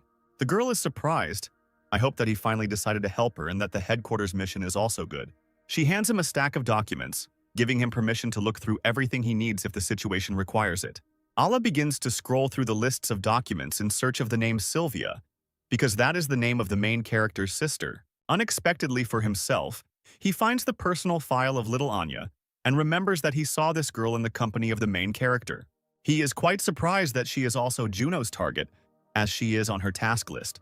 He returns the documents to her, and the girl asks what happened to him and why his facial expression changed so abruptly.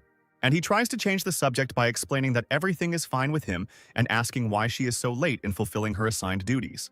Juno explains that her superior is putting a lot of pressure on her because there are 9 targets found so far and 1 is still not on the list, so she has to work a lot. Having heard the information that the general staff wants to get the last victim into their own possession, the puzzle in Alan's head begins to come together into a single picture.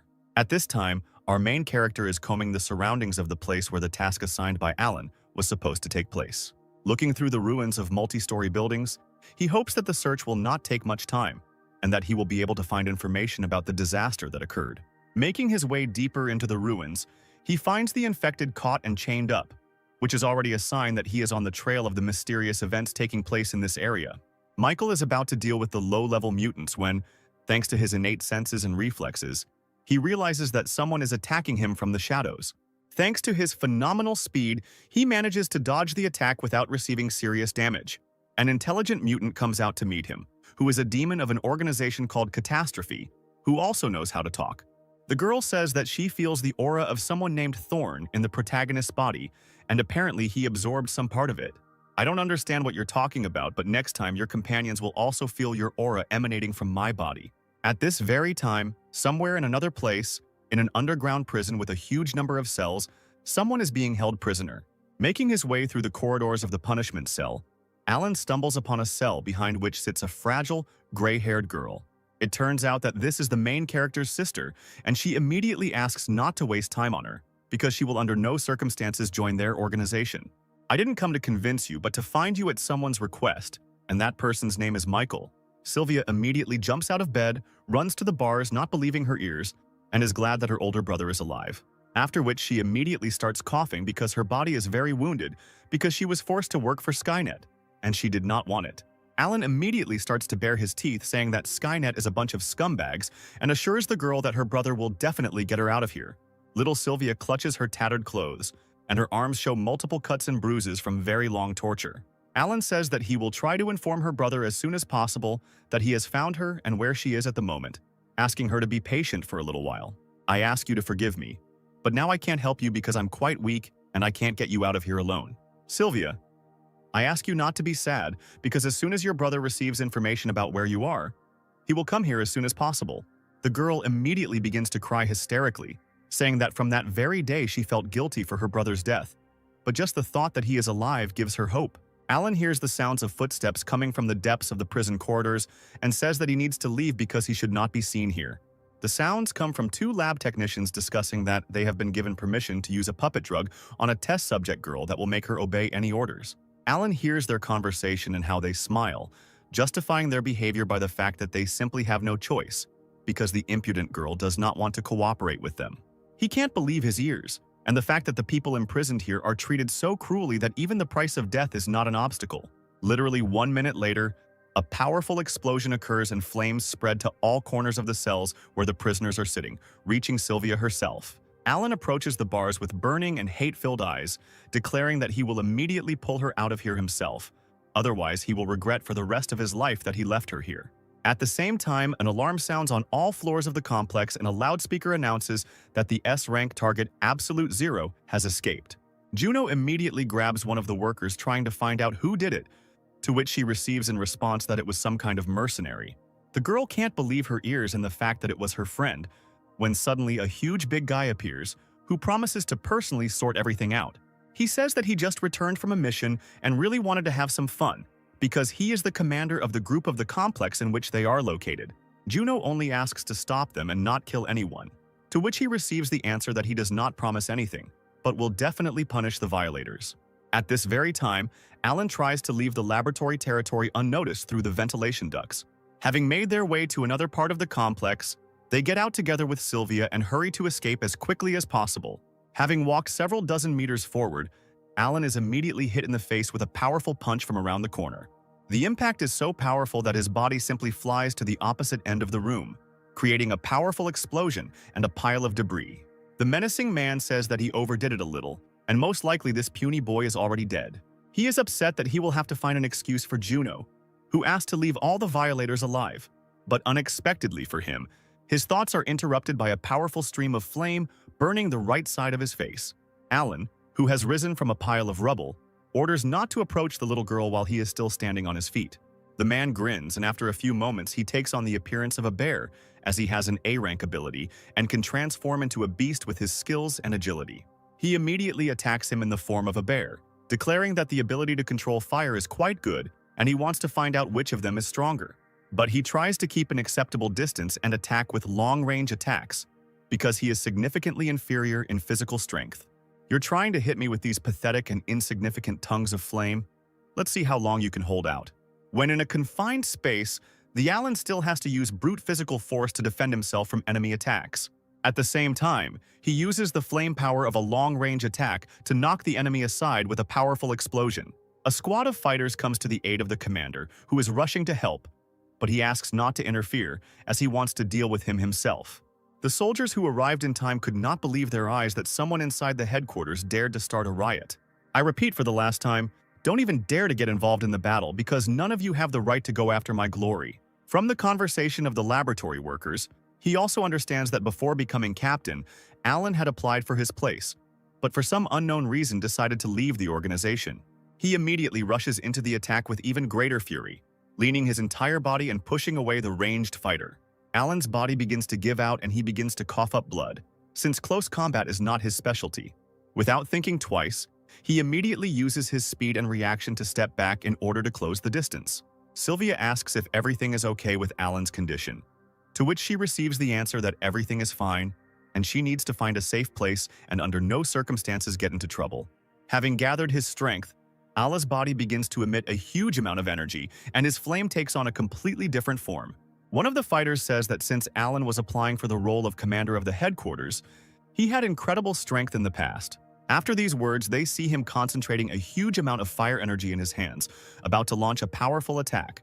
This information infuriates the group's commander, causing his ability to transform into a beast to reach a new level due to the desire to prove his invincibility. The half-human, half-beast form evolves, and he completely transforms into a huge, enraged mutant. In this form, his skin becomes much thicker and stronger, and Alan's fire does not cause him significant damage. The strength and power of the attack after evolution also increase significantly, and Alan barely manages to dodge the attacks. You understand that he cannot avoid close combat. He decides to respond to the bear's attacks by adding powerful explosions of fire to his physical attacks. The bear man declares that this is his victory and he will prove that he did not become the leader of this headquarters for nothing, despite the fact that Alan claimed this place much earlier. After these words, a powerful explosion occurs that throws the bear's body to the side, causing him to be surprised. In front of him stands a completely wounded and bloody Alan, whose blood begins to turn into fire, making him much stronger. He says that it is his turn to show his true strength and reveal to him the technique of furious fire. The headquarters commander rushes to attack him, sincerely not understanding why such a powerful gifted person decided to leave them and become a mercenary. And he produces a powerful flame attack, explaining his actions by the fact that Skynet only disgusts him with its goals and methods. A mysterious man watches their battle through CCTV cameras, smiling at what is happening. The white-haired man orders the subordinate standing next to him, calling him the King of Swords, to go there and end this mess. Taking advantage of the short respite after the battle, Sylvia uses her ice powers to try to freeze Alan's bleeding and wounds a little, thereby helping him. He thanks the girl for the fact that, being in such a wounded state, she still uses her powers to help him. Grabbing her hand, he runs with her through the corridors and complex, trying to get to the nearest exit as quickly as possible to leave this ill-fated place. While there is still time, Sylvia decides to ask why Alan decided to risk his life to save her at this very moment. Because Skynet is starting to get on my nerves, and if something bad happens to you, I won't be able to resist, Michael. I am so grateful. When we meet, Big Brother, we will thank you properly. After some time, they still come across a strong iron door, behind which there should be a building leading directly to the exit from the laboratory. Alan hurries to try to open the door as quickly as possible, but in an instant a sharp blade passes through it, cutting through the steel and piercing the body of the wounded Alan. Behind the door is the same subordinate saying that he is one of 12 warriors with S-rank abilities called the King of Swords, and since they betrayed Skynet, they must die. Try your best to stay on your feet. Alan says he couldn't imagine that such a powerful warrior would be sent here to capture them. I advise you not to make unnecessary movements. At least I can allow myself to die with less pain. Please forgive me, I can't die. I have to take this little girl to her older brother and get out of here. At that very moment, the red-haired man appears behind the wounded Alan, declaring that he is too confident in himself. Even though it's funny to you, in your current state, I don't even need to use my abilities. Alan immediately tries to react and attack his opponent, who, just by looking at him, is incredibly stronger and faster than he is. Using only one blade, the King of Swords inflicts a huge number of dozens of small cuts, causing colossal damage to the body of his opponent. From such a number of blows and improved rolls, Alan almost loses consciousness, but at the last moment he barely manages to stay on his feet. Sylvia, watching the whole picture that is happening, cannot just stand aside and using her ice abilities tries to help her new friend. The attack turns out to be not so powerful considering the girl's condition, and the King of Swords manages to cut through the blocks of ice flying at him without any problems. I'll give you one more chance to join Skynet. Think about it carefully before you finally die. I have already said 1,000,000 times that this will not happen under any circumstances, and even if I die, I will not join this organization. Well, in that case, I will also regard you as a traitor, and after these words I will be forced to eliminate you. Having completely forgotten about Alan, the King of Swords is distracted and does not notice how he approaches him point blank, and his body is again covered in scarlet flame. The words he said seriously angered Alan, and in a fit of anger he shouted that he should not even think about harming this defenseless girl. The King of Swords manages to dodge the attack, but the flame becomes much stronger to such an extent that it begins to melt the steel, and the enemy himself notices this. Looking at Alan, he realizes that he is starting to burn his own blood and using his life force as a source of energy. A large fiery tornado begins to circle around the King of Swords, trapping him and preventing him from escaping. Sylvia, with you in my current state, I am no match for him and I can't just attack him head-on. I'll hold him back and you run. Our only hope is to wait for your brother to arrive. If he gets here, you will be saved. Until he comes, I will try to drag out time with all my might, and if my life runs out, then please take care of my body. Without waiting for the attack from the King of Swords, the little girl gathers the rest of her strength and manages to freeze the enemy into a huge block of ice. You will say these words to him personally because I will not allow someone to die just like that because of me. Alan is shocked because given Sylvia's current state, using abilities with such power could seriously harm her. He agrees with the girl, saying that they will try to work as a team to hold off this beast as long as possible until reinforcements arrive. At that very moment, someone's voice is heard from the depths of the ice and they realize that the King of Swords is still alive and has almost regained consciousness. Having crushed the ice, Alan does not understand why his strength suddenly increased so sharply and significantly in a few seconds. It seems I underestimated you because I never thought that you guys would force me to use my ability, which allows me to turn any part of my body into a blade. Every part of his body is permeated with the feeling of approaching death, although Sylvia's energy has slightly recovered, but its level is too low and my own body is also at the limit. You understand that there is not much time to think. Alan nevertheless decides to launch a frontal attack out of desperation.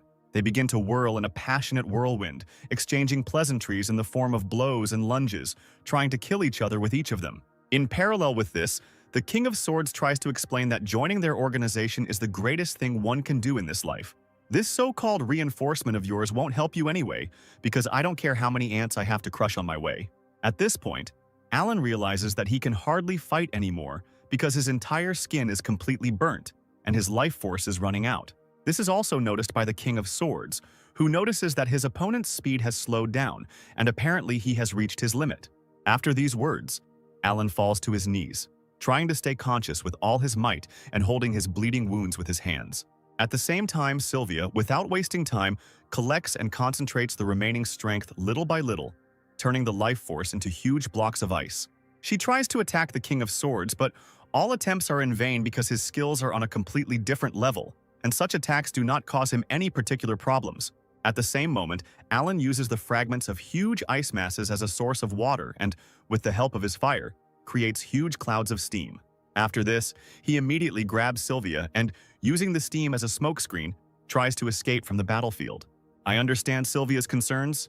He says he is fine, and now is not the time to worry about the number of his injuries and get out of here. On their way to the exit, they encounter ordinary rank-and-file fighters of the organization, with whom Alan tries with all his might to deal. Gathering the last remnants of his fire, he manages to resist the ordinary rank-and-file warrior. But in this situation, even this knocks him off his feet. He falls to the ground and Sylvia, realizing the state he is in, helps him get up. At that very second, they hear the grinding of a blade, and the metal understands that the King of Swords is still breathing down their necks, following in their footsteps. Coming almost point blank, Sylvia tries to stop him with small pieces of ice, while simultaneously shouting that he should not dare come closer. The King of Swords says that since the girl wants to die so much, he will finish her off first and is already swinging his blade. A moment later, the sword pierces the soft flesh and a huge amount of blood falls to the floor. Sylvia, closing her eyes at the last moment before the blow, does not understand what is happening since she does not feel pain and decides to open them. She sees Alan in front of her, who at the last moment managed to protect her from the blow with his body. Looking at Sylvia, he asks her to run with all her might because she must survive and her brother will definitely come and save her. I can't run away with you, please forgive me, but I can't fight anymore because my strength is completely exhausted. No, please hold on, you can't die like this right here. Help will arrive soon. Alan grabs the blade protruding from his body with both hands and says that he will try to hold him off as long as he can while she runs away.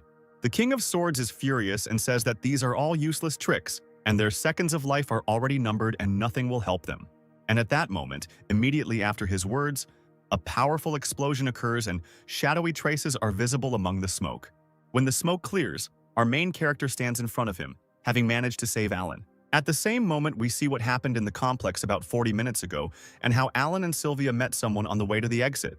Moving along one of the corridors, he stumbles upon Juno, who begins to scold her friend, not understanding why he did it. And he says that he understands perfectly well what he is doing, but he is still perplexed as to why his girlfriend deliberately steals other people. Juno tries to justify herself, which makes Alan even more angry. And he says that he understands perfectly well that she also does not want to do such things, but for some reason continues to work in the organization. Just look at this little girl who is kept locked up. She is given weakening drugs every day, and if I had found her a few days later, she would already be dead. You think you can save her alone?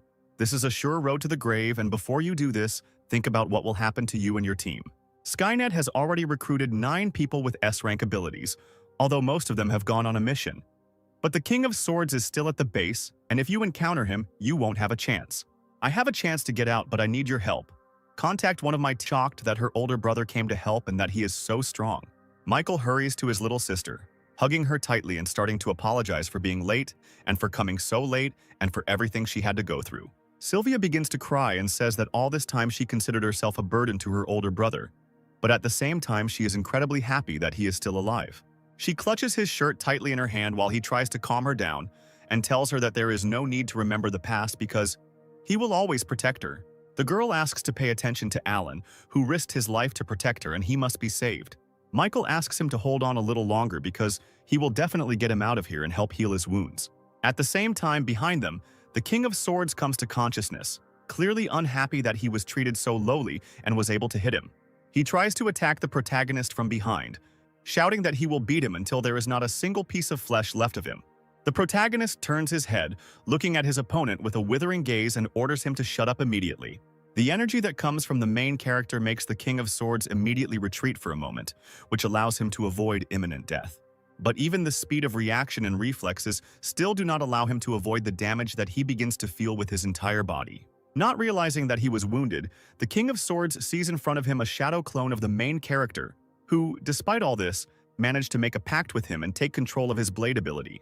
Michael says that even though he had to spend a fragment of his ability on these blades, it is now much more important for him to defeat the enemy with his own weapon and thereby humiliate him. This turn of events greatly angers the King of Swords, and he swears that no one will leave here alive. He tries to attack our heroes, but the Shadow Clone, using the abilities of the King of Swords. After these words, Michael returns the Shadow Clone to his possessions, saying that he is now ready to personally take on this battle. This time, you came to your own death, which is very convenient, although I don't know how you managed to get your ability, but it's just a fake. At that very moment, the protagonist combines his skills and covers the entire space around the King of Swords with a shadow curtain, combining it with his blade ability. He invites him to personally see how fake this ability is and begins to pierce his body with a huge number of blades from all sides. The King of Swords still manages to escape from this trap, but his body becomes weaker with each blow and he will not be able to maintain his energy for long. He immediately launches a frontal attack on the protagonist, trying to put all his strength into strengthening his blades and cutting him into small pieces. In a fit of rage, he screams that this cannot be true and that he will never lose here. Noticing how Michael looks at him with disdain, he begins to get even more angry and attack even more. The main character, in turn, without taking risks or straining himself, carefully dodges and blocks all attacks flying at him. Watching the progress of the battle, Sylvia decides that her brother is forced to defend himself because he is much weaker than the King of Swords and begins to worry about him.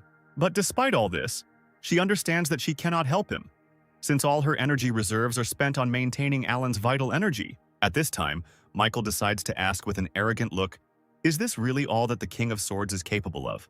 He literally mocks and taunts his opponent, trying to humiliate him, and then begins to attack while simultaneously cutting off all of his opponent's attacks. The King of Swords is amazed at the speed with which his opponent moves and, without having time to dodge, receives serious damage from the protagonist's attack.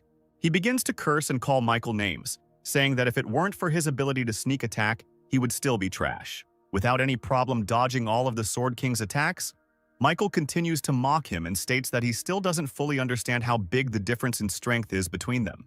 The protagonist says that he will make the King of Swords feel real despair and a sense of humiliation, and we see how a slight reflection of bright light appears on his face. In literally one moment, his body is thrown by a powerful stream and jet of flame into the nearest wall.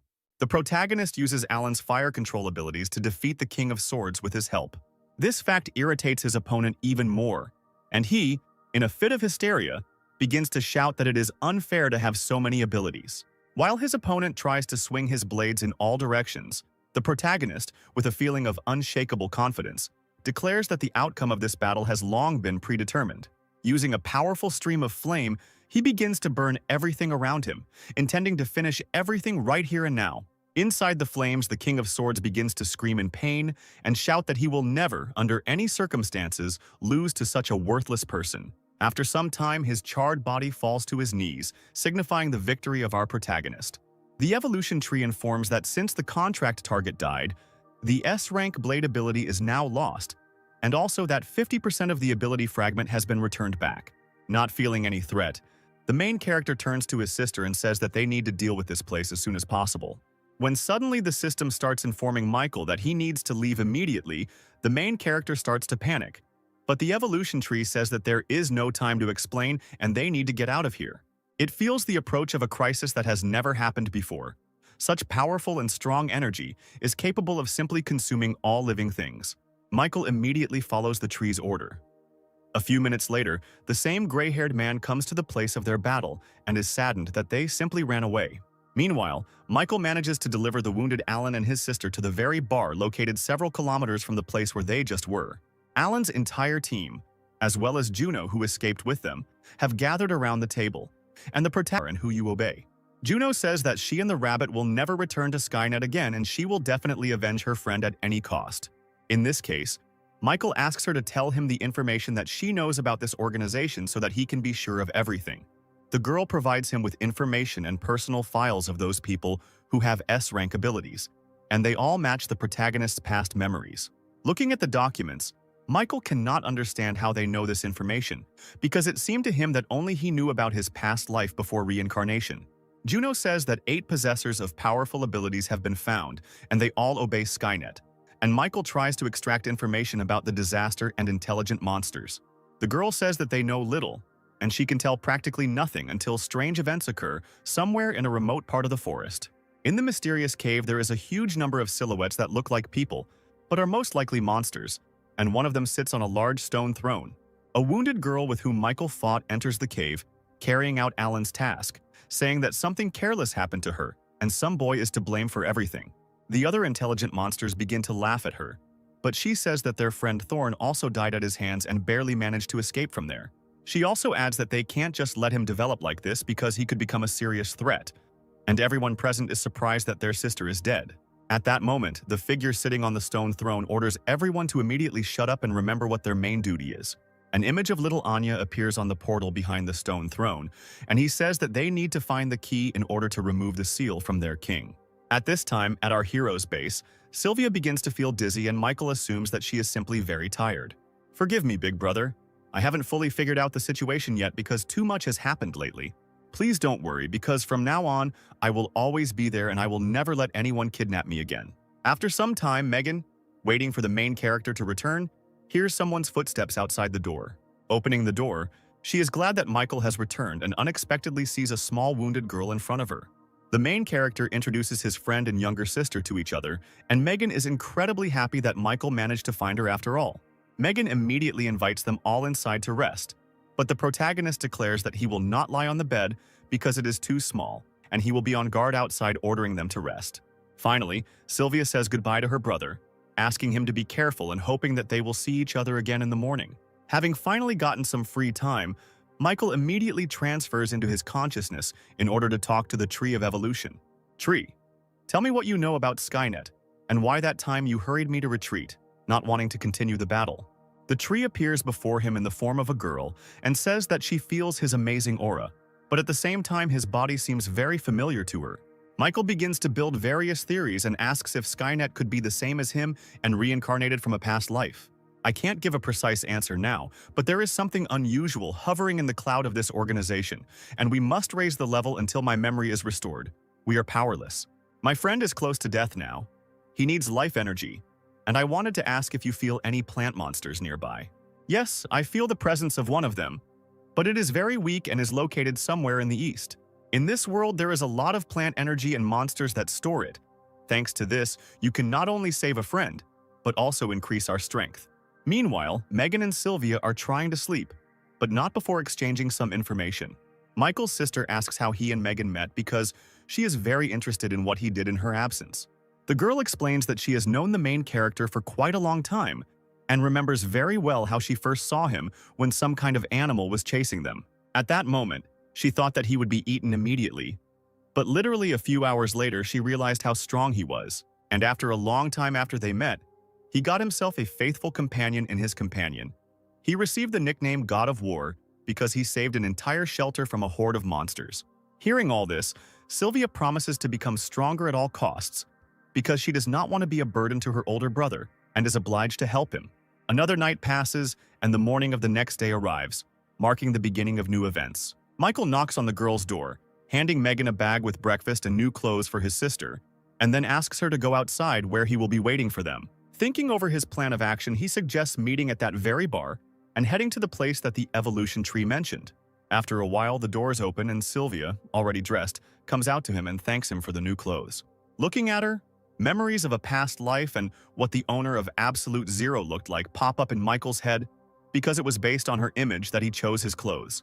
Having made sure that everyone was gathered, including Anya and the 2 familiars Goldie and Booga, he suggested that they set out on their journey. Finally, Michael remembers the promise he made and removes his sister's hairpin from his neck, returning it to its rightful owner.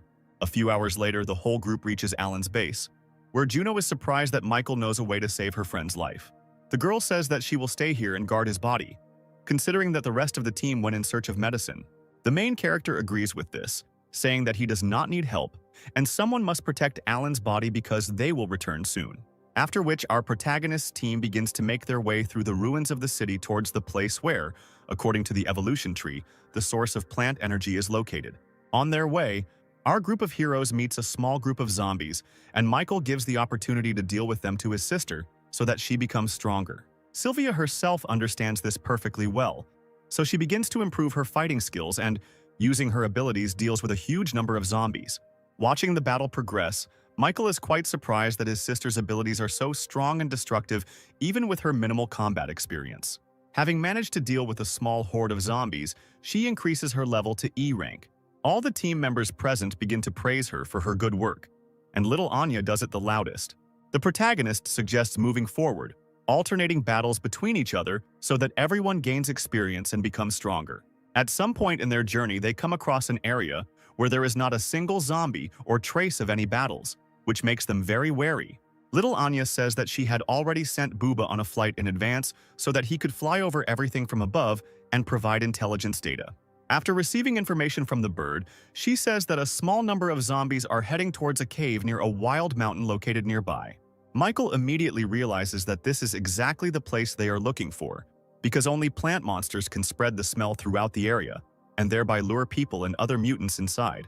A few hours later, they find themselves in the right place and see crowds of infected walking towards the cave, not paying any attention to them because they are intoxicated by the hallucinogen. Michael suggests going alone and scouting out the situation, but the girls insist that he take them with him, and he has to agree. Megan states that they will definitely help him in the battle with the plant zombie and will make every effort to become at least a little stronger. Michael also slightly stipulates that defeating the monster will only allow the girls to become stronger, but not him. Having discussed our plan of action, the heroes enter the depths of the cave and begin to make their way inside, hoping to find the monster as soon as possible. The girls start to move forward, and Sylvia urges her older brother, who in turn asks them not to hurry so much. Michael notices that everything around him has become too quiet, and at the same time his teammates are walking faster and faster, moving away from him, not reacting to his words. At that very moment, his reflexes tell him that danger is lurking somewhere nearby, and he comes to his senses at the moment when he is attacked by an intelligent plant. Thanks to his shadow abilities and speed, he is able to dodge the attack and survive. Behind Michael stands little Anya, who does not understand why the main character just stood there and almost allowed himself to be voluntarily eaten for lunch. The main character says that he fell under the influence of an illusion, and at that very moment the plants begin to talk to them, promising that no one will leave here alive. He also notices that Megan and Sylvia are unable to fight because they have been affected by the same hallucinogen and need to be rescued. Michael takes out his blade, saying that he is going to sort this all out as soon as possible because he doesn't have time for it. The plant monster says that it will kill the protagonist first because it senses a huge amount of both plant and natural energy in his body, and that it will soon become his. It tries to attack with vines, but Michael's blade is too sharp and easily cuts through them. At the same moment, the plant begins to splash out of its mouth some kind of mica with acidic properties. But the main character manages to fill the plant's belly with a huge amount of flame using the ability of fire. The monster starts screaming that it's all useless because he's immortal, and a huge mouth appears from under the ground into which he's going to swallow the main character. But instead of fighting from the outside, Michael dives inside the substance in hopes of finding the core inside. At the same moment, the girls watching everything that is happening from the side are in shock, not understanding what is happening and assuming that their commander has lost. Looking at the plant, they hear it begin to grin and boast of its powers, promising to destroy them just as quickly. But literally, after a couple of moments, the soil and the plant's roots begin to crack, and it does not understand what is happening because its gastric juice dissolves even metals. After some time, Michael comes to the surface and they say that although he can dissolve almost absolutely everything, he cannot dissolve a shadow. The main character also holds the core of a plant monster in his hands, leaving his opponent stunned as he does not understand how he was able to find it. Without further ado, the protagonist immediately absorbs the plant's core, absorbing all of its powers. Megan and Sylvia, standing behind him, are checking to see if he is okay, because they were very scared and worried about him. Michael says that everything is fine, and the tree's life essence has been absorbed and now they can use everything else. Just like last time, a pool of life essence appears in front of them, and Michael says that he will take some for Alan, and the rest will have to be absorbed by them themselves. Having collected some essence for Alan, Michael also thinks about the fact that Skynet and the Disaster are two organizations whose activities still remain a mystery. He needs to become stronger. At this moment, little Goldie starts pestering him, and the main character apologizes to him because lately he has been devoting too little time to him, although he is the first member of his squad. After some time, the girls undress and begin to absorb the essence of life. But at the same time, one of them is clearly worried. For some reason, Megan is very embarrassed, even though she is the oldest of them, but she thinks about the fact that she offered Michael to absorb the essence together while being completely naked. Having finished all the business on the spot, they return to their base and inject the drug into Alan's body so that he can finally come to his senses. Gathered together in front of his bed, they eagerly await the moment when he begins to open his eyes and come to his senses. When he regains consciousness, he realizes that he suffers from mild amnesia and has a vague memory of what happened to him. Michael asks him not to move because, even though he got out of the other world, his body is still too weak and needs a lot of time to recover. I understand everything that happened to him. Alan is trying to find the words to apologize to the main character for having to deceive him. The protagonist says that he does not hold a grudge against him because everything is in the past, and first he will send him to his shelter where there are professional doctors who can get him back on his feet. After these words, everyone present is surprised because many of them do not know about the existence of the shelter. At this very time, somewhere nearby in one of the neighboring cities, the military is trying with all its might to defend itself from another horde of infected. The man at the control post is informed that the light base is under attack by a horde of zombies and is requesting reinforcements. He immediately rushes to report this to the commander, who does not believe his ears, because they are just a small base and simply cannot do anything to counter it.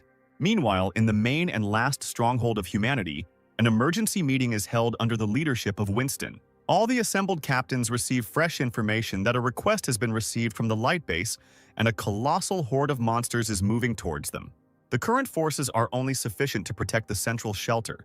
There are no additional forces to send reinforcements, and I propose doing nothing. This question is not so simple. The scale of this horde exceeds those we have encountered before. If the city they are currently in falls, their next target will be us, so it will be to our advantage to deal with them before it is too late. True, in 3 days at most they will reach us and there will be many more infected, so we must help the city despite our situation. Winston realizes that the commanders are divided and suggests sending 70% of their unit to help the light base. Do you think that sending 70% is too risky? Because if the scale of the wave is not so big, then we can remain without protection for some time and fall under attack from the enemy. An awkward silence hangs among everyone as no one is sure what the right thing to do in this situation is. Someone present starts to remember Michael, but Winston says that he is now in another place and has his own business. The captain says that he understands what everyone is worried and concerned about, but he needs to somehow find a solution and get by on his own without resorting to the help of the god of war. While heated discussions are taking place in the negotiation room, the cattle standing outside notices someone approaching the room. Monsters are very bloodthirsty and ruthless, and they should be our main enemies, so we need to help the light base in any case. At this point, their conversation is interrupted by the cattle, who says that he has something very important to tell them and that there is no time to waste. He says that Michael has returned home and our protagonist enters the negotiation room. All the captains present immediately begin to rejoice at this news and the fact that the god of war is with them again, and now it will be much easier for them. Winston is also glad to see him back and asks him to come into his office to talk and discuss the next course of action. After listening to him tell him everything that has happened recently, he also reports on the attack on the light base, and Michael asks him not to worry. I treat this and other shelters as my home and will help if any problems arise, but I have a small favor to ask of you. The captain asks not to call this a request, because if he needs any help, he will definitely offer all his efforts to this, to which Michael says that his friend is very injured and needs medical help. Of course, this shouldn't be a problem. I'll arrange everything right now because we have soldiers with healing abilities. Michael thanks him and also informs him that he does not need additional people to help the light base because he can handle everything himself. Winston is very surprised as he hears from the main character that together with his squad, he will easily deal with the horde, as he also managed to find his younger sister. Michael suggests discussing this later when he gets back, but now he doesn't have time and needs to get going. Meanwhile, in the utility room, Sylvia asks Megan why her brother is so late, and the girl explains that he is a very important person for all the survivors. Literally 5 minutes later, Michael comes down to his friends and says that they have an urgent task. They need to immediately go to the neighboring city, and he will tell them everything on the way. He also tells Alan that he and Juno are staying here and will be well taken care of until they arrive. Meanwhile, he, accompanied by Megan, Sylvia, and little Anya with his familiars, goes to help in the battle with the Horde. At this time, the sounds of gunfire and explosions can be heard several kilometers away near the light base, indicating that the battle is in full swing.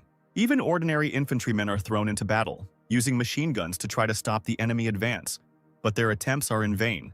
The armor of high-level monsters turns out to be too strong, and they cannot be defeated with ordinary weapons, which instills despair in ordinary soldiers.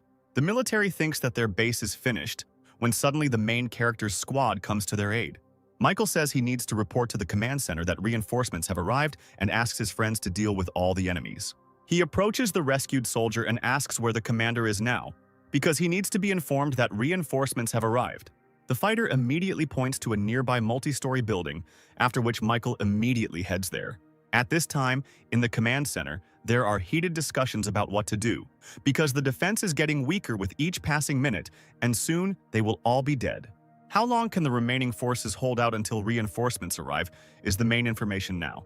This is practically impossible, because reinforcements from the neighboring city will arrive only tomorrow, and our forces will not last even an hour. At that moment, one fat captain jumps up and says that reinforcements should also come from the neighboring small shelter, because they have already somehow magically managed to repel the attack of the Horde. Their heated conversation is interrupted by an ordinary soldier who bursts into the office and says that the horde of monsters moving in their direction has stopped, which raises questions from everyone present. He adds that there is no reliable information yet, but reinforcements have arrived from the shelter and are now outside the command post. The commander assumes that these are the people who were able to repel the horde and about whom there are rumors, and decides to clarify how many people exactly arrived. Understanding the absurdity of the situation, the soldier still decides to say that only one person arrived. This phrase immediately causes a wave of indignation, because those present do not understand how one person is capable of doing anything and assume that they are simply being mocked. At that moment, Michael enters the office, greets everyone present, and states that he has arrived on the orders of Commander Winston to help fight the Horde. Things are so bad in your shelter that you are the only one like this? Or why did they decide to send you? Probably Death Guy. I didn't come alone. My small team is already fighting on the front lines and successfully stopping the advancing wave. What the hell, team, are you telling me that the zombie horde was stopped because of your handful of losers? And how can a few people even pull something like that off? The fat commander begins to rage, pouring obscene language on the main character and telling him that they will all die soon. Michael is not going to tolerate such treatment and, using his shadow fetters, immediately grabs the impudent captain by the neck. The main character is immediately threatened and told to let him go immediately if he wants to stay alive. Without thinking twice, he grabs the other commanders, including the base captain, demonstrating to everyone his strength and confidence in his words. He is immediately surrounded by ordinary soldiers, pointing their guns at him and ordering him to immediately release the commander and all the captains to the ground. So this is how you all feel about reinforcements. If you treat me like this, I will not be kind, and you will all die in an instant. The captain of the light base orders all soldiers to immediately drop their weapons and offers to settle everything peacefully without bloodshed. Michael lowers everyone to the ground, and one of the soldiers reports that the command post sent information about the reason why the zombie horde stopped. The captains and all the commanders present, including the main character, immediately rush to the command center to watch the recordings from the surveillance cameras. They see one of the soldiers send a video of their soldiers fighting the horde approaching them. All the people in Michael's squad fight with all their might. Goldie uses her natural strength and fire breath to incinerate the infected. Anya uses Bugu to attack enemies with powerful gusts of wind and also provides aerial reconnaissance. Megan uses her telekinetic powers to unleash powerful volleys of rocks and metal from destroyed buildings on her enemies. Sylvia, using her ice magic, freezes any opponents, even high-level ones, turning them into icicles. Just look at this commander on the front lines. Only thanks to these 3 people and 2 beasts the zombie invasion was stopped. This is the best reinforcement one could imagine. The fighter also reports that the reinforcement leader was supposed to go to their command center to report everything in more detail, and this information stuns everyone present. The commander of the light base immediately tries to apologize to Mike, would simply allow them to pass through it. The East Wall strike team launches several helicopters into the sky to try to destroy the monsters from the air with powerful missiles. The armor of the 2 mutants turns out to be incredibly strong, and their innate skills and speed allow them to reach helicopters even high in the sky. The captains begin to confer and decide what to do next, because they cannot allow themselves to simply break through the defense. Michael interrupts their conversation by declaring that he will go there alone and figure everything out himself, and that he needs to sacrifice ordinary people. The commander of the light base cannot believe this again, nor can he believe that one person can cope with such a threat.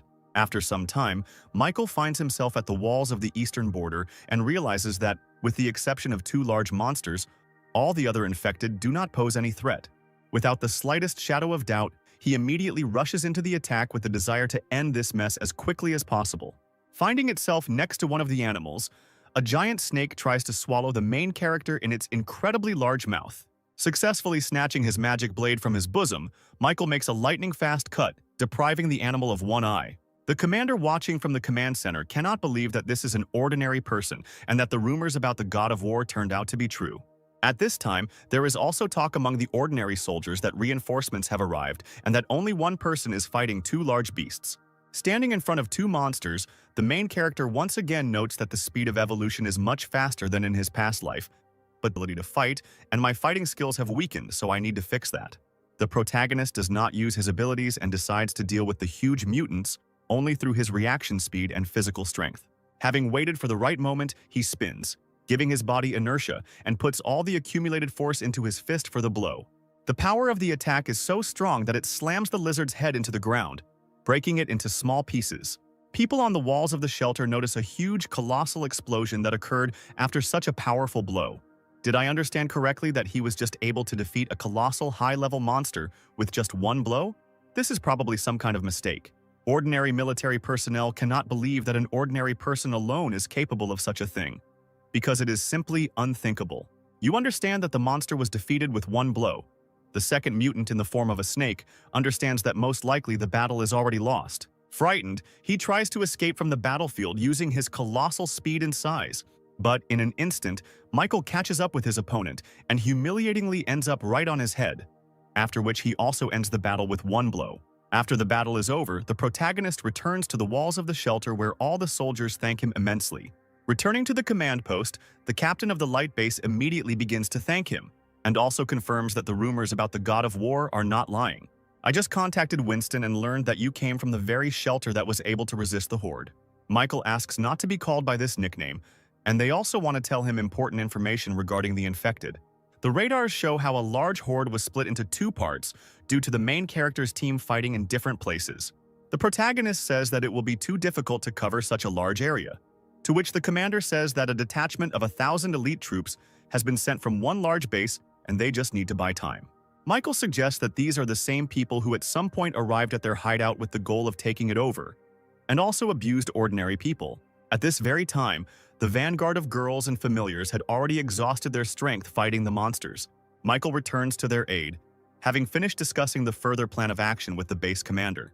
And at that very moment, they see several dozen helicopters above their heads and, apparently, this is the very same elite reinforcements. One of the helicopter pilots turns to the leader of his group, named Brett, and informs him that there are several people below them.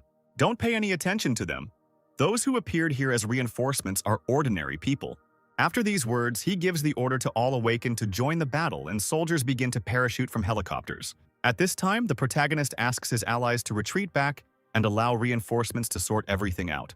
After some time at the base, they discuss that the horde of monsters was really scary.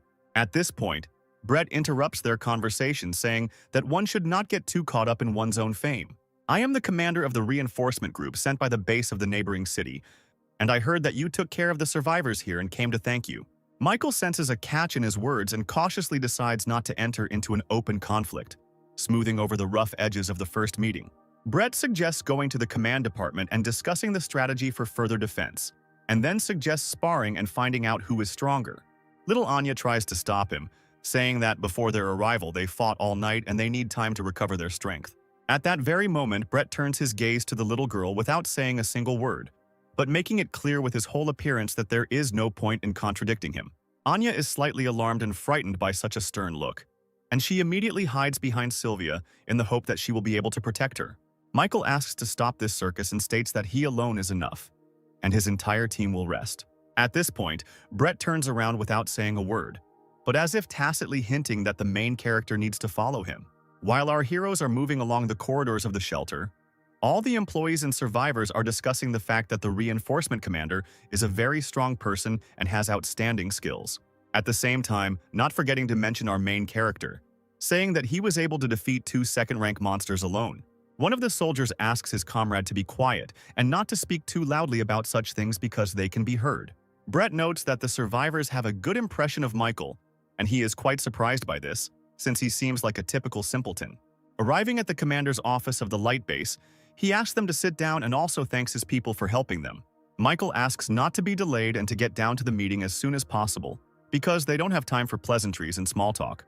The commander says that during the investigation they discovered the sources of the horde of monsters, one of which is D rank and 3 E rank. So as soon as we kill these monsters, the attack of the hordes of infected on the walls of the shelter will stop?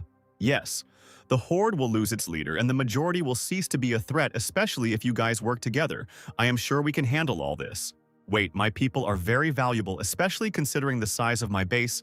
I can't risk soldiers, so the 2 of us will go and deal with the source of the horde. The captain of the light base tries to object, but Michael immediately agrees with the decision of his newly arrived colleague and his plans. And by the way, before we leave, if you feel any difficulty and need help, just stall for as long as you can. I'll rush over as soon as I've dealt with the D rank. At this time, on the front lines of the war, with the help of firearms and artillery, they continue to contain the invasion of the infected. Brett asks one of the soldiers on the radio what the situation is, to which he replies that there are too many targets and they can't just suppress them. There is no need for this. In the near future, we will deal with the leaders of this horde and the invasion will be over. Looking around the surrounding area, they come across a tall building located behind the invasion and assume that this is where the high-ranking monsters are located. I'll go there first, and you try to keep up with me because I don't want to look after you like a little child.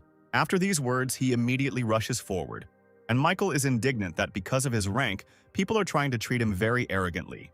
At this time, on one of the floors of a multi-story building, there are 4 beast monsters, one of which has the ability to jump spatially. I'm quite surprised that you managed to catch up with me. Apparently, you're a really capable guy.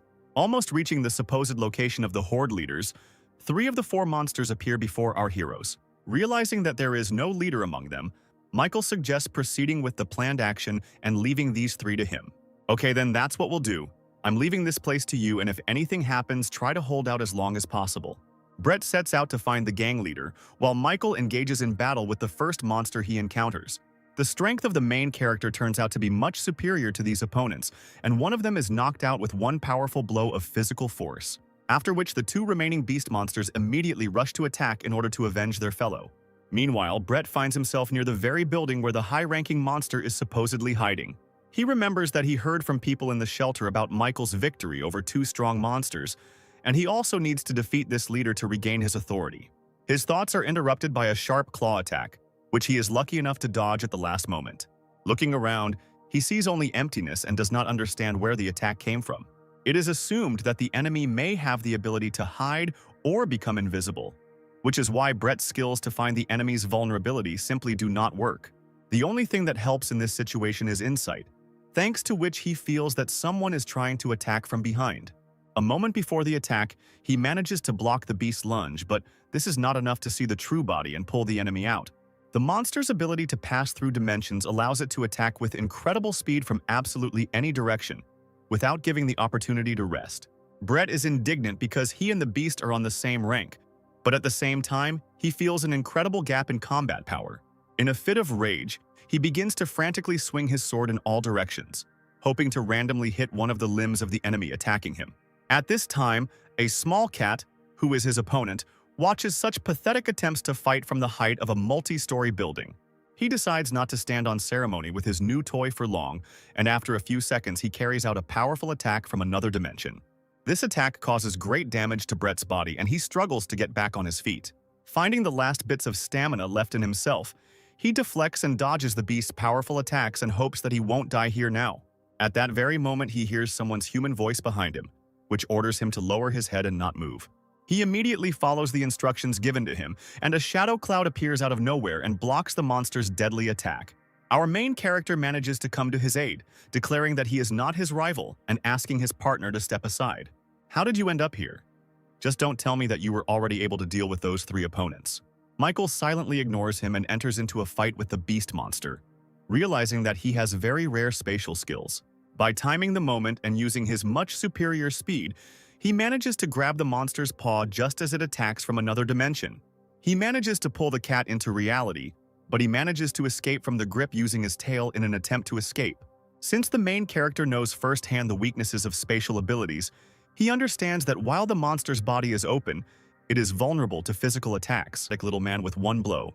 But at this moment, Michael finds himself behind his opponent thanks to his speed, as well as his shadow form, which helped him avoid damage. The beast monster's reaction speed also turns out to be at a very decent level, and he manages to repel the main character's attack. Michael is amazed that the force of speed increases too much, and this can become a big problem and close all the weak holes of the enemy.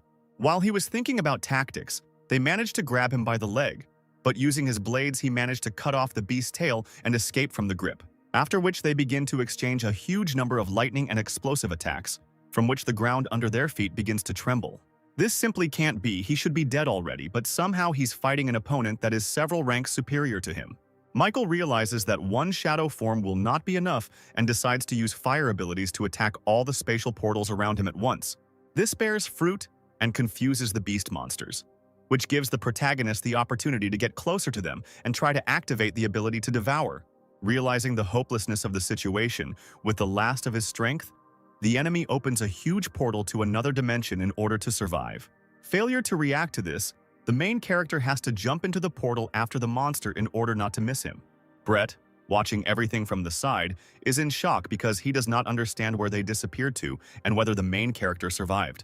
Judging by the jump, the distance was small, but perhaps the beast used its last breath to send him into a space tunnel and at that moment died, and then he will be stuck there forever. Sometime later, upon returning to the light base, he reports to the commander that the god of war sacrificed himself in battle with the enemy. After I dealt with the beast, I hurried there, but it was too late and I could not save him. It just can't be that when he faced 2 D-rank monsters he remained unharmed, and how could this happen? So you want to say that I deceived you? No, I didn't mean that. It's just very difficult to accept as a fact. After this, Brett calls his commander to report on the whole situation that happened and the situation in the shelter. Hello. I hope the issue with the light base has been resolved, since I was informed that the shelter also sent its people there. Yes, everything is decided, but this guy is really strong, he has many abilities, but it doesn't matter because he is already dead. He also reports that he saw a little girl in Michael's squad with a very interesting aura, which resembled the body of a monster, not a human. Hearing this, the commander begins to transform into a talking demon and demands that this girl be brought to him immediately. When asked why he should do this, he is asked not to ask unnecessary questions and to deliver her safe and sound. The human body is very useful and allows you to achieve the desired results very easily. The real commander of the base is captured by the monsters, and the girl standing next to him asks if all these people should be kept alive. The demon in the guise of the commander offers him one last chance to work with the heavenly elements, and for this he grants him life. I will never cooperate with monsters like you. You have the audacity to act like me and use my base for your own business. I will not leave it like that. At this time, the main character finds himself somewhere in another dimension where everything around resembles cosmic expanses strewn with stars. In front of him, he sees the true form of that beast monster that looked like a harmless kitten and understands that its goal was to drag him into this dimension. The oxygen in the sealed space is limited. I can't just use fire abilities, but the battle can't drag on since I don't know where this tunnel leads. Michael concentrates a huge amount of physical strength in his body in order to destroy the enemy with one blow, realizing that the infection must be ended as quickly as possible. A moment later, a huge explosion of colossal force occurs in the sky, which momentarily destroys the body of the beast monster. But unfortunately, the euphoria of victory turns out to be false and the main character is attacked by dark matter. The monster is still alive, meaning that physical attacks are ineffective against it, and therefore magic must be used. Michael uses his speed to try to get around his opponent's body in order to find weak spots to hit. But at this time, the infected continues to attack, using his spatial abilities, which forces Michael to simultaneously defend himself from the blows. His attacks are getting stronger and stronger. It feels like his abilities are not limited in this place. The protagonist assumes that everything around is imbued with the power of the monster and decides to simply activate the ability to devour. And this turns out to be the key to defeating the enemy. After defeating the monster, our protagonist receives a space-type genetic core as a reward and realizes that this is a very valuable item. The space starts to collapse, and I hope that I will be teleported somewhere near the light base. At this time, little Anya's sleep is disturbed by a mysterious silhouette that appears in her room and is clearly up to no good. It turns out to be Brett, who sees a huge amount of infected energy in the little girl, but at the same time she looks like an ordinary person. Obeying the orders of his commander, he tries to grab little Anya, without understanding why he needs her. I see your parents didn't teach you good manners since you allow yourself to enter other people's rooms and behave as you please. I heard from those soldiers that I have already died, and apparently this is also your doing, that you are spreading false rumors. But all this is unimportant compared to the fact that I just saw you trying to harm my friends and you don't even imagine what consequences await you. It's not what you thought. I didn't intend to harm her at all, and in general I thought that you had already died in the battle with that beast. I see you are very disappointed because your imaginary achievements in defeating the enemy will be revealed. It looks like I have no choice but to kill you, and then what I told everyone else will really be true. I should have known about your abilities. When you saw Anya, I should have finished you off back then. Are you out of your mind to kill me? You will never have enough strength for this because my skills allow me to see the enemy's weak points. After these words, in an instant, Michael's hand grabs his head, covering his mouth and not allowing him to move. I ask you to calm down and not disturb Anya because she's still sleeping, and I don't want to disturb her light sleep. When looking at the main character, Brett's abilities indicate that the target's level is too high and he has no weak points that can be exploited. At this time, little Anya is fast asleep, imagining how much food she consumes during the day, and does not even realize what is happening in her room. The main character jumps out onto the street with the enemy's body, promising to protect little Anya at all costs, even if he has to make the whole world his enemy. At this time, somewhere in the cave, intelligent monsters are talking to each other and discussing their next plan of action. The demon in the form of the base captain reports two pieces of news: that he managed to find the key, and that most likely it is protected by the very person they discussed. The two of them managed to escape, but it was just an accident, and besides, I know the place where they both might be. Stop arguing with each other. At least be happy that we have clues and the key has been found, which means the energy needed by the king is also starting to prepare. I just need to keep using this person's personality, and the energy will keep being sent here without stopping. Meanwhile, Michael, after winning, goes into his subconscious to talk to the Tree of Evolution. The growth rate of the infected is much higher, and we also need to become stronger, so I suggest distributing evolution points.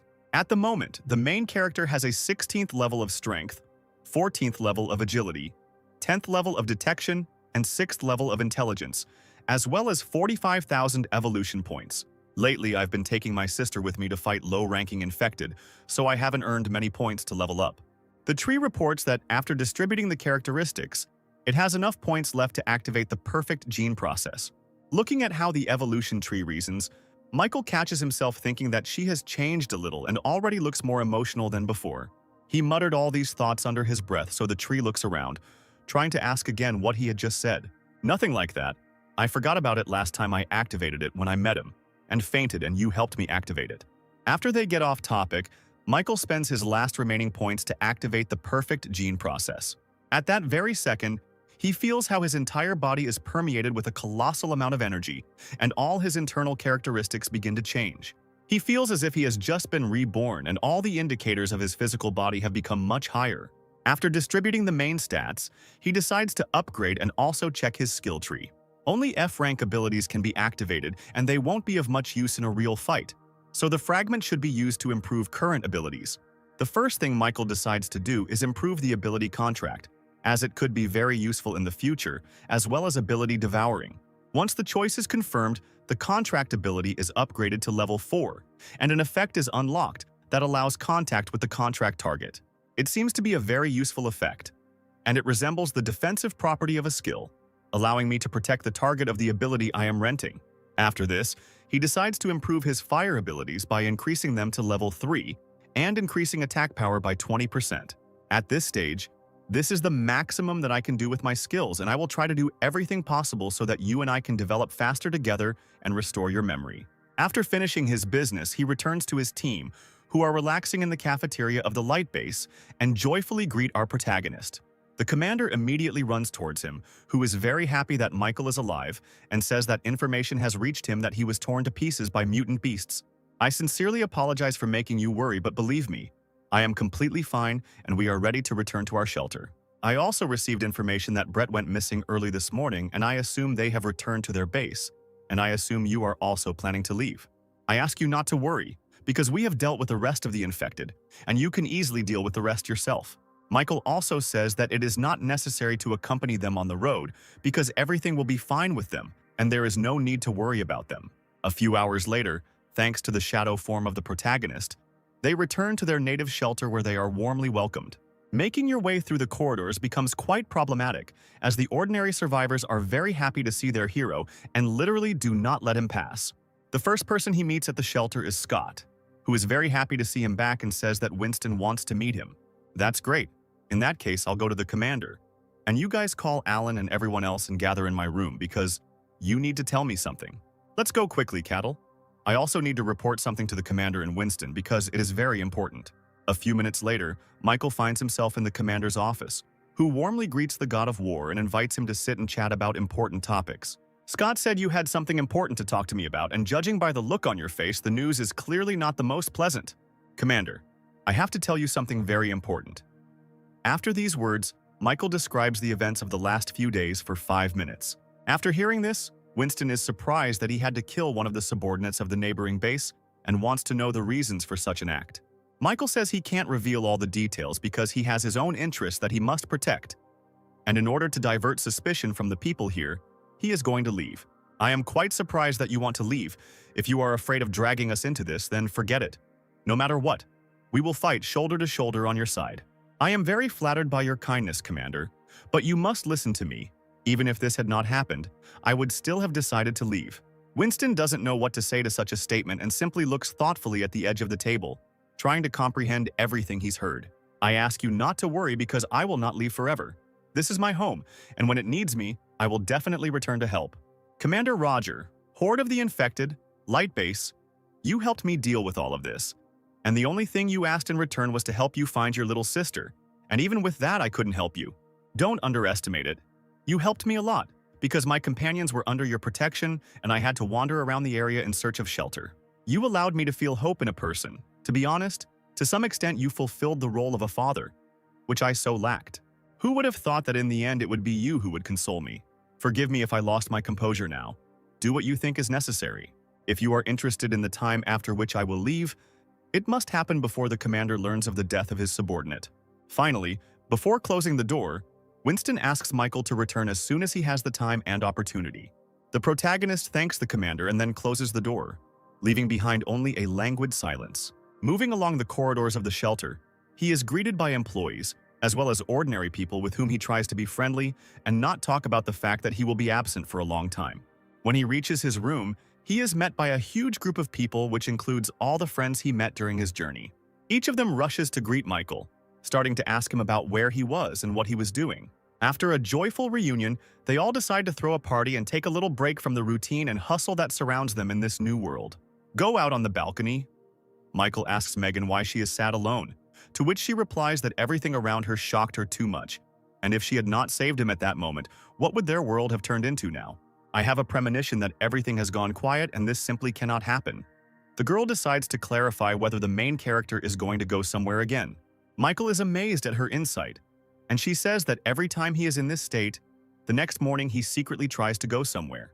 Megan also says that this time she feels somehow different and will not be able to keep him company because she feels so sad. The protagonist explains that this time everything is a little more complicated and he will not return soon and asks Megan not to worry about him. The girl tries to formulate the stream of thoughts that are spinning in her head, trying to separate the tasks assigned to her as a commander and as an ordinary, simple girl. At one point, Michael suddenly asks Megan to give him her hand, causing her to spit out her drink in surprise. The girl begins to feel embarrassed and blush from such a statement, but still extends her palm to the main character. The protagonist activates his contract ability on Megan and gains her ability. I just made an ability contract with you, and no matter where you are, if you are in danger, I will immediately come and protect you. After these words, the girl blushes even more and becomes embarrassed, but tries with all her might to pretend that everything is fine with her. Meanwhile, in the main room, little and happy Anya runs to her brother so that he can play rock, paper, scissors with her. Sylvia stops the little girl, saying that now is not the best time to disturb her older brother and asks her not to touch him. At that moment, Alan comes up to them and asks permission to chat for a while and ask something. He hands Sylvia a cross-shaped hair clip and says that he heard from her brother that this thing is very important to her. Using her feminine intuition, Sylvia assumes that Alan's team is going to leave the shelter and go their own way. I will continue to search for the remaining S-rank awakened in the hopes that they will join us and not join the ranks of Skynet. And at this time, while they are having a conversation, little Anya continues to have fun and play with the main character's guests. The party is in full swing, and even Megan, being completely embarrassed, tries to drown out her emotions with drink. The fleeting hours of happiness and tranquility end, and a new day begins, and the walls of the shelter are illuminated by the rising sun. Only after waking up, Michael, in the company of his sister and little Anya, sets out for their next goal. And when little Anya asks where their next route is, he answers that they are going to the Devil's Island. At first, on the way to his goal, it was easiest to cover the distance by air, and Goldie, in his fighting form, coped with this perfectly. After some time, Michael decided to stop a day's journey to the island and replenish his food supplies. Having scouted the situation and looked around, he is amazed that there are no infected anywhere, and the buildings were not so badly damaged after the apocalypse. Let's replenish resources here as soon as possible and take with us food that is easy to carry and also has a long shelf life. Sylvia, you need to gather some resources in the place where we are going. There will be no shops and we need to think everything through in advance because, from now on, we will have to adapt. Watch how confidently his sister began to complete the task. Michael remembers how recently she was confined to a wheelchair and could not even move independently. After half an hour of packing, Michael stumbles upon little Anya and is stunned by what she managed to collect during this time. The girl stands with a huge cart filled to the brim with various chips and snacks, and with her whole appearance demonstrates that this is the most important and necessary resource on their journey. Meanwhile, Sylvia, unlike Anya, was busy collecting more useful provisions. Michael also managed to get hold of some supplies, which should last them for some time during their travels. The distance to the island is not short, so our heroes need to get a boat to get there. When little Anya asks why they can't fly there with Goldie's help, Michael explains that if a dangerous situation arises, I will have somewhere to land. In that case, I am very happy about this because little Anya has never ridden a boat before and I really want to take part in this. Her joyful thoughts are interrupted by an old grandmother with a cane in her hand, who suddenly appears out of nowhere, thereby frightening the little girl. The main character immediately calms Anya down, explaining that she is just an old woman and asks her forgiveness for Anya's behavior. The old grandmother greets our heroes and immediately asks if they have met her son on their way. Michael says that they didn't meet any survivors on the way here, and he's worried that Grandma shouldn't be left here alone either. At this moment, a loud scream of a young girl is heard behind them, who, armed with a club, runs towards our heroes, thinking that her grandmother was attacked by the infected. The adrenaline in her blood does not even allow her to see who she is trying to attack, and only moments later she realizes that these are ordinary people, and that her grandmother is not in any danger. After some time, they all find themselves inside the house, and the girl asks them for forgiveness for her behavior. After finishing asking for forgiveness and apologizing for her behavior, the girl introduces herself and says that her name is Samantha. Our heroes take turns saying their names and also ask what they are doing together in such a remote place. The other people who lived with us went into hiding, but my grandmother and I want to wait for my father. This man in the photo who is dressed in a police uniform is your father, our protagonist asks. Samantha says that after the apocalypse began, he left in an unknown direction, and after that there was no news from him. I believe that my father is still alive and he will definitely come back and find me and my grandmother. But unfortunately, dementia, as well as old age and other diseases, are getting worse and worse. Grandma runs to the port too often and waits for her father, or just looks out the window all alone. And even though I find the means to survive, I can't protect her forever. Just in case, Michael decides to check if Samantha's father is by any chance a guard on the Devil's Prison Island. The girl says that he is absolutely right and her father worked there on the island where the most dangerous criminals in the world are kept. Your father could have ended up on this island, and by a lucky coincidence, our destination is exactly that. And I suggest you go to the shelter and we will try to find your father. Michael tells the girl not to worry because all they need is a way to get there, and he hopes that she will help them. After some time, the girl shows them where the boat is, on which they can get to the island. And after some time, not allowing our heroes to sail away, she manages to catch up with them and asks them to take her with them to the island. Michael says that it is too dangerous and there will be no one to look after her grandmother, to which Samantha replies that everything is already prepared. I know the way to the island and can steer a boat, and I will do everything possible to help you. And as for my father, I must personally find him. After thinking a little, the main character still agrees, but sets the condition that she must unquestioningly follow all his orders. A few minutes before this, the girl, in the company of her grandmother, watched as the protagonist's squad prepared to sail. Unexpectedly for Samantha, her grandmother said that the girl should go to the island with them. "What are you saying? I have to take care of you and I can't leave you alone. You worry too much about me. I have arms and legs and I don't need you to worry about me. And besides, I understand perfectly well that you want to go to the island to find your father. It makes absolutely no difference to me whether I wait for one person or two, but there is a difference if two people wait for one." It was after these words that Samantha set off with the main character's squad to search for her father, hoping that her grandmother would still be able to wait for them. On the way to the island, Sylvia asks her brother why the island is called the Devil's Island. Devil's Island is a large prison where evil and ruthless death row inmates are kept who killed people for joy, and their hands are covered in blood up to the elbows. These people, even in peaceful times, received the status of real devils, which is why the island got its name, Devil's Island. But it became really scary after the apocalypse happened, because during its beginning, when the source hit the island, the main horror began. All the inhabitants of the island became infected, and they inherited the ruthlessness that was with them during life, because the monsters are affected by the radiation of the source, and since they were in the very center, the evolution took place much faster. Our goal this time is to destroy all the infected and find the source, because it is one of the most problematic, and it must have a keeper. Therefore, this island will become our training ground where we will take advantage of the opportunity to become much stronger. Very soon we will reach the final point and the main port will be dangerous, so we will enter from a side route. Having landed on the shore, little Anya begins to get a little nervous because the entire space around her is saturated with fear and despair.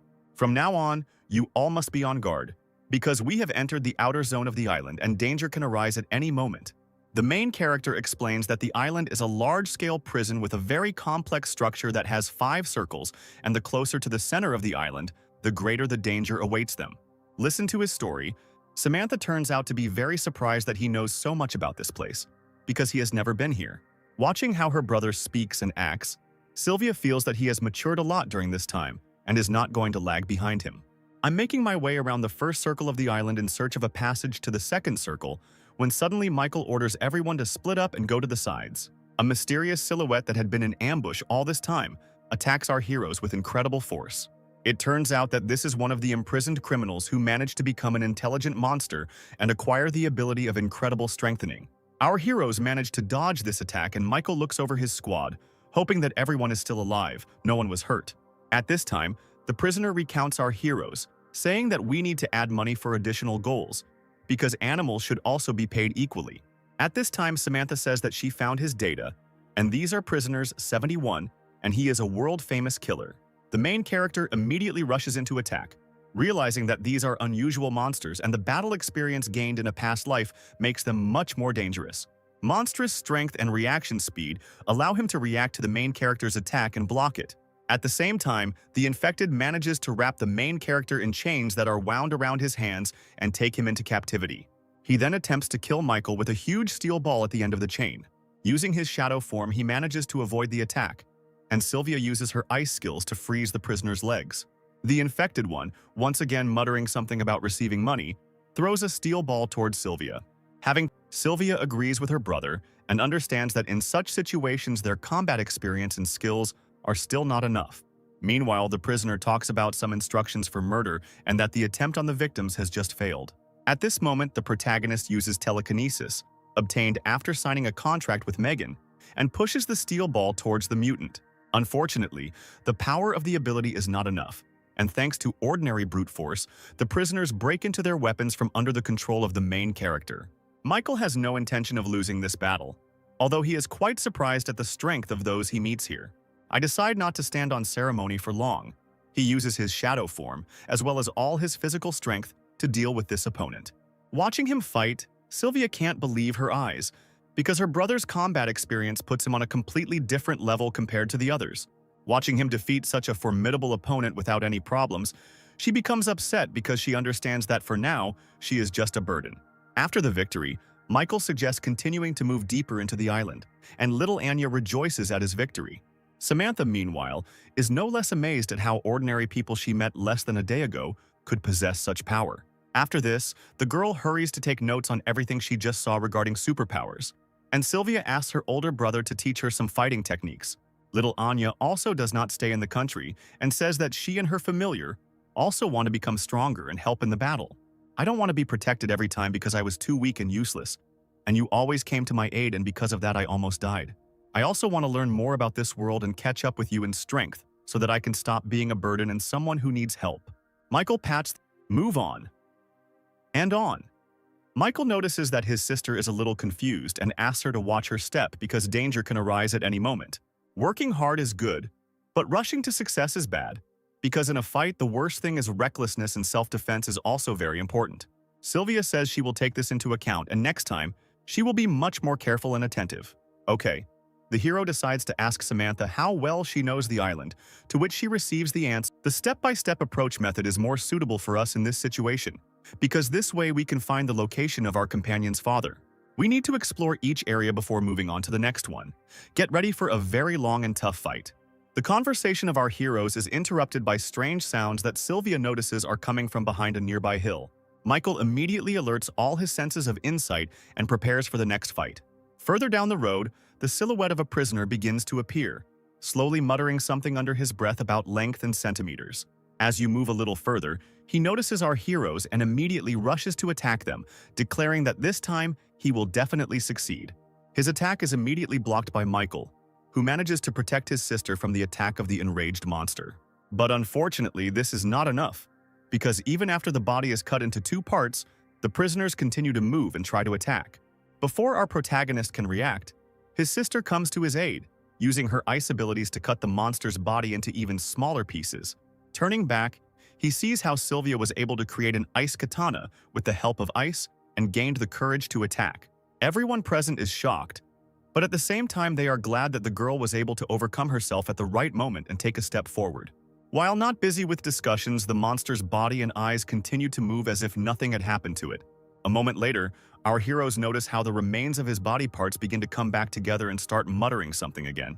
Having gathered together as one whole, the prisoners begin to ask how she managed to make such a beautiful cut. At this time, Samantha says that prisoner number 67 indicates that he is a crossover killer and all of his victims in his past life were brutally dismembered. I killed 121 people, 70 men and 30 women, and 21 elderly and children, total 63,000 fragments, different ages, different genders, different body parts. Cutting seems different. The monster's mad conversation is interrupted by an unexpected blow, which again cuts off one of his arms. I see your sword is just as fast, but it didn't work, and I can't feel the art from it. Sylvia says that she assumes that normal physical attacks are simply meaningless for this zombie. However, due to the lack of a plan, the girl continues to attack him and try to cut him into small pieces. While his body is falling apart, the monster continues to mumble something about fractions of centimeters and about his feelings of cold and hopelessness. But even after this, it is again assembled from small parts into a single whole, and they say that this is the most beautiful art of all. After the transformation, he says that it is his time to perform and he is thinking about where to start. He instantly becomes close to the protagonist's sister and tries to attack, saying that he wants to start with that cute face. At the last moment, the girl manages to block the attack of the ill-wisher with the help of her ice katana. He is about to attack again, but unfortunately, Michael manages to come to his sister's aid. With one light and powerful blow, he immediately cuts his body into two longitudinal parts. In a fit of anger, the monster attempts to attack Michael in response, telling him not to get in his way, but fails. Using his shadow form, the protagonist begins to split his body into many small pieces again. The monster starts laughing and says that no matter how much they cut him, he will still be able to rise again. But to his misfortune, Sylvia prepares a powerful attack. At that very second, a huge column of icy energy bursts out of the ground, covering everything in the area with ice.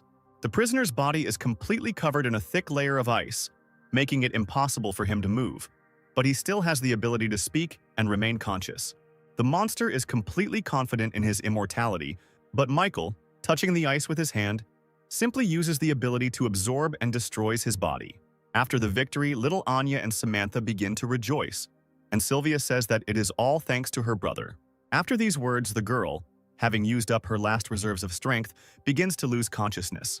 Before she hits the ground, Michael manages to catch her in his arms, stating that she has spent too much strength and energy in this battle. Your body is now very exhausted and is in a state of fatigue. Remember for the future not to tries to cheer her up by talking about how he had to become stronger in order to become stronger and protect the people dear to him. This world is full of hidden secrets that he is going to unravel, and that is why he keeps moving forward and does not give up. Listening to the main character, the girl decides to ask what seems to her as if this is a whole duty for him. The protagonist chuckles a little, saying that from her point of view it may indeed seem that way. But it doesn't matter now, and they need to keep moving forward. Having gathered their strength, the squad moves forward again to continue exploring the island and find Samantha's father. Michael reflects on the fact that at the moment he is doing everything possible and is within his power, even going beyond his own capabilities. And he will continue to do this no matter what, because he does not want to face disappointment in the eyes of other people, and this is his current burden. Meanwhile, several military helicopters carrying very important people arrive at the shelter's walls. On one of them, there is the same demon in the guise of the captain of the base, which also participated in the battle with the Horde. Winston immediately rushes to greet his colleague, and the imposter asks him not to bother with pleasantries. I didn't think that the shelter could develop so quickly in such a short period of time. This is not only my merit, but also of all the people who made efforts to create and protect it. But I suggest going inside and discussing everything in more detail there. Once in the office, Winston asks why the commander personally came to their base and what he needs. The imposter states that the first thing he knows is what the God of War did in the neighboring city, and he demands to reveal his location along with his accomplices. I ask you to forgive me, but I do not quite understand what you are talking about. But if you came for the God of War, then I will be forced to disappoint you because he left us just recently. At this very time, on the Devil's Island, the main character's squad stumbles upon another group of prisoners. Quickly analyzing the situation, Samantha realizes that two of them are ordinary workers of the island, and the menacing man with the number 50 was a killer with more than 100 victims. The girl behind everyone with number 41 came from a family of bodyguards, and in her past life, for a good fee, she protected anyone from anything. Quickly trying to come up with a plan, Michael suggests splitting numbers 50 and 41, and while he deals with the girl, they can deal with the man. At this time, little Anya looks at the prisoners and asks her brother for permission to defeat the girl number 41 herself. Anya says that her aura seems very strange and her abilities are not fully developed, and she wants to let her join their team. You too. For a second, Sylvia wants to dissuade her brother from giving such permission to Michael gives the go-ahead to Anya. He asks his sister not to worry, as he believes in the abilities of his squad and, if necessary, will definitely come to Anya's aid.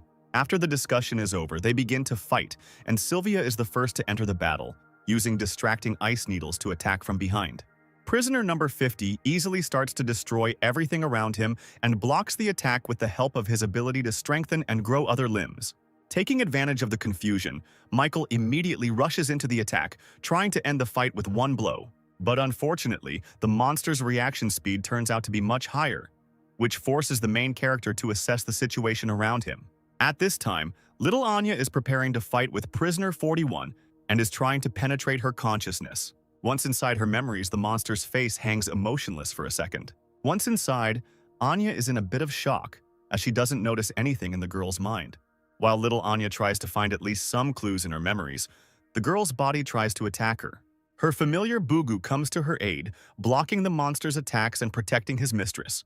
After retreating a little, the prisoner uses her psionic armor ability, which covers parts of her body with a protective layer of energy. At this time, Anya manages to dig up the girl's childhood memories in which she boasts to her father about an award at a dance school. The cruel father simply destroys the letter and declares that her talent should not be wasted on such a useless activity. He tells her that she must try hard and train hard because her family has high hopes for her in the future.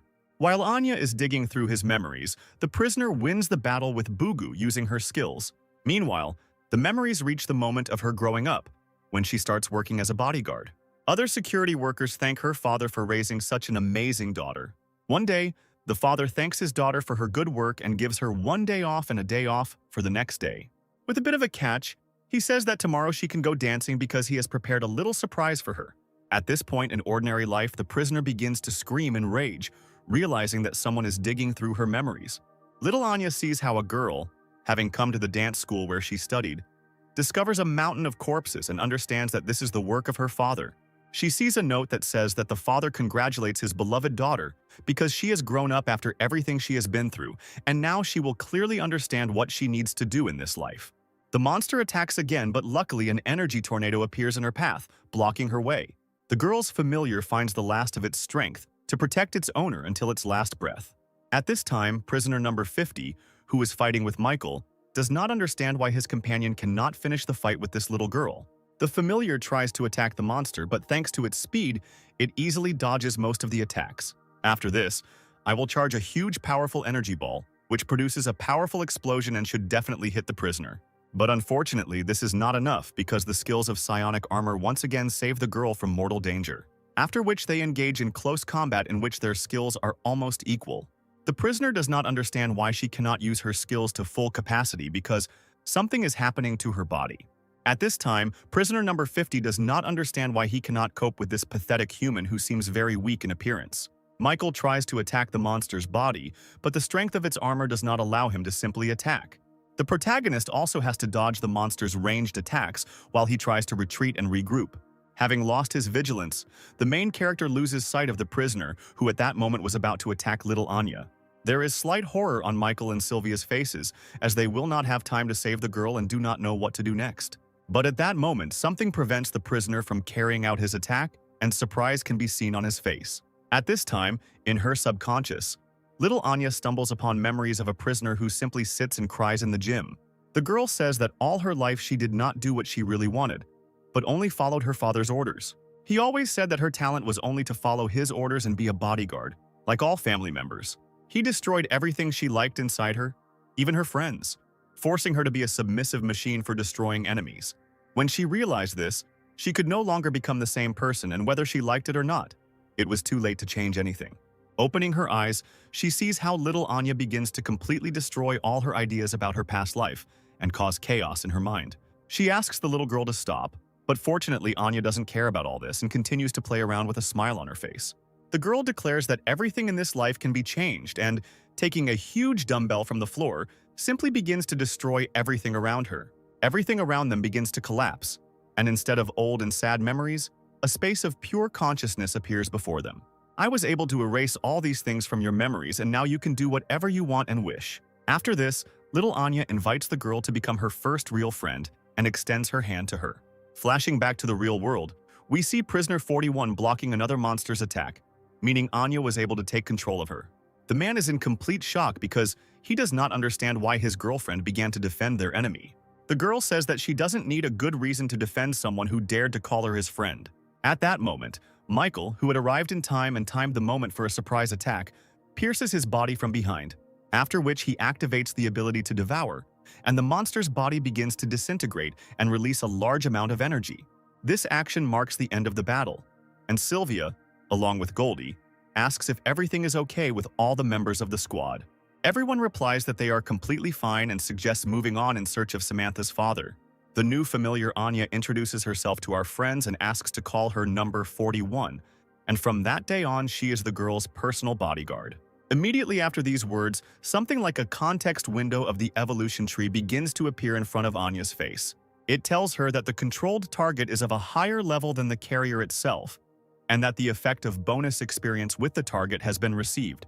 Controlled creatures share experience with the owner and above, expanding the control range by 20%, and monsters of rank D and above can share vision with designated targets by 50%.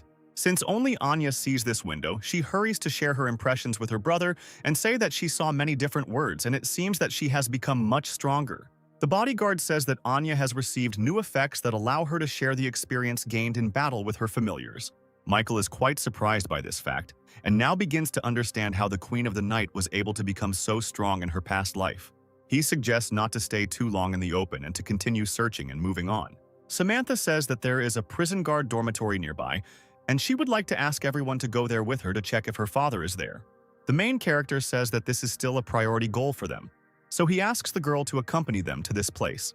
Carefully moving towards the intended goal, the girl says that she also knows some hidden passages and paths located throughout the island. After some time, they come across a large building and smell a thick smell of blood, which indicates that there was a fierce battle here.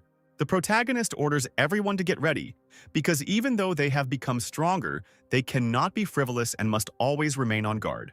As they get closer to the dormitory building, they are suddenly attacked by two mutants sitting in ambush. The main character immediately manages to use his shadow abilities to protect Samantha, who was the first target on the mutant's path. He once again asks the girl to be careful and not to be in the clouds, because memories of her father could cause her death.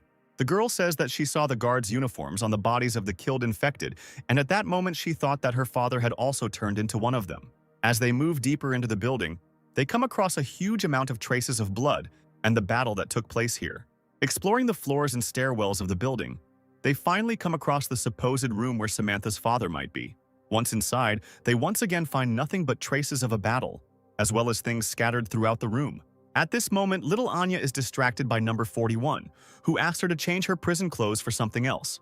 While our heroes are looking around the room, little Anya and the girl go to the closet in search of other clothes. After some time, our heroes, not finding any traces or evidence in Samantha's father's room, move on in search of clues. At one point, Michael notices large traces of a battle, which apparently took place quite recently. Looking around, they see a small cliff and traces of blood leading to it. I assume that this is the direction in which the survivors ran. They assume that there is a port in that direction, and that is where the surviving people were trying to get to. Our heroes decide to follow the trail of the battle, moving closer and closer to the supposed place where the battle ended. Turning the corner, Samantha takes off and starts running towards the port, pushing everyone in her path. Sylvia tries to stop her, saying that it is too dangerous to go alone, but Michael asks her not to rush to conclusions and not to interfere with her. They notice their companion running towards the body of a wounded island worker and screaming at the top of her voice that it is her father. As a child, Samantha would ask her father why he was always so busy that he couldn't meet them at least once. Looking at his daughter's head, the man responded by saying that his job was very responsible, and therefore he could not be with them all the time, to which the girl asked whether family members were not important. The man replied that they were of course important, but he had to keep an eye on the bad people so that they could never harm anyone. Samantha asked her father to tell her more stories from Devil's Island, to which he said that she really liked them, but that it was time for him to go. Now an adult, Samantha looked at her father's battered face, remembering his words about how he would definitely tell her stories about criminals the next time he returned. The man suddenly rose slightly, still kneeling, with a pistol in his hands. Tears began to flow from the girl's eyes as she called out to her father, and he exclaimed that it was she. She had come to him. Samantha's grandmother was at home, looking out the window. The old woman quietly turned to Samantha's father, saying that he had to protect her. Michael, turning around, noticed a whole crowd of zombies behind them and told Sylvia that they needed to deal with them first. One of the zombies had a face on fire and was screaming that everyone should burn. But then a couple of pieces of ice flew into his head, which, upon meeting the fire, turned into steam. As it turned out, it was Sylvia, who was looking at the crowd of zombies with an angry look. Looking at his sister, the guy thought that she, having seen Samantha's situation, was thinking about their parents too. Michael shouted as he drew his swords, calling on everyone not to let a single zombie get through. Meanwhile, something was happening at headquarters. The sounds of footsteps could be heard in the corridors as the emergency meeting was announced, and all soldiers were ordered to assemble and report to headquarters.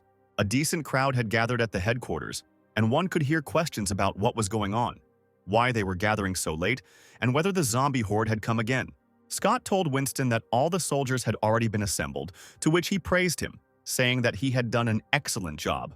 Scott turned to the commander to say something, but Winston waved the boy off, saying that he already knew what he wanted to say, but he had already made up his mind. Some time ago, Winston was sitting in his office with Commander Sylvester, instead of whom there was a demon. He said that he would go and check the question of the god of war. The second thing is the most important and the main reason why he came here. He captured the place where the zombies were concentrated and is ready to gather all the forces of people and destroy them. All the other bases agreed to send troops, and only they remained. While the zombies are not strong enough, they can allow humanity to restore peace. Winston's eyes widened in surprise, but he said nothing and merely listened in silence. Finally, shouts were heard that Commander Winston had arrived, and orders were given to remain quiet and focused. Going out onto the balcony, Winston asked everyone to forgive him for the late disturbance at the table and said that he had come to them with important news. It's been 2 months since the apocalypse outbreak, and they are gradually losing their lands and the zombies are getting stronger day by day. If this continues, it will be dangerous. Now, after they found the zombie clusters, the other bases agreed to gather all their forces to destroy them. The man said that after much thought, he too decided to join this battle. This time, they would be the side that would take the initiative and use everything to bring back their peaceful life. This time the operation is going to be difficult, they may fail, but nevertheless they must take this step. Only if they take the initiative, then they can win in the future. This is the battle where humans and zombies will clash for the first time. Megan, Aaron, and Austin, along with Reem, will personally lead the teams to the front lines. Winston said that besides him, the other 3 are strong members of the War Gods team. They have a lot of combat experience, so he is confident that they can lead everyone well. Finally, he said that they will set off tomorrow morning. After such a speech, inspired cries were heard from the soldiers, who shouted that they would fight for the future of humanity. Meanwhile, the guys moved on. Sylvia, using her powers, froze the zombies that they met along the way. She chopped the frozen bodies into small pieces with her sword. After some time, Sylvia noticed that she had finally won over everyone. Anya said that she felt that she had received enormous energy, a feeling that she was about to rise to a new level. Michael expressed his condolences to Samantha. Quickly wiping away her tears, the girl apologized for making them go so slowly and said they could go. She wanted to bury her father and then come back and bring her grandmother to the shelter. Michael replied that he would help her. Her father was a hero of humanity, and her hero too. He did not leave his post even until the very end. They would always remember him. With a quick movement, the guy threw the man's body over his shoulder, throwing his arm over his neck. A small notebook fell out of the man's pocket and landed, hitting the ground. Samantha leaned over and picked up the notebook. She took out a bloody piece of paper from there, which had a message written for her, apologizing for leaving. But since monsters had appeared in the world, the first thing he thought of was the prisoners of the Devil's Island. If they took advantage of this disaster and escaped, their city would be the first to suffer. He wrote that he and his comrades had consulted and decided to guard this place until the end, not allowing anyone to leave it on any boat.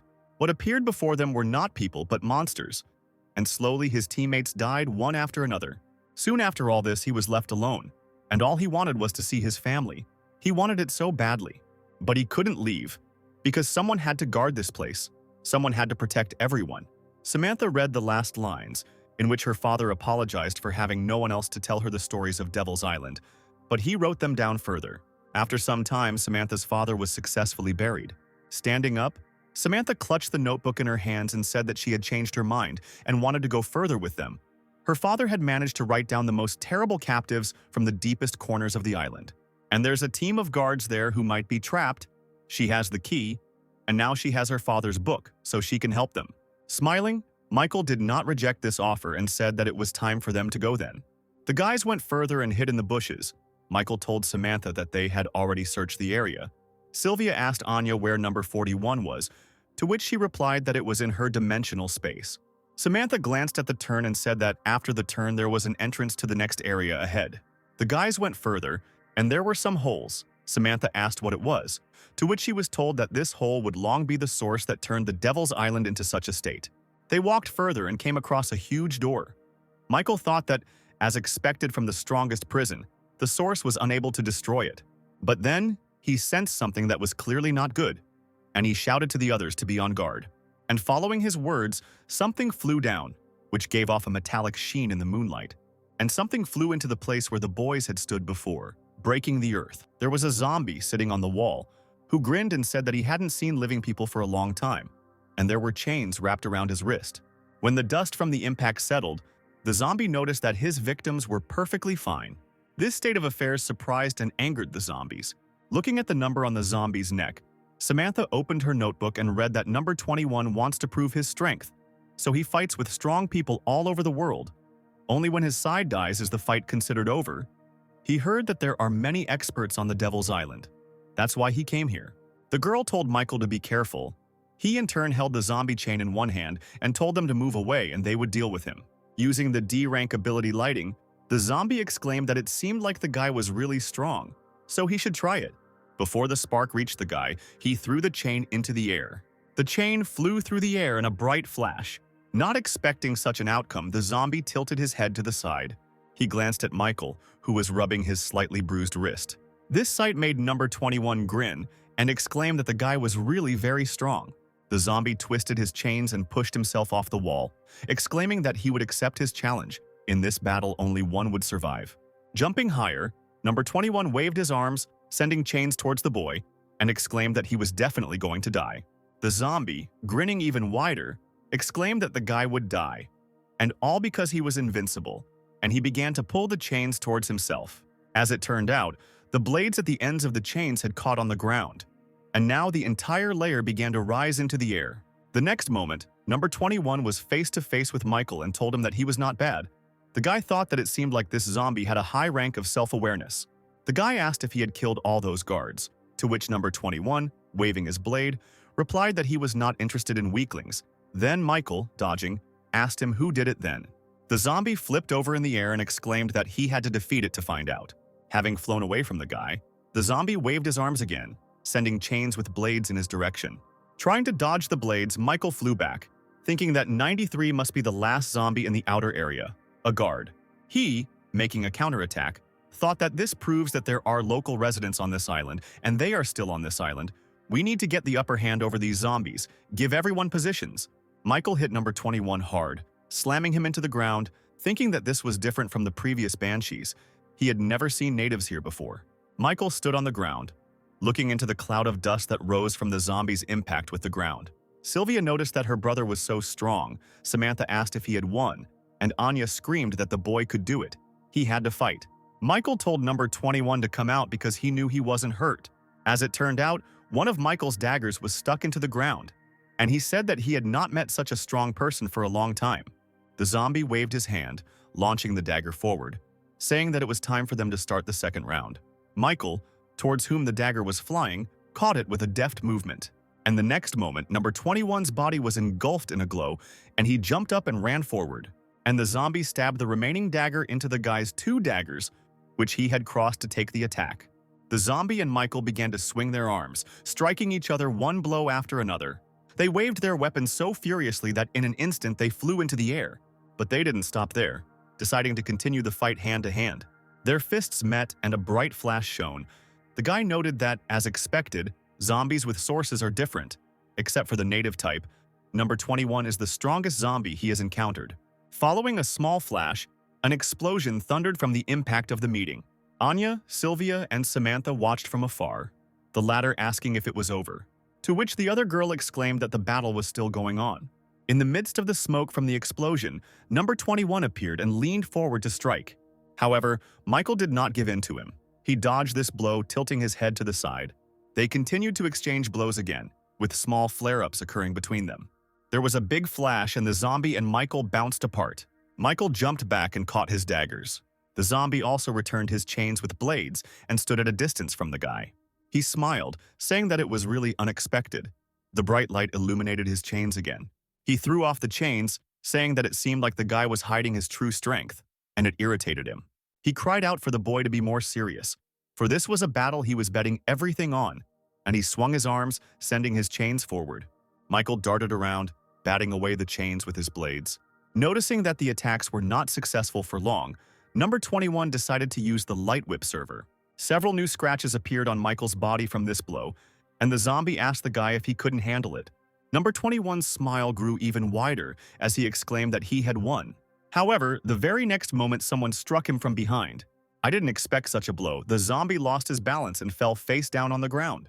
Raising his head, he asked what was going on. Wasn't the guy badly injured? But, as it turned out, there was a clone of Michael in front of him, who began to dissipate from the impact. Michael said that he himself asked him to become more serious, so let him feel what it was like. Number 21 turned around, smiled, and accepted the challenge with joy. And then he bounced off the ground and flew in a bright flash towards the guy. The opponents met, the earth began to break from their force and a bright flash flashed. Neither of them retreated, and they began to exchange blows, flashing brightly in the air. The zombie teased the guy by asking him if he couldn't keep up with him, to which he replied that no matter how fast he was, he could never outrun his shadow. In response, the zombie waved his chains, exclaiming that even a shadow disappears in bright light. He exclaimed that he needed to use this moment and then he could kill him. However, Michael grabbed number 21 by the leg, fire spreading up his arm. With a wave of his hand, the guy threw the zombie straight onto its back into the ground. Upon meeting solid ground, the zombie made a dull sound and blood started to flow out of its throat. The boy's fists were engulfed in flames and he exclaimed that where there is fire, there will be shadow. Michael began to land punch after punch on number 21 until he could do nothing. After a while, the zombie lay exhausted on the ground, and he said that he had played, now he could kill him. Michael smirked and asked him if he didn't want revenge. The zombie replied that he didn't need it. If he played, then he played. Even if the guy didn't kill him, his master wouldn't let him go. Smiling softly, Michael told the zombie not to worry and asked him not to resist now. The guy turned to the girls and called Anya, who was still hiding behind the rock. Michael told the girl to try to subdue number 21, to which she said that this zombie was a level higher than her. The guy responded by telling her not to worry. He had already discussed it. Anya pointed her hands towards the zombie, who immediately stood up, noting with surprise that his body had become much lighter, while the girl thought that this zombie was being controlled too easily, that it seemed too stupid. Number 21, feeling lighter, exclaimed that he could fight again. Anya responded by exclaiming that he could not make Michael his enemy. Frowning, the zombie asked why he would listen to some child. But suddenly, he felt some kind of signal in his brain. The zombie quickly rose to his feet and bowed to the girl, apologizing, saying that from now on he would not obey orders, to which she replied that it was better this way. Number 21 thought that for some unknown reason he couldn't rise up. He had been deceived by this bastard. As they got closer, Sylvia asked her brother if he was okay, to which he replied that everything was fine and it was time for them to enter the next area. Number 21 warned them that the inside was different from the outside, so they better run while they still had a chance. Anya exclaimed that this guy was so annoying and she ordered him to return to space. The zombie, noticing that the body was still dissolving in light, asked what they were doing to him. The boys approached the gate again. Michael thought that they had expected that there would be danger ahead. Michael moved further and opened the huge gates with a quiet creak. A strong energy blew down from inside. Michael noticed that this was the inside of Devil's Island. At the end of the corridor, another zombie with dogs appeared. He exclaimed that invaders had been discovered and they needed to be killed immediately. The zombie dropped the leashes and the dogs quickly ran forward. Michael stepped forward to meet the dogs and cried out for everyone to be careful, for these creatures were not simple. Goldie, who had been flying behind him all this time, had his eyes flashing with a golden light. Taking on his true form, he flew forward and swung his huge paw. Sylvia was also not far behind, and she threw several ice flows at the dog. Michael swung his blades, cutting the dogs into small pieces. After some time, there were pieces of the dogs lying on the floor. Sylvia asked if they were dead. At that very moment, the pieces of the monsters began to glow with a bright light. The pieces began to grow back together into whole bodies, and Sylvia exclaimed that they were resurrected.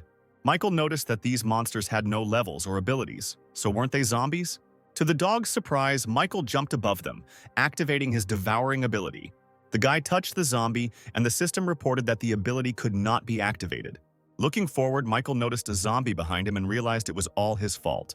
Flying further, Michael exclaimed that he was leaving these two with the rest, and he himself would go and deal with the others. He said that these were summoned beasts, so they could not be killed, they could only be restrained from moving. Michael flew towards the D-rank zombie, which had a method of extracting the spirit body, which allowed it to extract creatures for battle that would not die as long as the summoner was alive. The zombie put his hands forward, screaming for all the dogs to come back and defend themselves. However, the dogs were unable to carry out the command because they were trapped in ice. Michael touched the zombie's head using the Devour ability. Killing it, he gained 600 evolution points and unlocked a fragment of the spirit body extraction ability. Sylvia noticed that after the zombie died, all the dogs in the ice disappeared. The girl said that it was time for them to move forward, but her brother appeared in front of her, saying that the battle was not over yet. The guy ordered Goldie to protect Samantha and told Sylvia and Anya that they needed to do it. Meanwhile, the human battle continued. 7 bases gathered and headed to the zombie gathering place. Sylvester, in the hall where all the leaders had gathered, thanked everyone for their cooperation and said that they were already close to the goal. This battle concerns the future of all mankind, although this attack was a little hasty. He said that such a chance comes rarely, and therefore they cannot miss it. Base Commander Lee Min Harris asked how much the man knew about the fighting abilities of the zombies on the other side. But the commander of Leopard Charlie's base answered him, saying that it didn't matter, because if their 7 bases worked together, they would definitely win. In response to this, Harris asked the man if they did not use their heads and went head-on to fight, they would suffer. Charlie wanted to start swearing. Sylvester interrupted them, telling them not to argue because he had already planned everything in accordance with the combat capability and advantage of the base. The first is Commander Winston's hideout. They will defend against the zombie horde attack as before, and they have the most powerful technology, the highest level of combat abilities. Winston didn't argue, he just sighed. Sylvester said that Li Ming's base would be next. They would provide support since their awakened ones were strategy-oriented. The Leopard team had better assault capabilities, so they would break through from the right flank.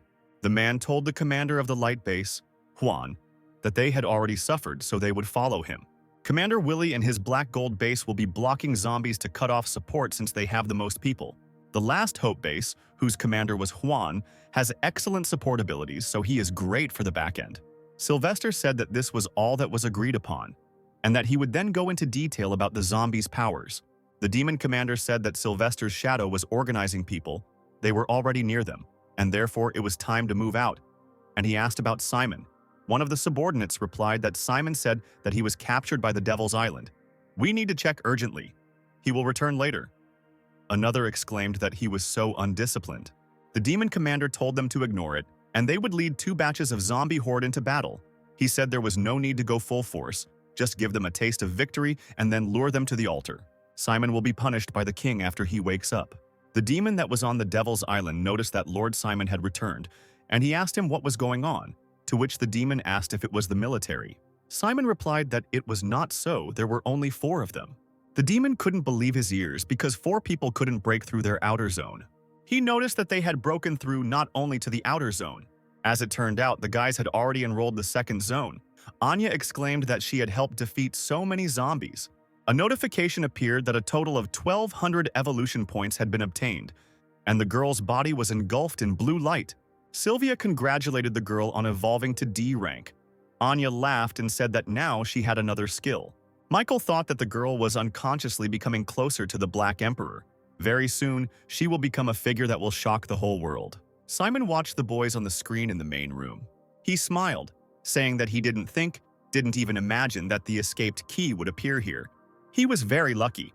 Michael raised his head. Sylvia asked her brother what had happened. Michael replied that he suddenly felt a strong aura.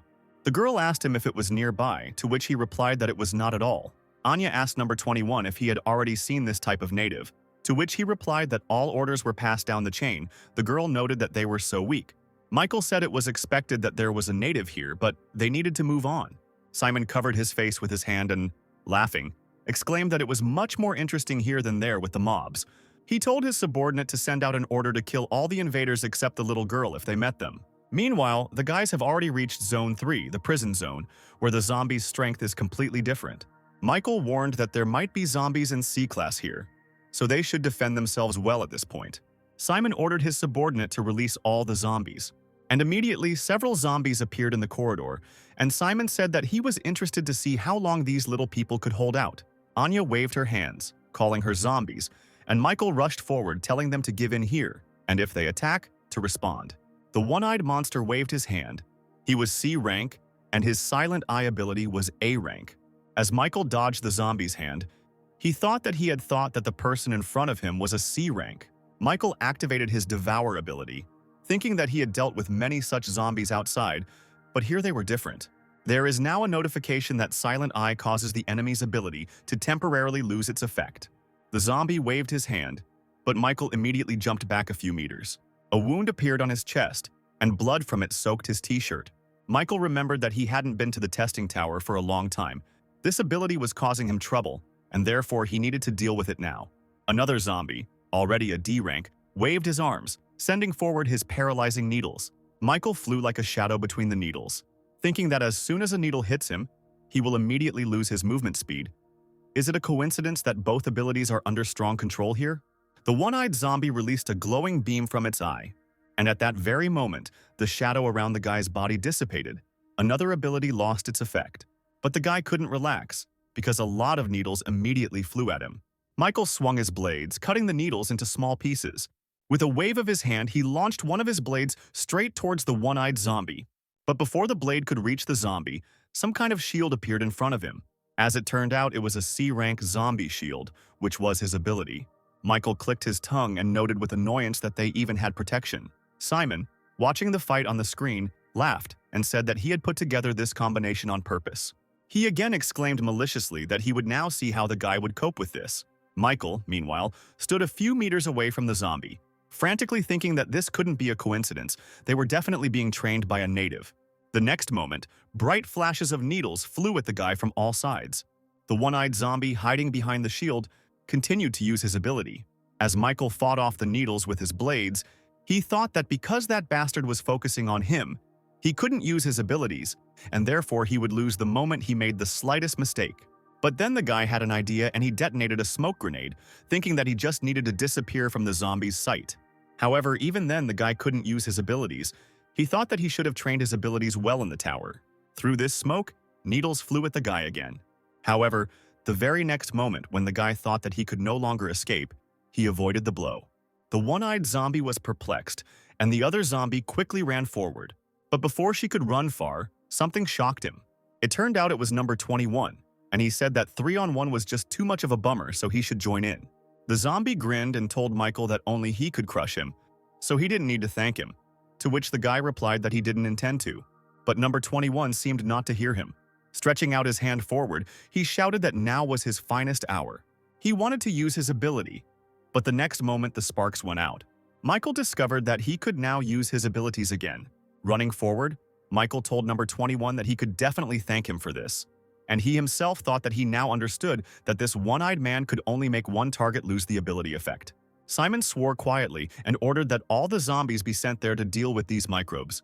The subordinate replied that everything would be done now and went to open all the cells. Michael, running towards the zombie team, thought that he needed to deal with one of them, and then they would fall. The one-eyed zombie began to use his ability again. But the next moment, the guy's body began to dissolve into thin air, and a notification appeared that the shadow clone had been destroyed. Michael stood right next to the shield, and the zombie shouted to the other one that he was here and that he should kill him with poison. The zombie with poisonous needles prepared to use his ability, telling them to rely on him. Michael then extended his hand forward, using mind control. Green vibrations of energy flew at the zombie with the shield, and he wondered what it was. This green light raised the zombie's shield, and it headed straight towards the zombie with needles. The shield hit the ground with force, pinning the zombie to the floor. Michael thought that now he just needed to get closer and find an opportunity to attack. The one-eyed zombie, seeing the guy again, used his ability. Michael, jumping up and swinging his blade, said that there were only 2 of them, so they could do without the ability. But then he turned his head, noticing that other zombies had appeared there. Anya pointed her finger at one of the zombies, drawing the attention of everyone else to it. The new zombie jumped heavily down onto the floor, attracting attention. This zombie was a C rank. Its ability was to devour everything. It asked if it was time for a snack. Coming closer to Anya and Sylvia, the zombie said that today he would feast on people, and therefore he was happy. Michael, noticing this, told number 21 and Boog to help Anya and the others, to which number 21 replied that he already knew. Meanwhile, the zombie with the shield raised his shield to strike the guy. He struck the ground with his shield, but the blow did not reach its target as the boy jumped back in a bright flash. Landing on the floor, Michael thought that he needed to get this over with quickly. The guy noticed that the zombies did not immediately rush to attack. It seemed they became more cautious. Sylvia, taking up her ice sword, told Anya that now it seemed they had to rely only on themselves, and Anya responded by exclaiming that she would try her best. The zombie, you, having released your huge tongue and spraying saliva, rushed to attack. But the next moment his open mouth was filled with a column of ice. Anya exclaimed that Sylvie was so strong, to which she replied that it couldn't do any harm to the zombies. And right after these words, the zombie closed its jaws, breaking the ice into small pieces. The zombie rushed forward and slammed his huge hands into the ground. However, the girls were saved by Goldie, for which Sylvia thanked him and said that it was close, as well as number 41. Samantha, reading from her notebook, said that this was number 15. In his past life, he was a notorious glutton, to which Sylvia said that then they should hide. Number 15 smiled even wider and asked who he should start with, since it was so difficult to choose. Finally, unable to bear it any longer, the zombie decided to eat Anya, saying that he didn't care. Anya prepared to defend herself, just like number 41. But suddenly the zombie's body was shaken by a flash of electricity. Turning around, number 15 saw number 21 behind him, and he shouted to him that he was his opponent. Number 21 quickly jumped up from the ground and threw his fist straight into number 15's face. However, this blow had no effect, and number 15 only frowned and asked the other if he knew that it was very disrespectful to disturb people while they were eating. The zombie's huge hands grabbed number 21's body, preventing him from moving. Number 15 asked how the guard dog dared to go against him. Number 21 screamed loudly in fear. He shuddered and noted that this zombie was so strong that he couldn't even move. Number 21 thought that if he couldn't beat even such a piece of crap, then he would never be able to beat that moron either. But the zombie decided not to despair, and he screamed, asking his opponent if he was human, and then said that then he should try his thundershock. Meanwhile, the human military forces established a temporary camp. Austin asked what it meant that their shelter would be on the front lines. What kind of joke was that? Without them, the base is the smallest. He exclaimed that they were just getting revenge on them. Megan said that she also thought it was not wise, to which Winston told them to calm down. She said that Sylvester would want to make Michael leave, but he's not here. But he's definitely right that under Michael's leadership, they created genetic medicine and power weapons. And in terms of combat abilities, they really are some of the best. Not to mention they successfully defended against hordes of zombies. Austin wanted to say something else, but couldn't. Another soldier entered the tent and told Winston that the commander was asking him to go and gather in the conference room, to which he replied that he knew and would come immediately. Addressing the guys, he said that although they were on the front lines, the Yan Huang base was following them, so their combat capability was ensured. While on the battlefield, they had to obey orders, and mistrust was taboo. He said that he would go, and they should get ready. Megan studied at the military academy, and therefore she would command this operation. And now they needed to get a weapon and observe safety precautions. Standing at attention, the guys saluted. Megan sighed, quietly asking, "Where is Michael when you need him?" Michael, meanwhile, continued to hit the shield, taunting the zombie for being so zealous in protecting this bastard. Looking behind him, he noted that there was also a hard fight going on from that side, but he couldn't go to help right away because then they would follow them.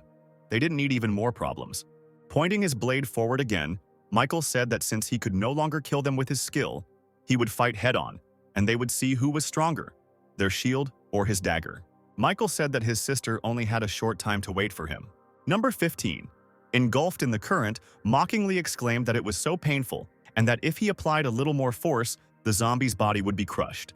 Number 21 said that, although he hated to admit it, it really wasn't right for him. But what he hates most is not that he played. What he hates most is that he couldn't protect the girl, but it doesn't matter now. Let it end this way. But the next moment, Sylvia ordered Goldie to grab number 21, and he snatched him from the zombie's clutches. Having slobbered all over himself, Goldie threw number 21 on the ground. Anya told him that he had gone completely crazy since he was seeking his own death. The zombie told her that it was none of her business, and it was not for her to decide. In response to this, Anya swung and hit him on the head with all her might. Pointing to the fighting Sylvia, Goldie, and Booga, she said that everyone was fighting for half their lives now, and if he hated losing so much, then he should go win. She told him that if he was still alive, he had to fight like Sylvia. Sylvia and Michael don't want to play, so they'll go until the very end. Number 21 noticed that he was a zombie. He was already dead. Anya irritably gave up her fist and said that she really wanted to beat him up now. Getting to his feet, the zombie said that although he didn't understand what she said, continuing to fight was indeed the best decision. Anya noticed that he had such primitive thinking. Near number 21, his chains flickered again. Anya told him to take them before he went. She saved them for him. Number 21 waved his chains and said, "That's better." And then he asked number 41 if she could give him her electric helmet, to which she replied that she couldn't. She had to protect Miss Anya. In response to this, number 21 grinned and said that surprisingly, their goals coincided. Number 41 asked again and then replied that she understood. Number 15 broke the ice by interrupting their conversation and asking if she could shut up and let him eat in peace. Having started to stop his opponents, number 15 launched chunks of ice at Goldie. The zombie ran quickly towards Sylvia with heavy steps, calling her an icy fool. But before he could reach it, shining chains appeared next to number 15. The chains closed around the zombie's body, binding his body. Number 21 flew down on him from above, saying it was time to pay the bills. Number 15 responded by exclaiming that it was all useless, he could not harm him. Using his spiritual energy helmet, number 21 struck his opponent's arms in one move. He pushed off the ground again to deliver another blow to the zombie, exclaiming that he would destroy that annoying face and stinking mouth. Number 15 began to curse and tear the chains with his teeth. Number 21's face twisted in shock as he suddenly felt some new energy. A blue light appeared around number 15's body, and he cried out that some pile of garbage was preventing him from having a tasty lunch. And right after these words, number 15's skin began to tear, and a bright light burst out from his body. A huge mouth framed with sharp teeth emerged from the zombie's body. A bright red light shone from there. Number 15 screamed, ordering this mouth to attract. Roth began to pull his opponents towards him, causing number 21 to be unable to stay on his feet and Bugu to move forward. Number 21 extended his hand forward, sending forth a glowing spark of electricity. But before he could attack, a bright flash of lightning burst from number 15's mouth. The flash knocked the zombie down and it grabbed onto its blades to keep from being sucked in. Sylvia, standing behind him, threw a piece of ice at the back of number 15's head. The girl noted that this attack was ineffective, to which the zombie responded that they should wait, because their turn would soon come. Looking back, Michael noted that soon the other side would reach its limit. The zombies that were fighting the guy cried out, telling number 15 to stop because this attack would affect them too. Taking advantage of this gap in the defense, Michael hurried and found himself behind the one-eyed zombie. Feeling the presence, the one-eyed man turned his gaze back in panic. But before he could do anything, the guy had already swung his daggers, cutting the zombie in half. Number 21, meanwhile, could no longer hold on to his blades and began to be sucked in. Anya screamed her hand, ordering her zombies to return back to dimensional space. Number 15's jaws snapped shut, but Bugu and number 21 had already returned to space. They reappeared behind the girl, and she asked them if they were okay, to which number 21 replied that they were okay only because of her. Number 15, opening his mouth again, turned around and exclaimed that now they had nowhere to hide. Sylvia noticed that he was absorbing all of their attacks. Number 15 cried out that he would stop eating immediately, but then he noticed a presence behind him, and Michael asked him if he could absorb the darkness. A dark sphere appeared around number 15, and a notification appeared stating that absorption had been activated. A D-rank zombie and 2 C-rank zombies had been killed. All the powers were sucked out of the zombie's body. When the darkness released it, notifications appeared that fragments of abilities were received. Michael asked the others if they were okay, to which Anya replied that everything was fine and he never ceased to amaze.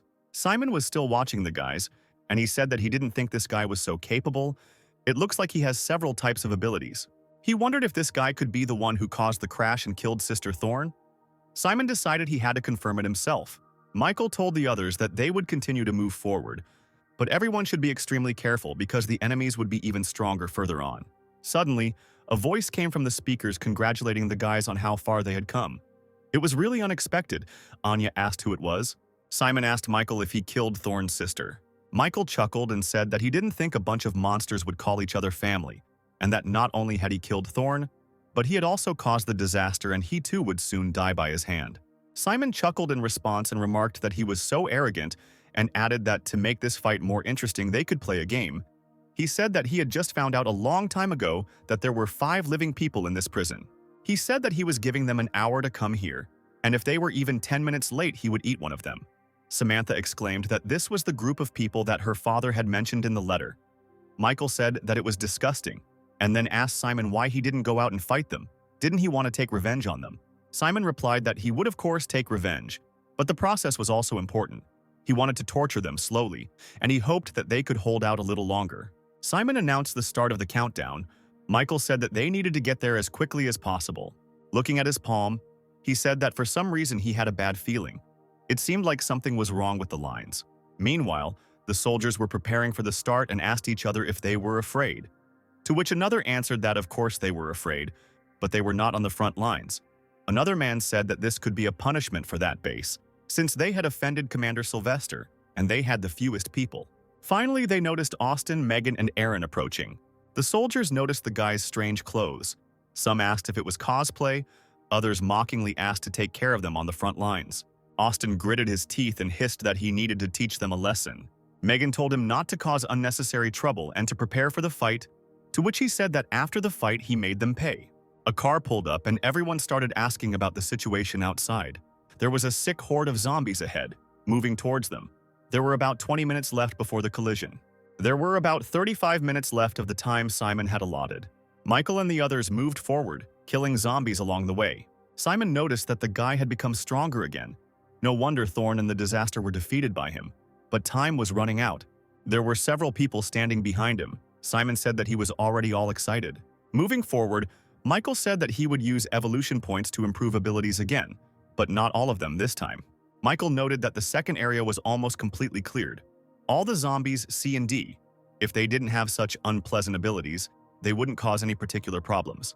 Sylvia watched her brother in shock, thinking that in this short time he had become even stronger, as if he was different from his past self. Someone called the girl, but she only thought that if things continued like this, the gap between them could become even wider. Anya touched the girl's hand, and she noticed her. Then the girl said that Michael asked how much time was left. The girl apologized and said that they had about 20 minutes left. Michael thought that there was little time left, so it would be better for him to travel alone. Michael said that he would check the surrounding zombies first and used one of his abilities.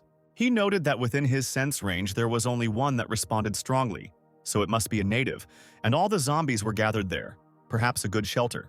Simon asked his subordinate if they had any more zombies that could fight, to which he replied that they did not, and then remembered that they had another one.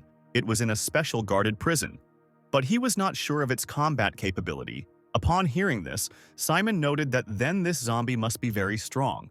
The people behind started shouting that they couldn't let this bastard out, otherwise they would all die here. Simon didn't listen to them, and the order to release him, the subordinate said that this prison should have its own keys, so they won't open it that easily, to which Simon said that since there was no choice, he would go himself. Simon walked towards the exit, pointing to one of the men. He told him to take him out.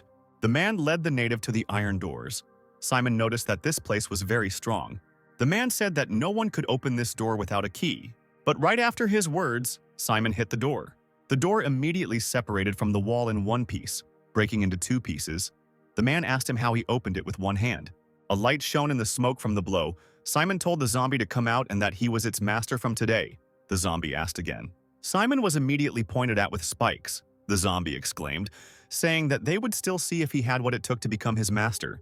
Simon chuckled and pushed the thorns away from himself without even moving his hands. But the zombie decided not to retreat and ran forward, his face with many eyes appearing from behind the smoke. A dark aura appeared around Simon as he looked at the zombie with his red eyes flashing. Blue fire glowed around him and the zombie jumped aside. Simon said that he hoped that now he understood. The zombie, thinking that the other had such a strong aura that it seemed like if he looked at him again he would die, fell to his knees, asking for forgiveness for his rudeness. Simon told the zombie to get up because he had a task for him, and he didn't start to argue. Walking away, Simon threw, telling the zombie that this man was a gift in honor of their acquaintance. The man turned around in confusion. The next moment, the zombie already attacked the man, knocking him off his feet. Returning to the command center, he asked how things were, to which he was told that they had split up. One was heading in their direction. Then Simon asked where he was now. The subordinate replied that he was already in the hall of the second zone. And then Simon told Spider to go. This man was his first task. Spider chuckled and said they could count on him. Michael, however, was moving forward quickly. Feeling something from above, he raised his head and noticed that it was just a thorn that was flying towards him. The guy skillfully avoided this attack, dodging and running to the side. But the next paw was already waiting for him there. Meanwhile, Anya, who was sitting next to the camera with the girls, asked if they should help Michael, to which Sylvia replied that everything would be fine with Rome, and they would only get in his way if they went.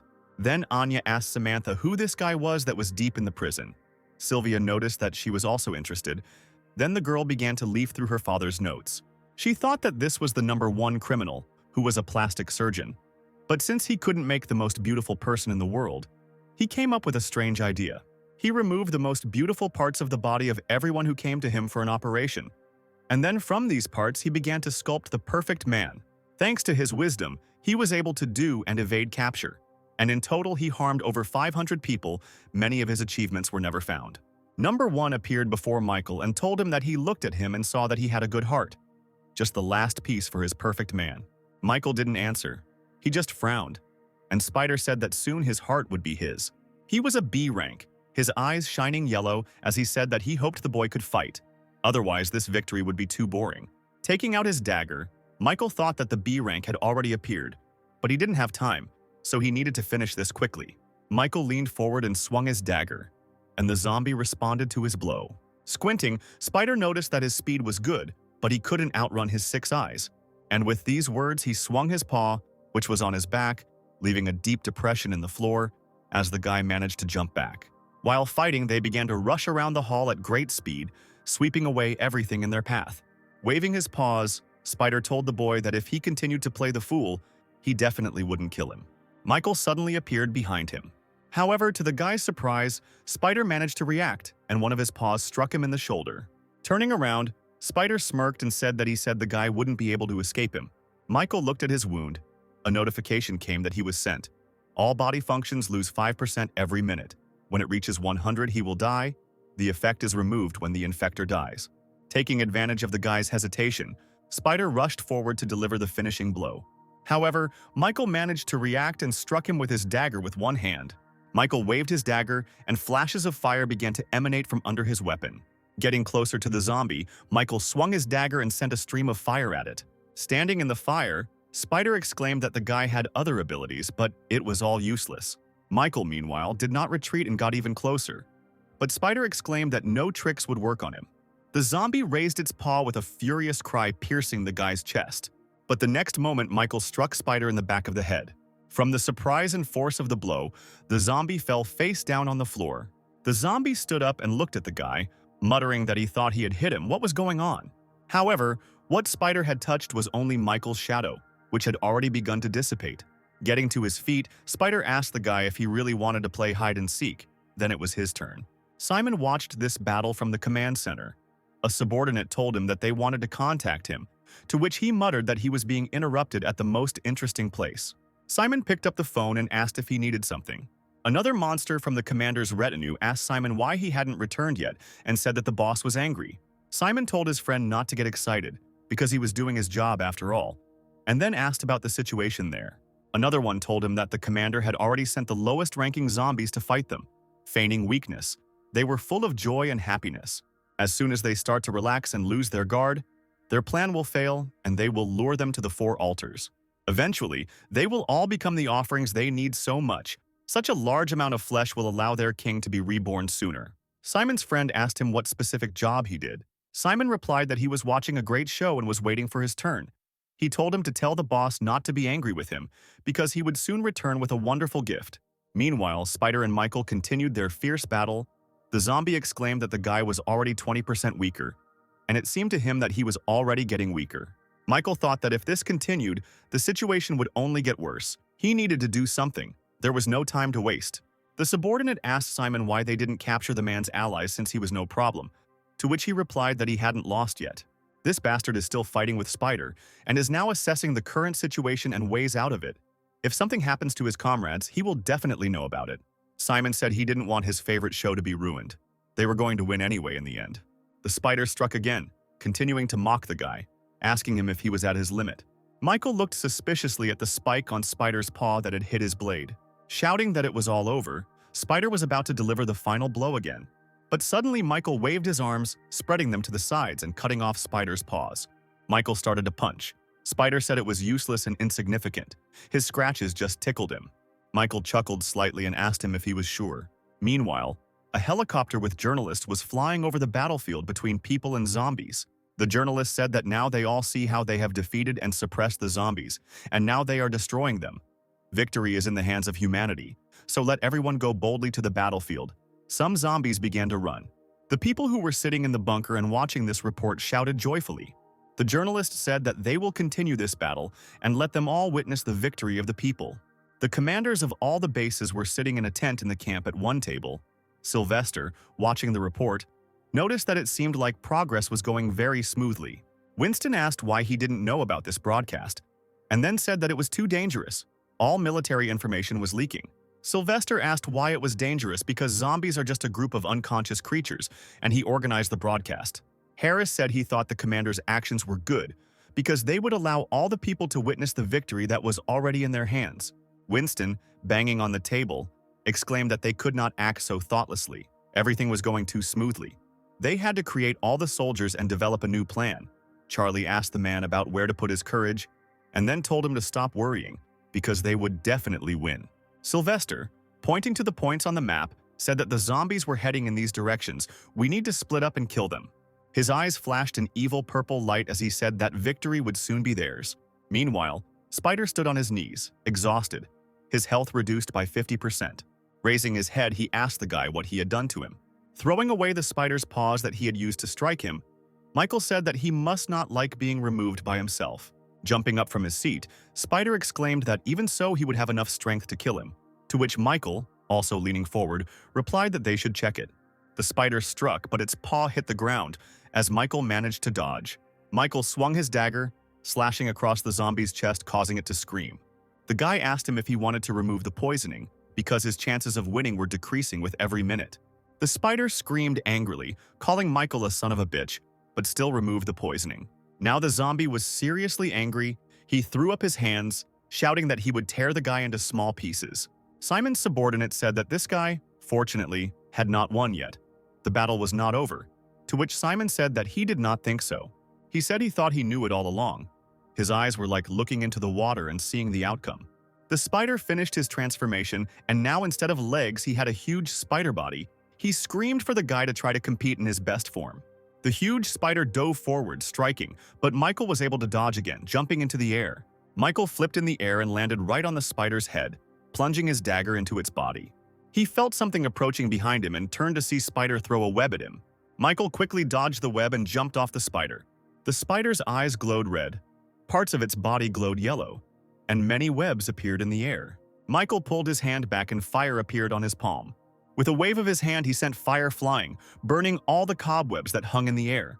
Simon started to walk away, and his subordinate asked if he didn't want to watch anymore, to which he replied that there was no need, since Spider had lost. Engulfed in flames, Spider screamed furiously, intending to attack again, while Simon said that he was already walking on the edge of his death. Once again avoiding the paw strikes, Michael jumped all over the room.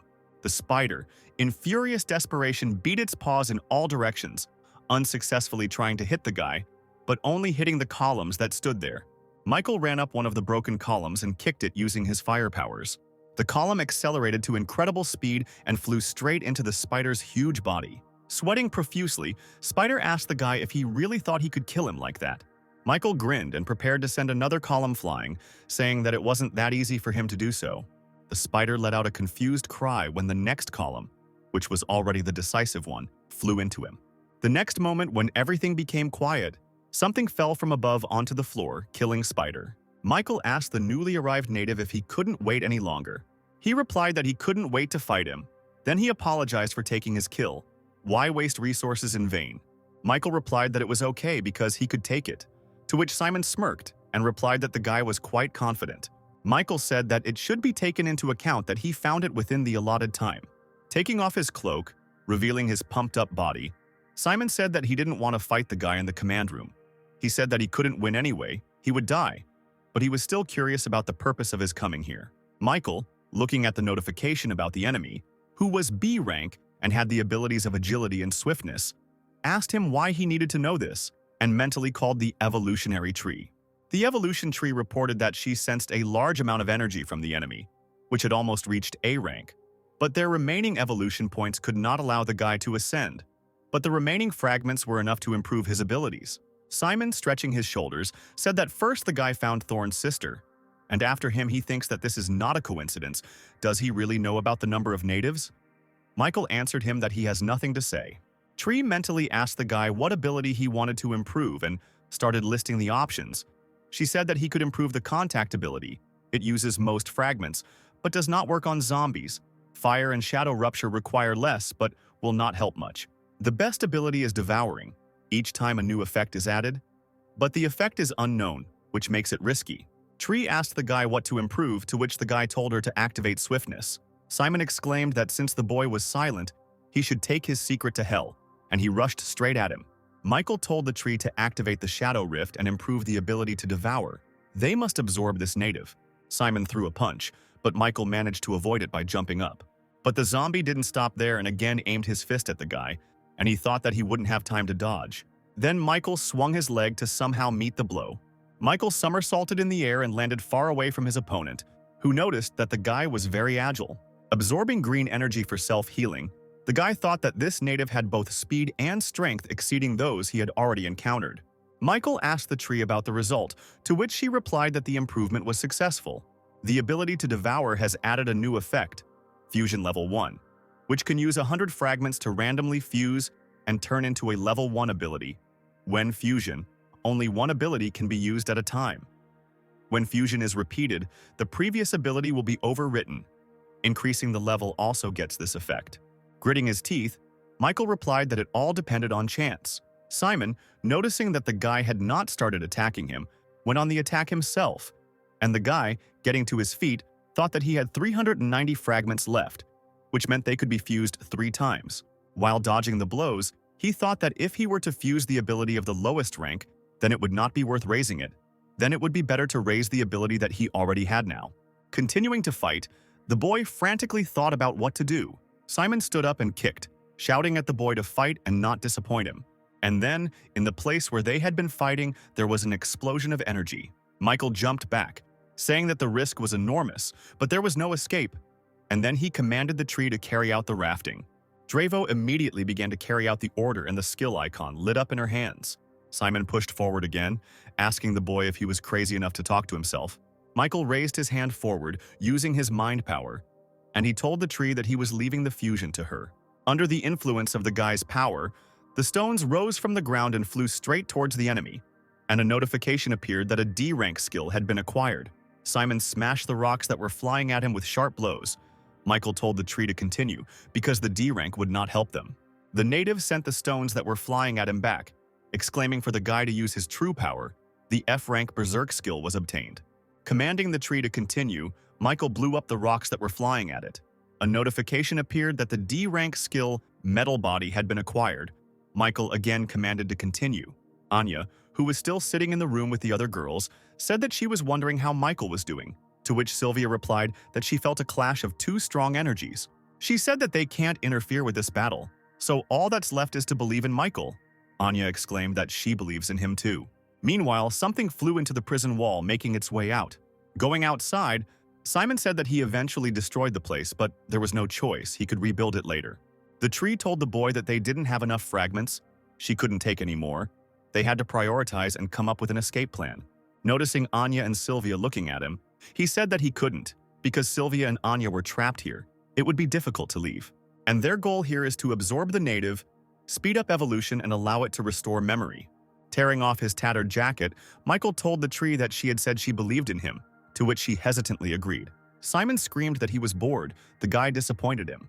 Michael told the tree that he remembered that when they first stopped the zombie horde, he received a fragment of the universal ability 20%. Let her use it one last time? The tree wanted to object, but did not. And she started merging again, using 100 fragments. Simon was ready to kill the guy, his face twisted with anger. Meanwhile, the report was still going on. The journalist said that this was a scene of a zombie attack, and ahead was a direction where they couldn't escape. It looked like this was their end. The one in charge of this zone is Yan Huang Base's A group.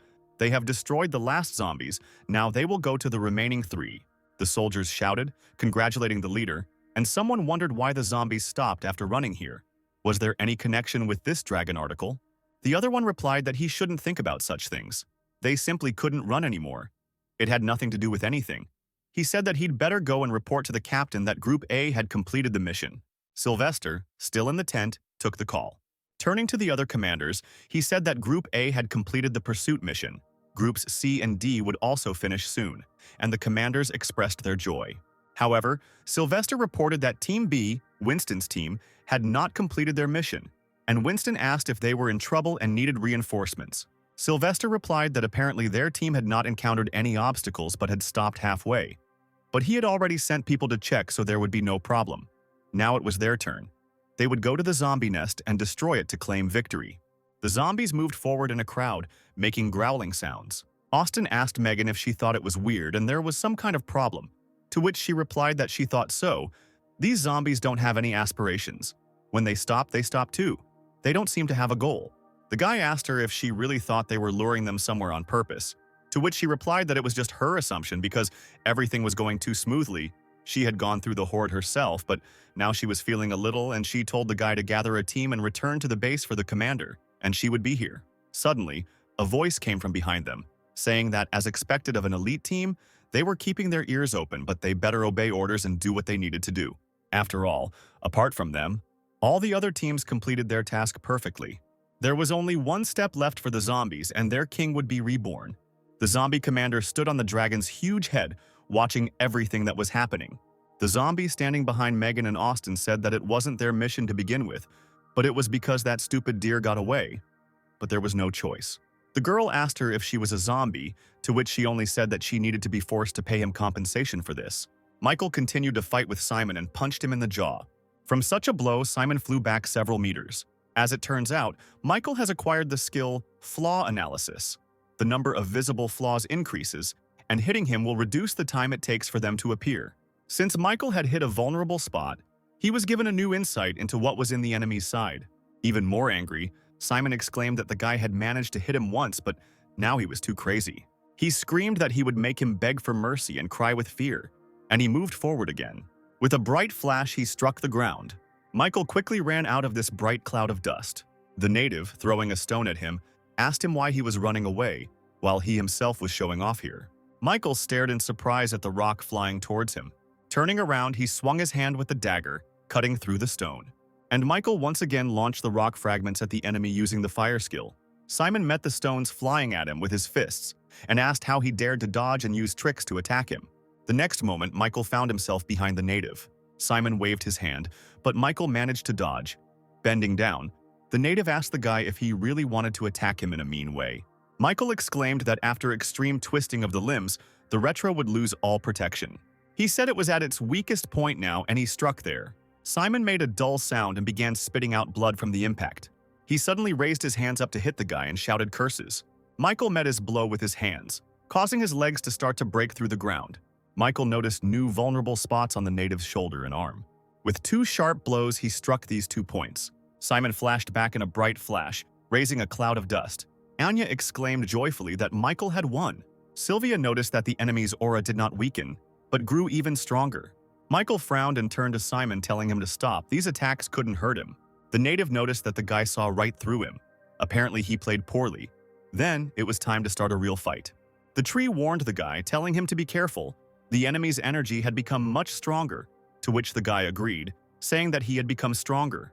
He said that now they have shortcomings. The gap between the weak and the strong has narrowed. He just needs to use the chance to accurately focus on the shortcoming and weaken its fighting ability, and victory is theirs. Rushing forward, he exclaimed that over time more and more disadvantages will appear. It is a fight against time. The deficiency analysis was that for every deficiency hit, 4% of the attribute would be transferred to the owner's body, the percentage depending on the opponent's strength. Simon glanced at Michael and thought that from this moment on, this guy's desire to attack became stronger. Even if he was effective, it was not enough to fight against him. He wondered if the guy was analyzing him, and then he exclaimed that this was some kind of joke. Simon also leaned forward and exclaimed that the end of this pathetic little man was already sealed, and his fist collided with the guy's fist. The guy's hand went further and hit the native in the face, hitting the flaw. Simon's body shook and he cursed under his breath. Getting even more angry, he concentrated his energy into his fist to strike. Michael continued to hit his opponent, avoiding his attacks along the way. Michael noticed that the attacks had become more violent. He had to find an opportunity to attack the weaknesses. Simon screamed as he continued to hit the guy to make him fight back. Isn't he strong? He waved his hand, pushing the guy away from him, causing another cloud of dust to rise. A bright flash of light appeared in this cloud of dust. A stream of fire began to fly towards Simon, but he still managed to dodge it. Fire began to flow around him on the ground, surrounding him. Simon said that it was all just a useless struggle. Suddenly, a huge column of fire rose up. Fire went on the attack again. Simon again said that this type of attack was useless for him. While dodging, he advised the boy to use the energy elsewhere instead of such sneaky attacks. His eyes flashed red, and he noticed that he had fast speed. Noting that he could see everything well, he found the fire salt guy and kicked him in the stomach. Grabbing the boy by the hair, he said that he seemed to have expected too much. Michael again hit Simon in the side, where he was lacking. There was a flash and Simon jumped back from the guy. Shaking his side, he asked him if he really thought such a soft attack would harm him. He didn't even feel anything. Michael replied that it didn't matter whether he felt pain or not. He would find out very soon. He had already received 20% of the attribute. Simon smirked and asked the guy, "Does he really think he's that cool?" Then he said he had other missions to do, so they'd finish it now. Michael pushed off the ground in the direction of his opponent. Simon jokingly asked if he had decided to take the initiative. Simon swung his fist, but Michael dodged it again, jumping up. The native exclaimed that it was not bad. He did not hate his bravery. Michael, going down, kicked Simon in the arm, who noticed that he seemed much stronger. Suddenly, Simon grabbed his leg, and jerking his hand, he hit the guy's back on the ground. Then he pulled the guy's leg up again. Michael, moving closer, shot a stream of fire into his face. He jumped behind his back and struck again at the flaw. A dark shadow appeared under Simon's feet. Michael jumped out of the shadow, kicking his opponent in his weakness. While Simon was flying in the air, Michael below was about to use fire again, causing the air around him to begin to gather. Quickly waving his arms, the boy directed the fireballs straight at the enemy's weaknesses. One after another, these fireballs hit the flaws with incredible precision and force. This angered the native even more, and he shouted that he would now show his true strength. Through the fire, he began to descend. He landed heavily on the ground, breaking it under his feet. A moment later, Simon was behind Michael, using the skill Bax's Power, which increased speed and strength by 50%. The native punched the ground, his hand flashing blue. He screamed that the guy was the first one to make him use this form. He screamed that he had been privileged to see his strongest form, but now it was over. However, Michael was not impressed by this strong form, and he again struck at the disadvantage, hitting him in the face.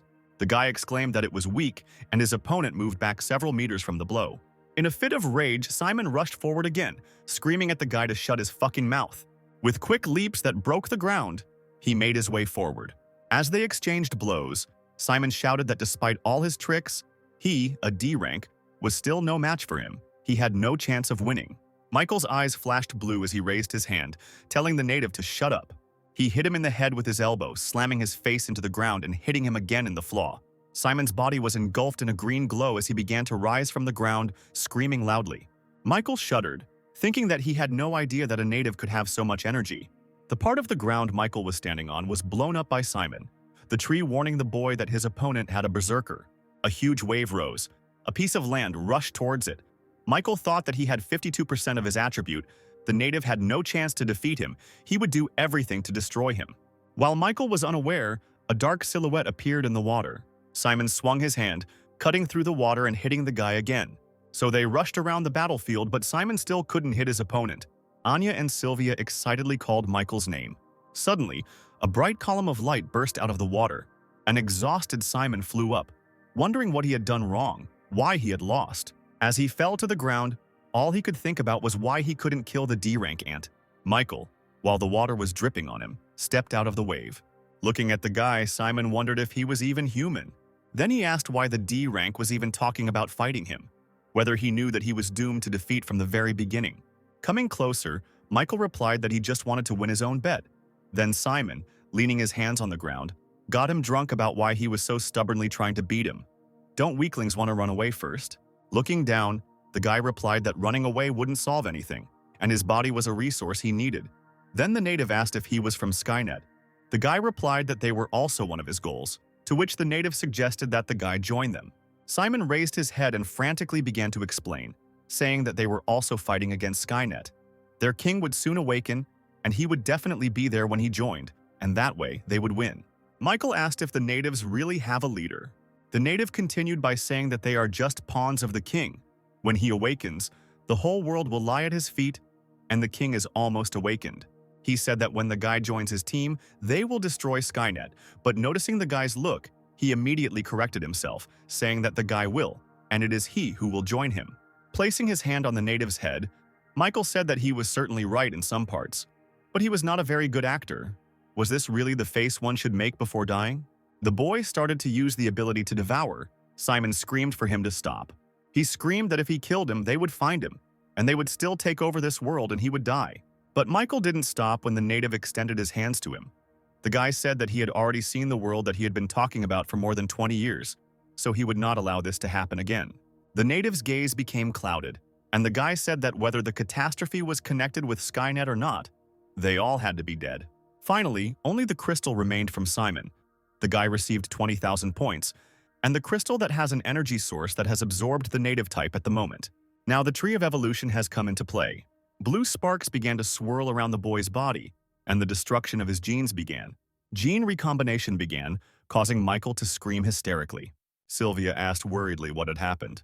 Anya simply replied that, based on his experience, he screams every time before he becomes stronger.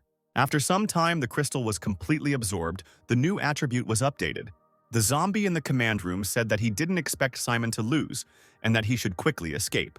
The three men standing behind him said that he should let them go as promised, to which the zombie replied that they had been promised by someone who had already died, so it was none of his business.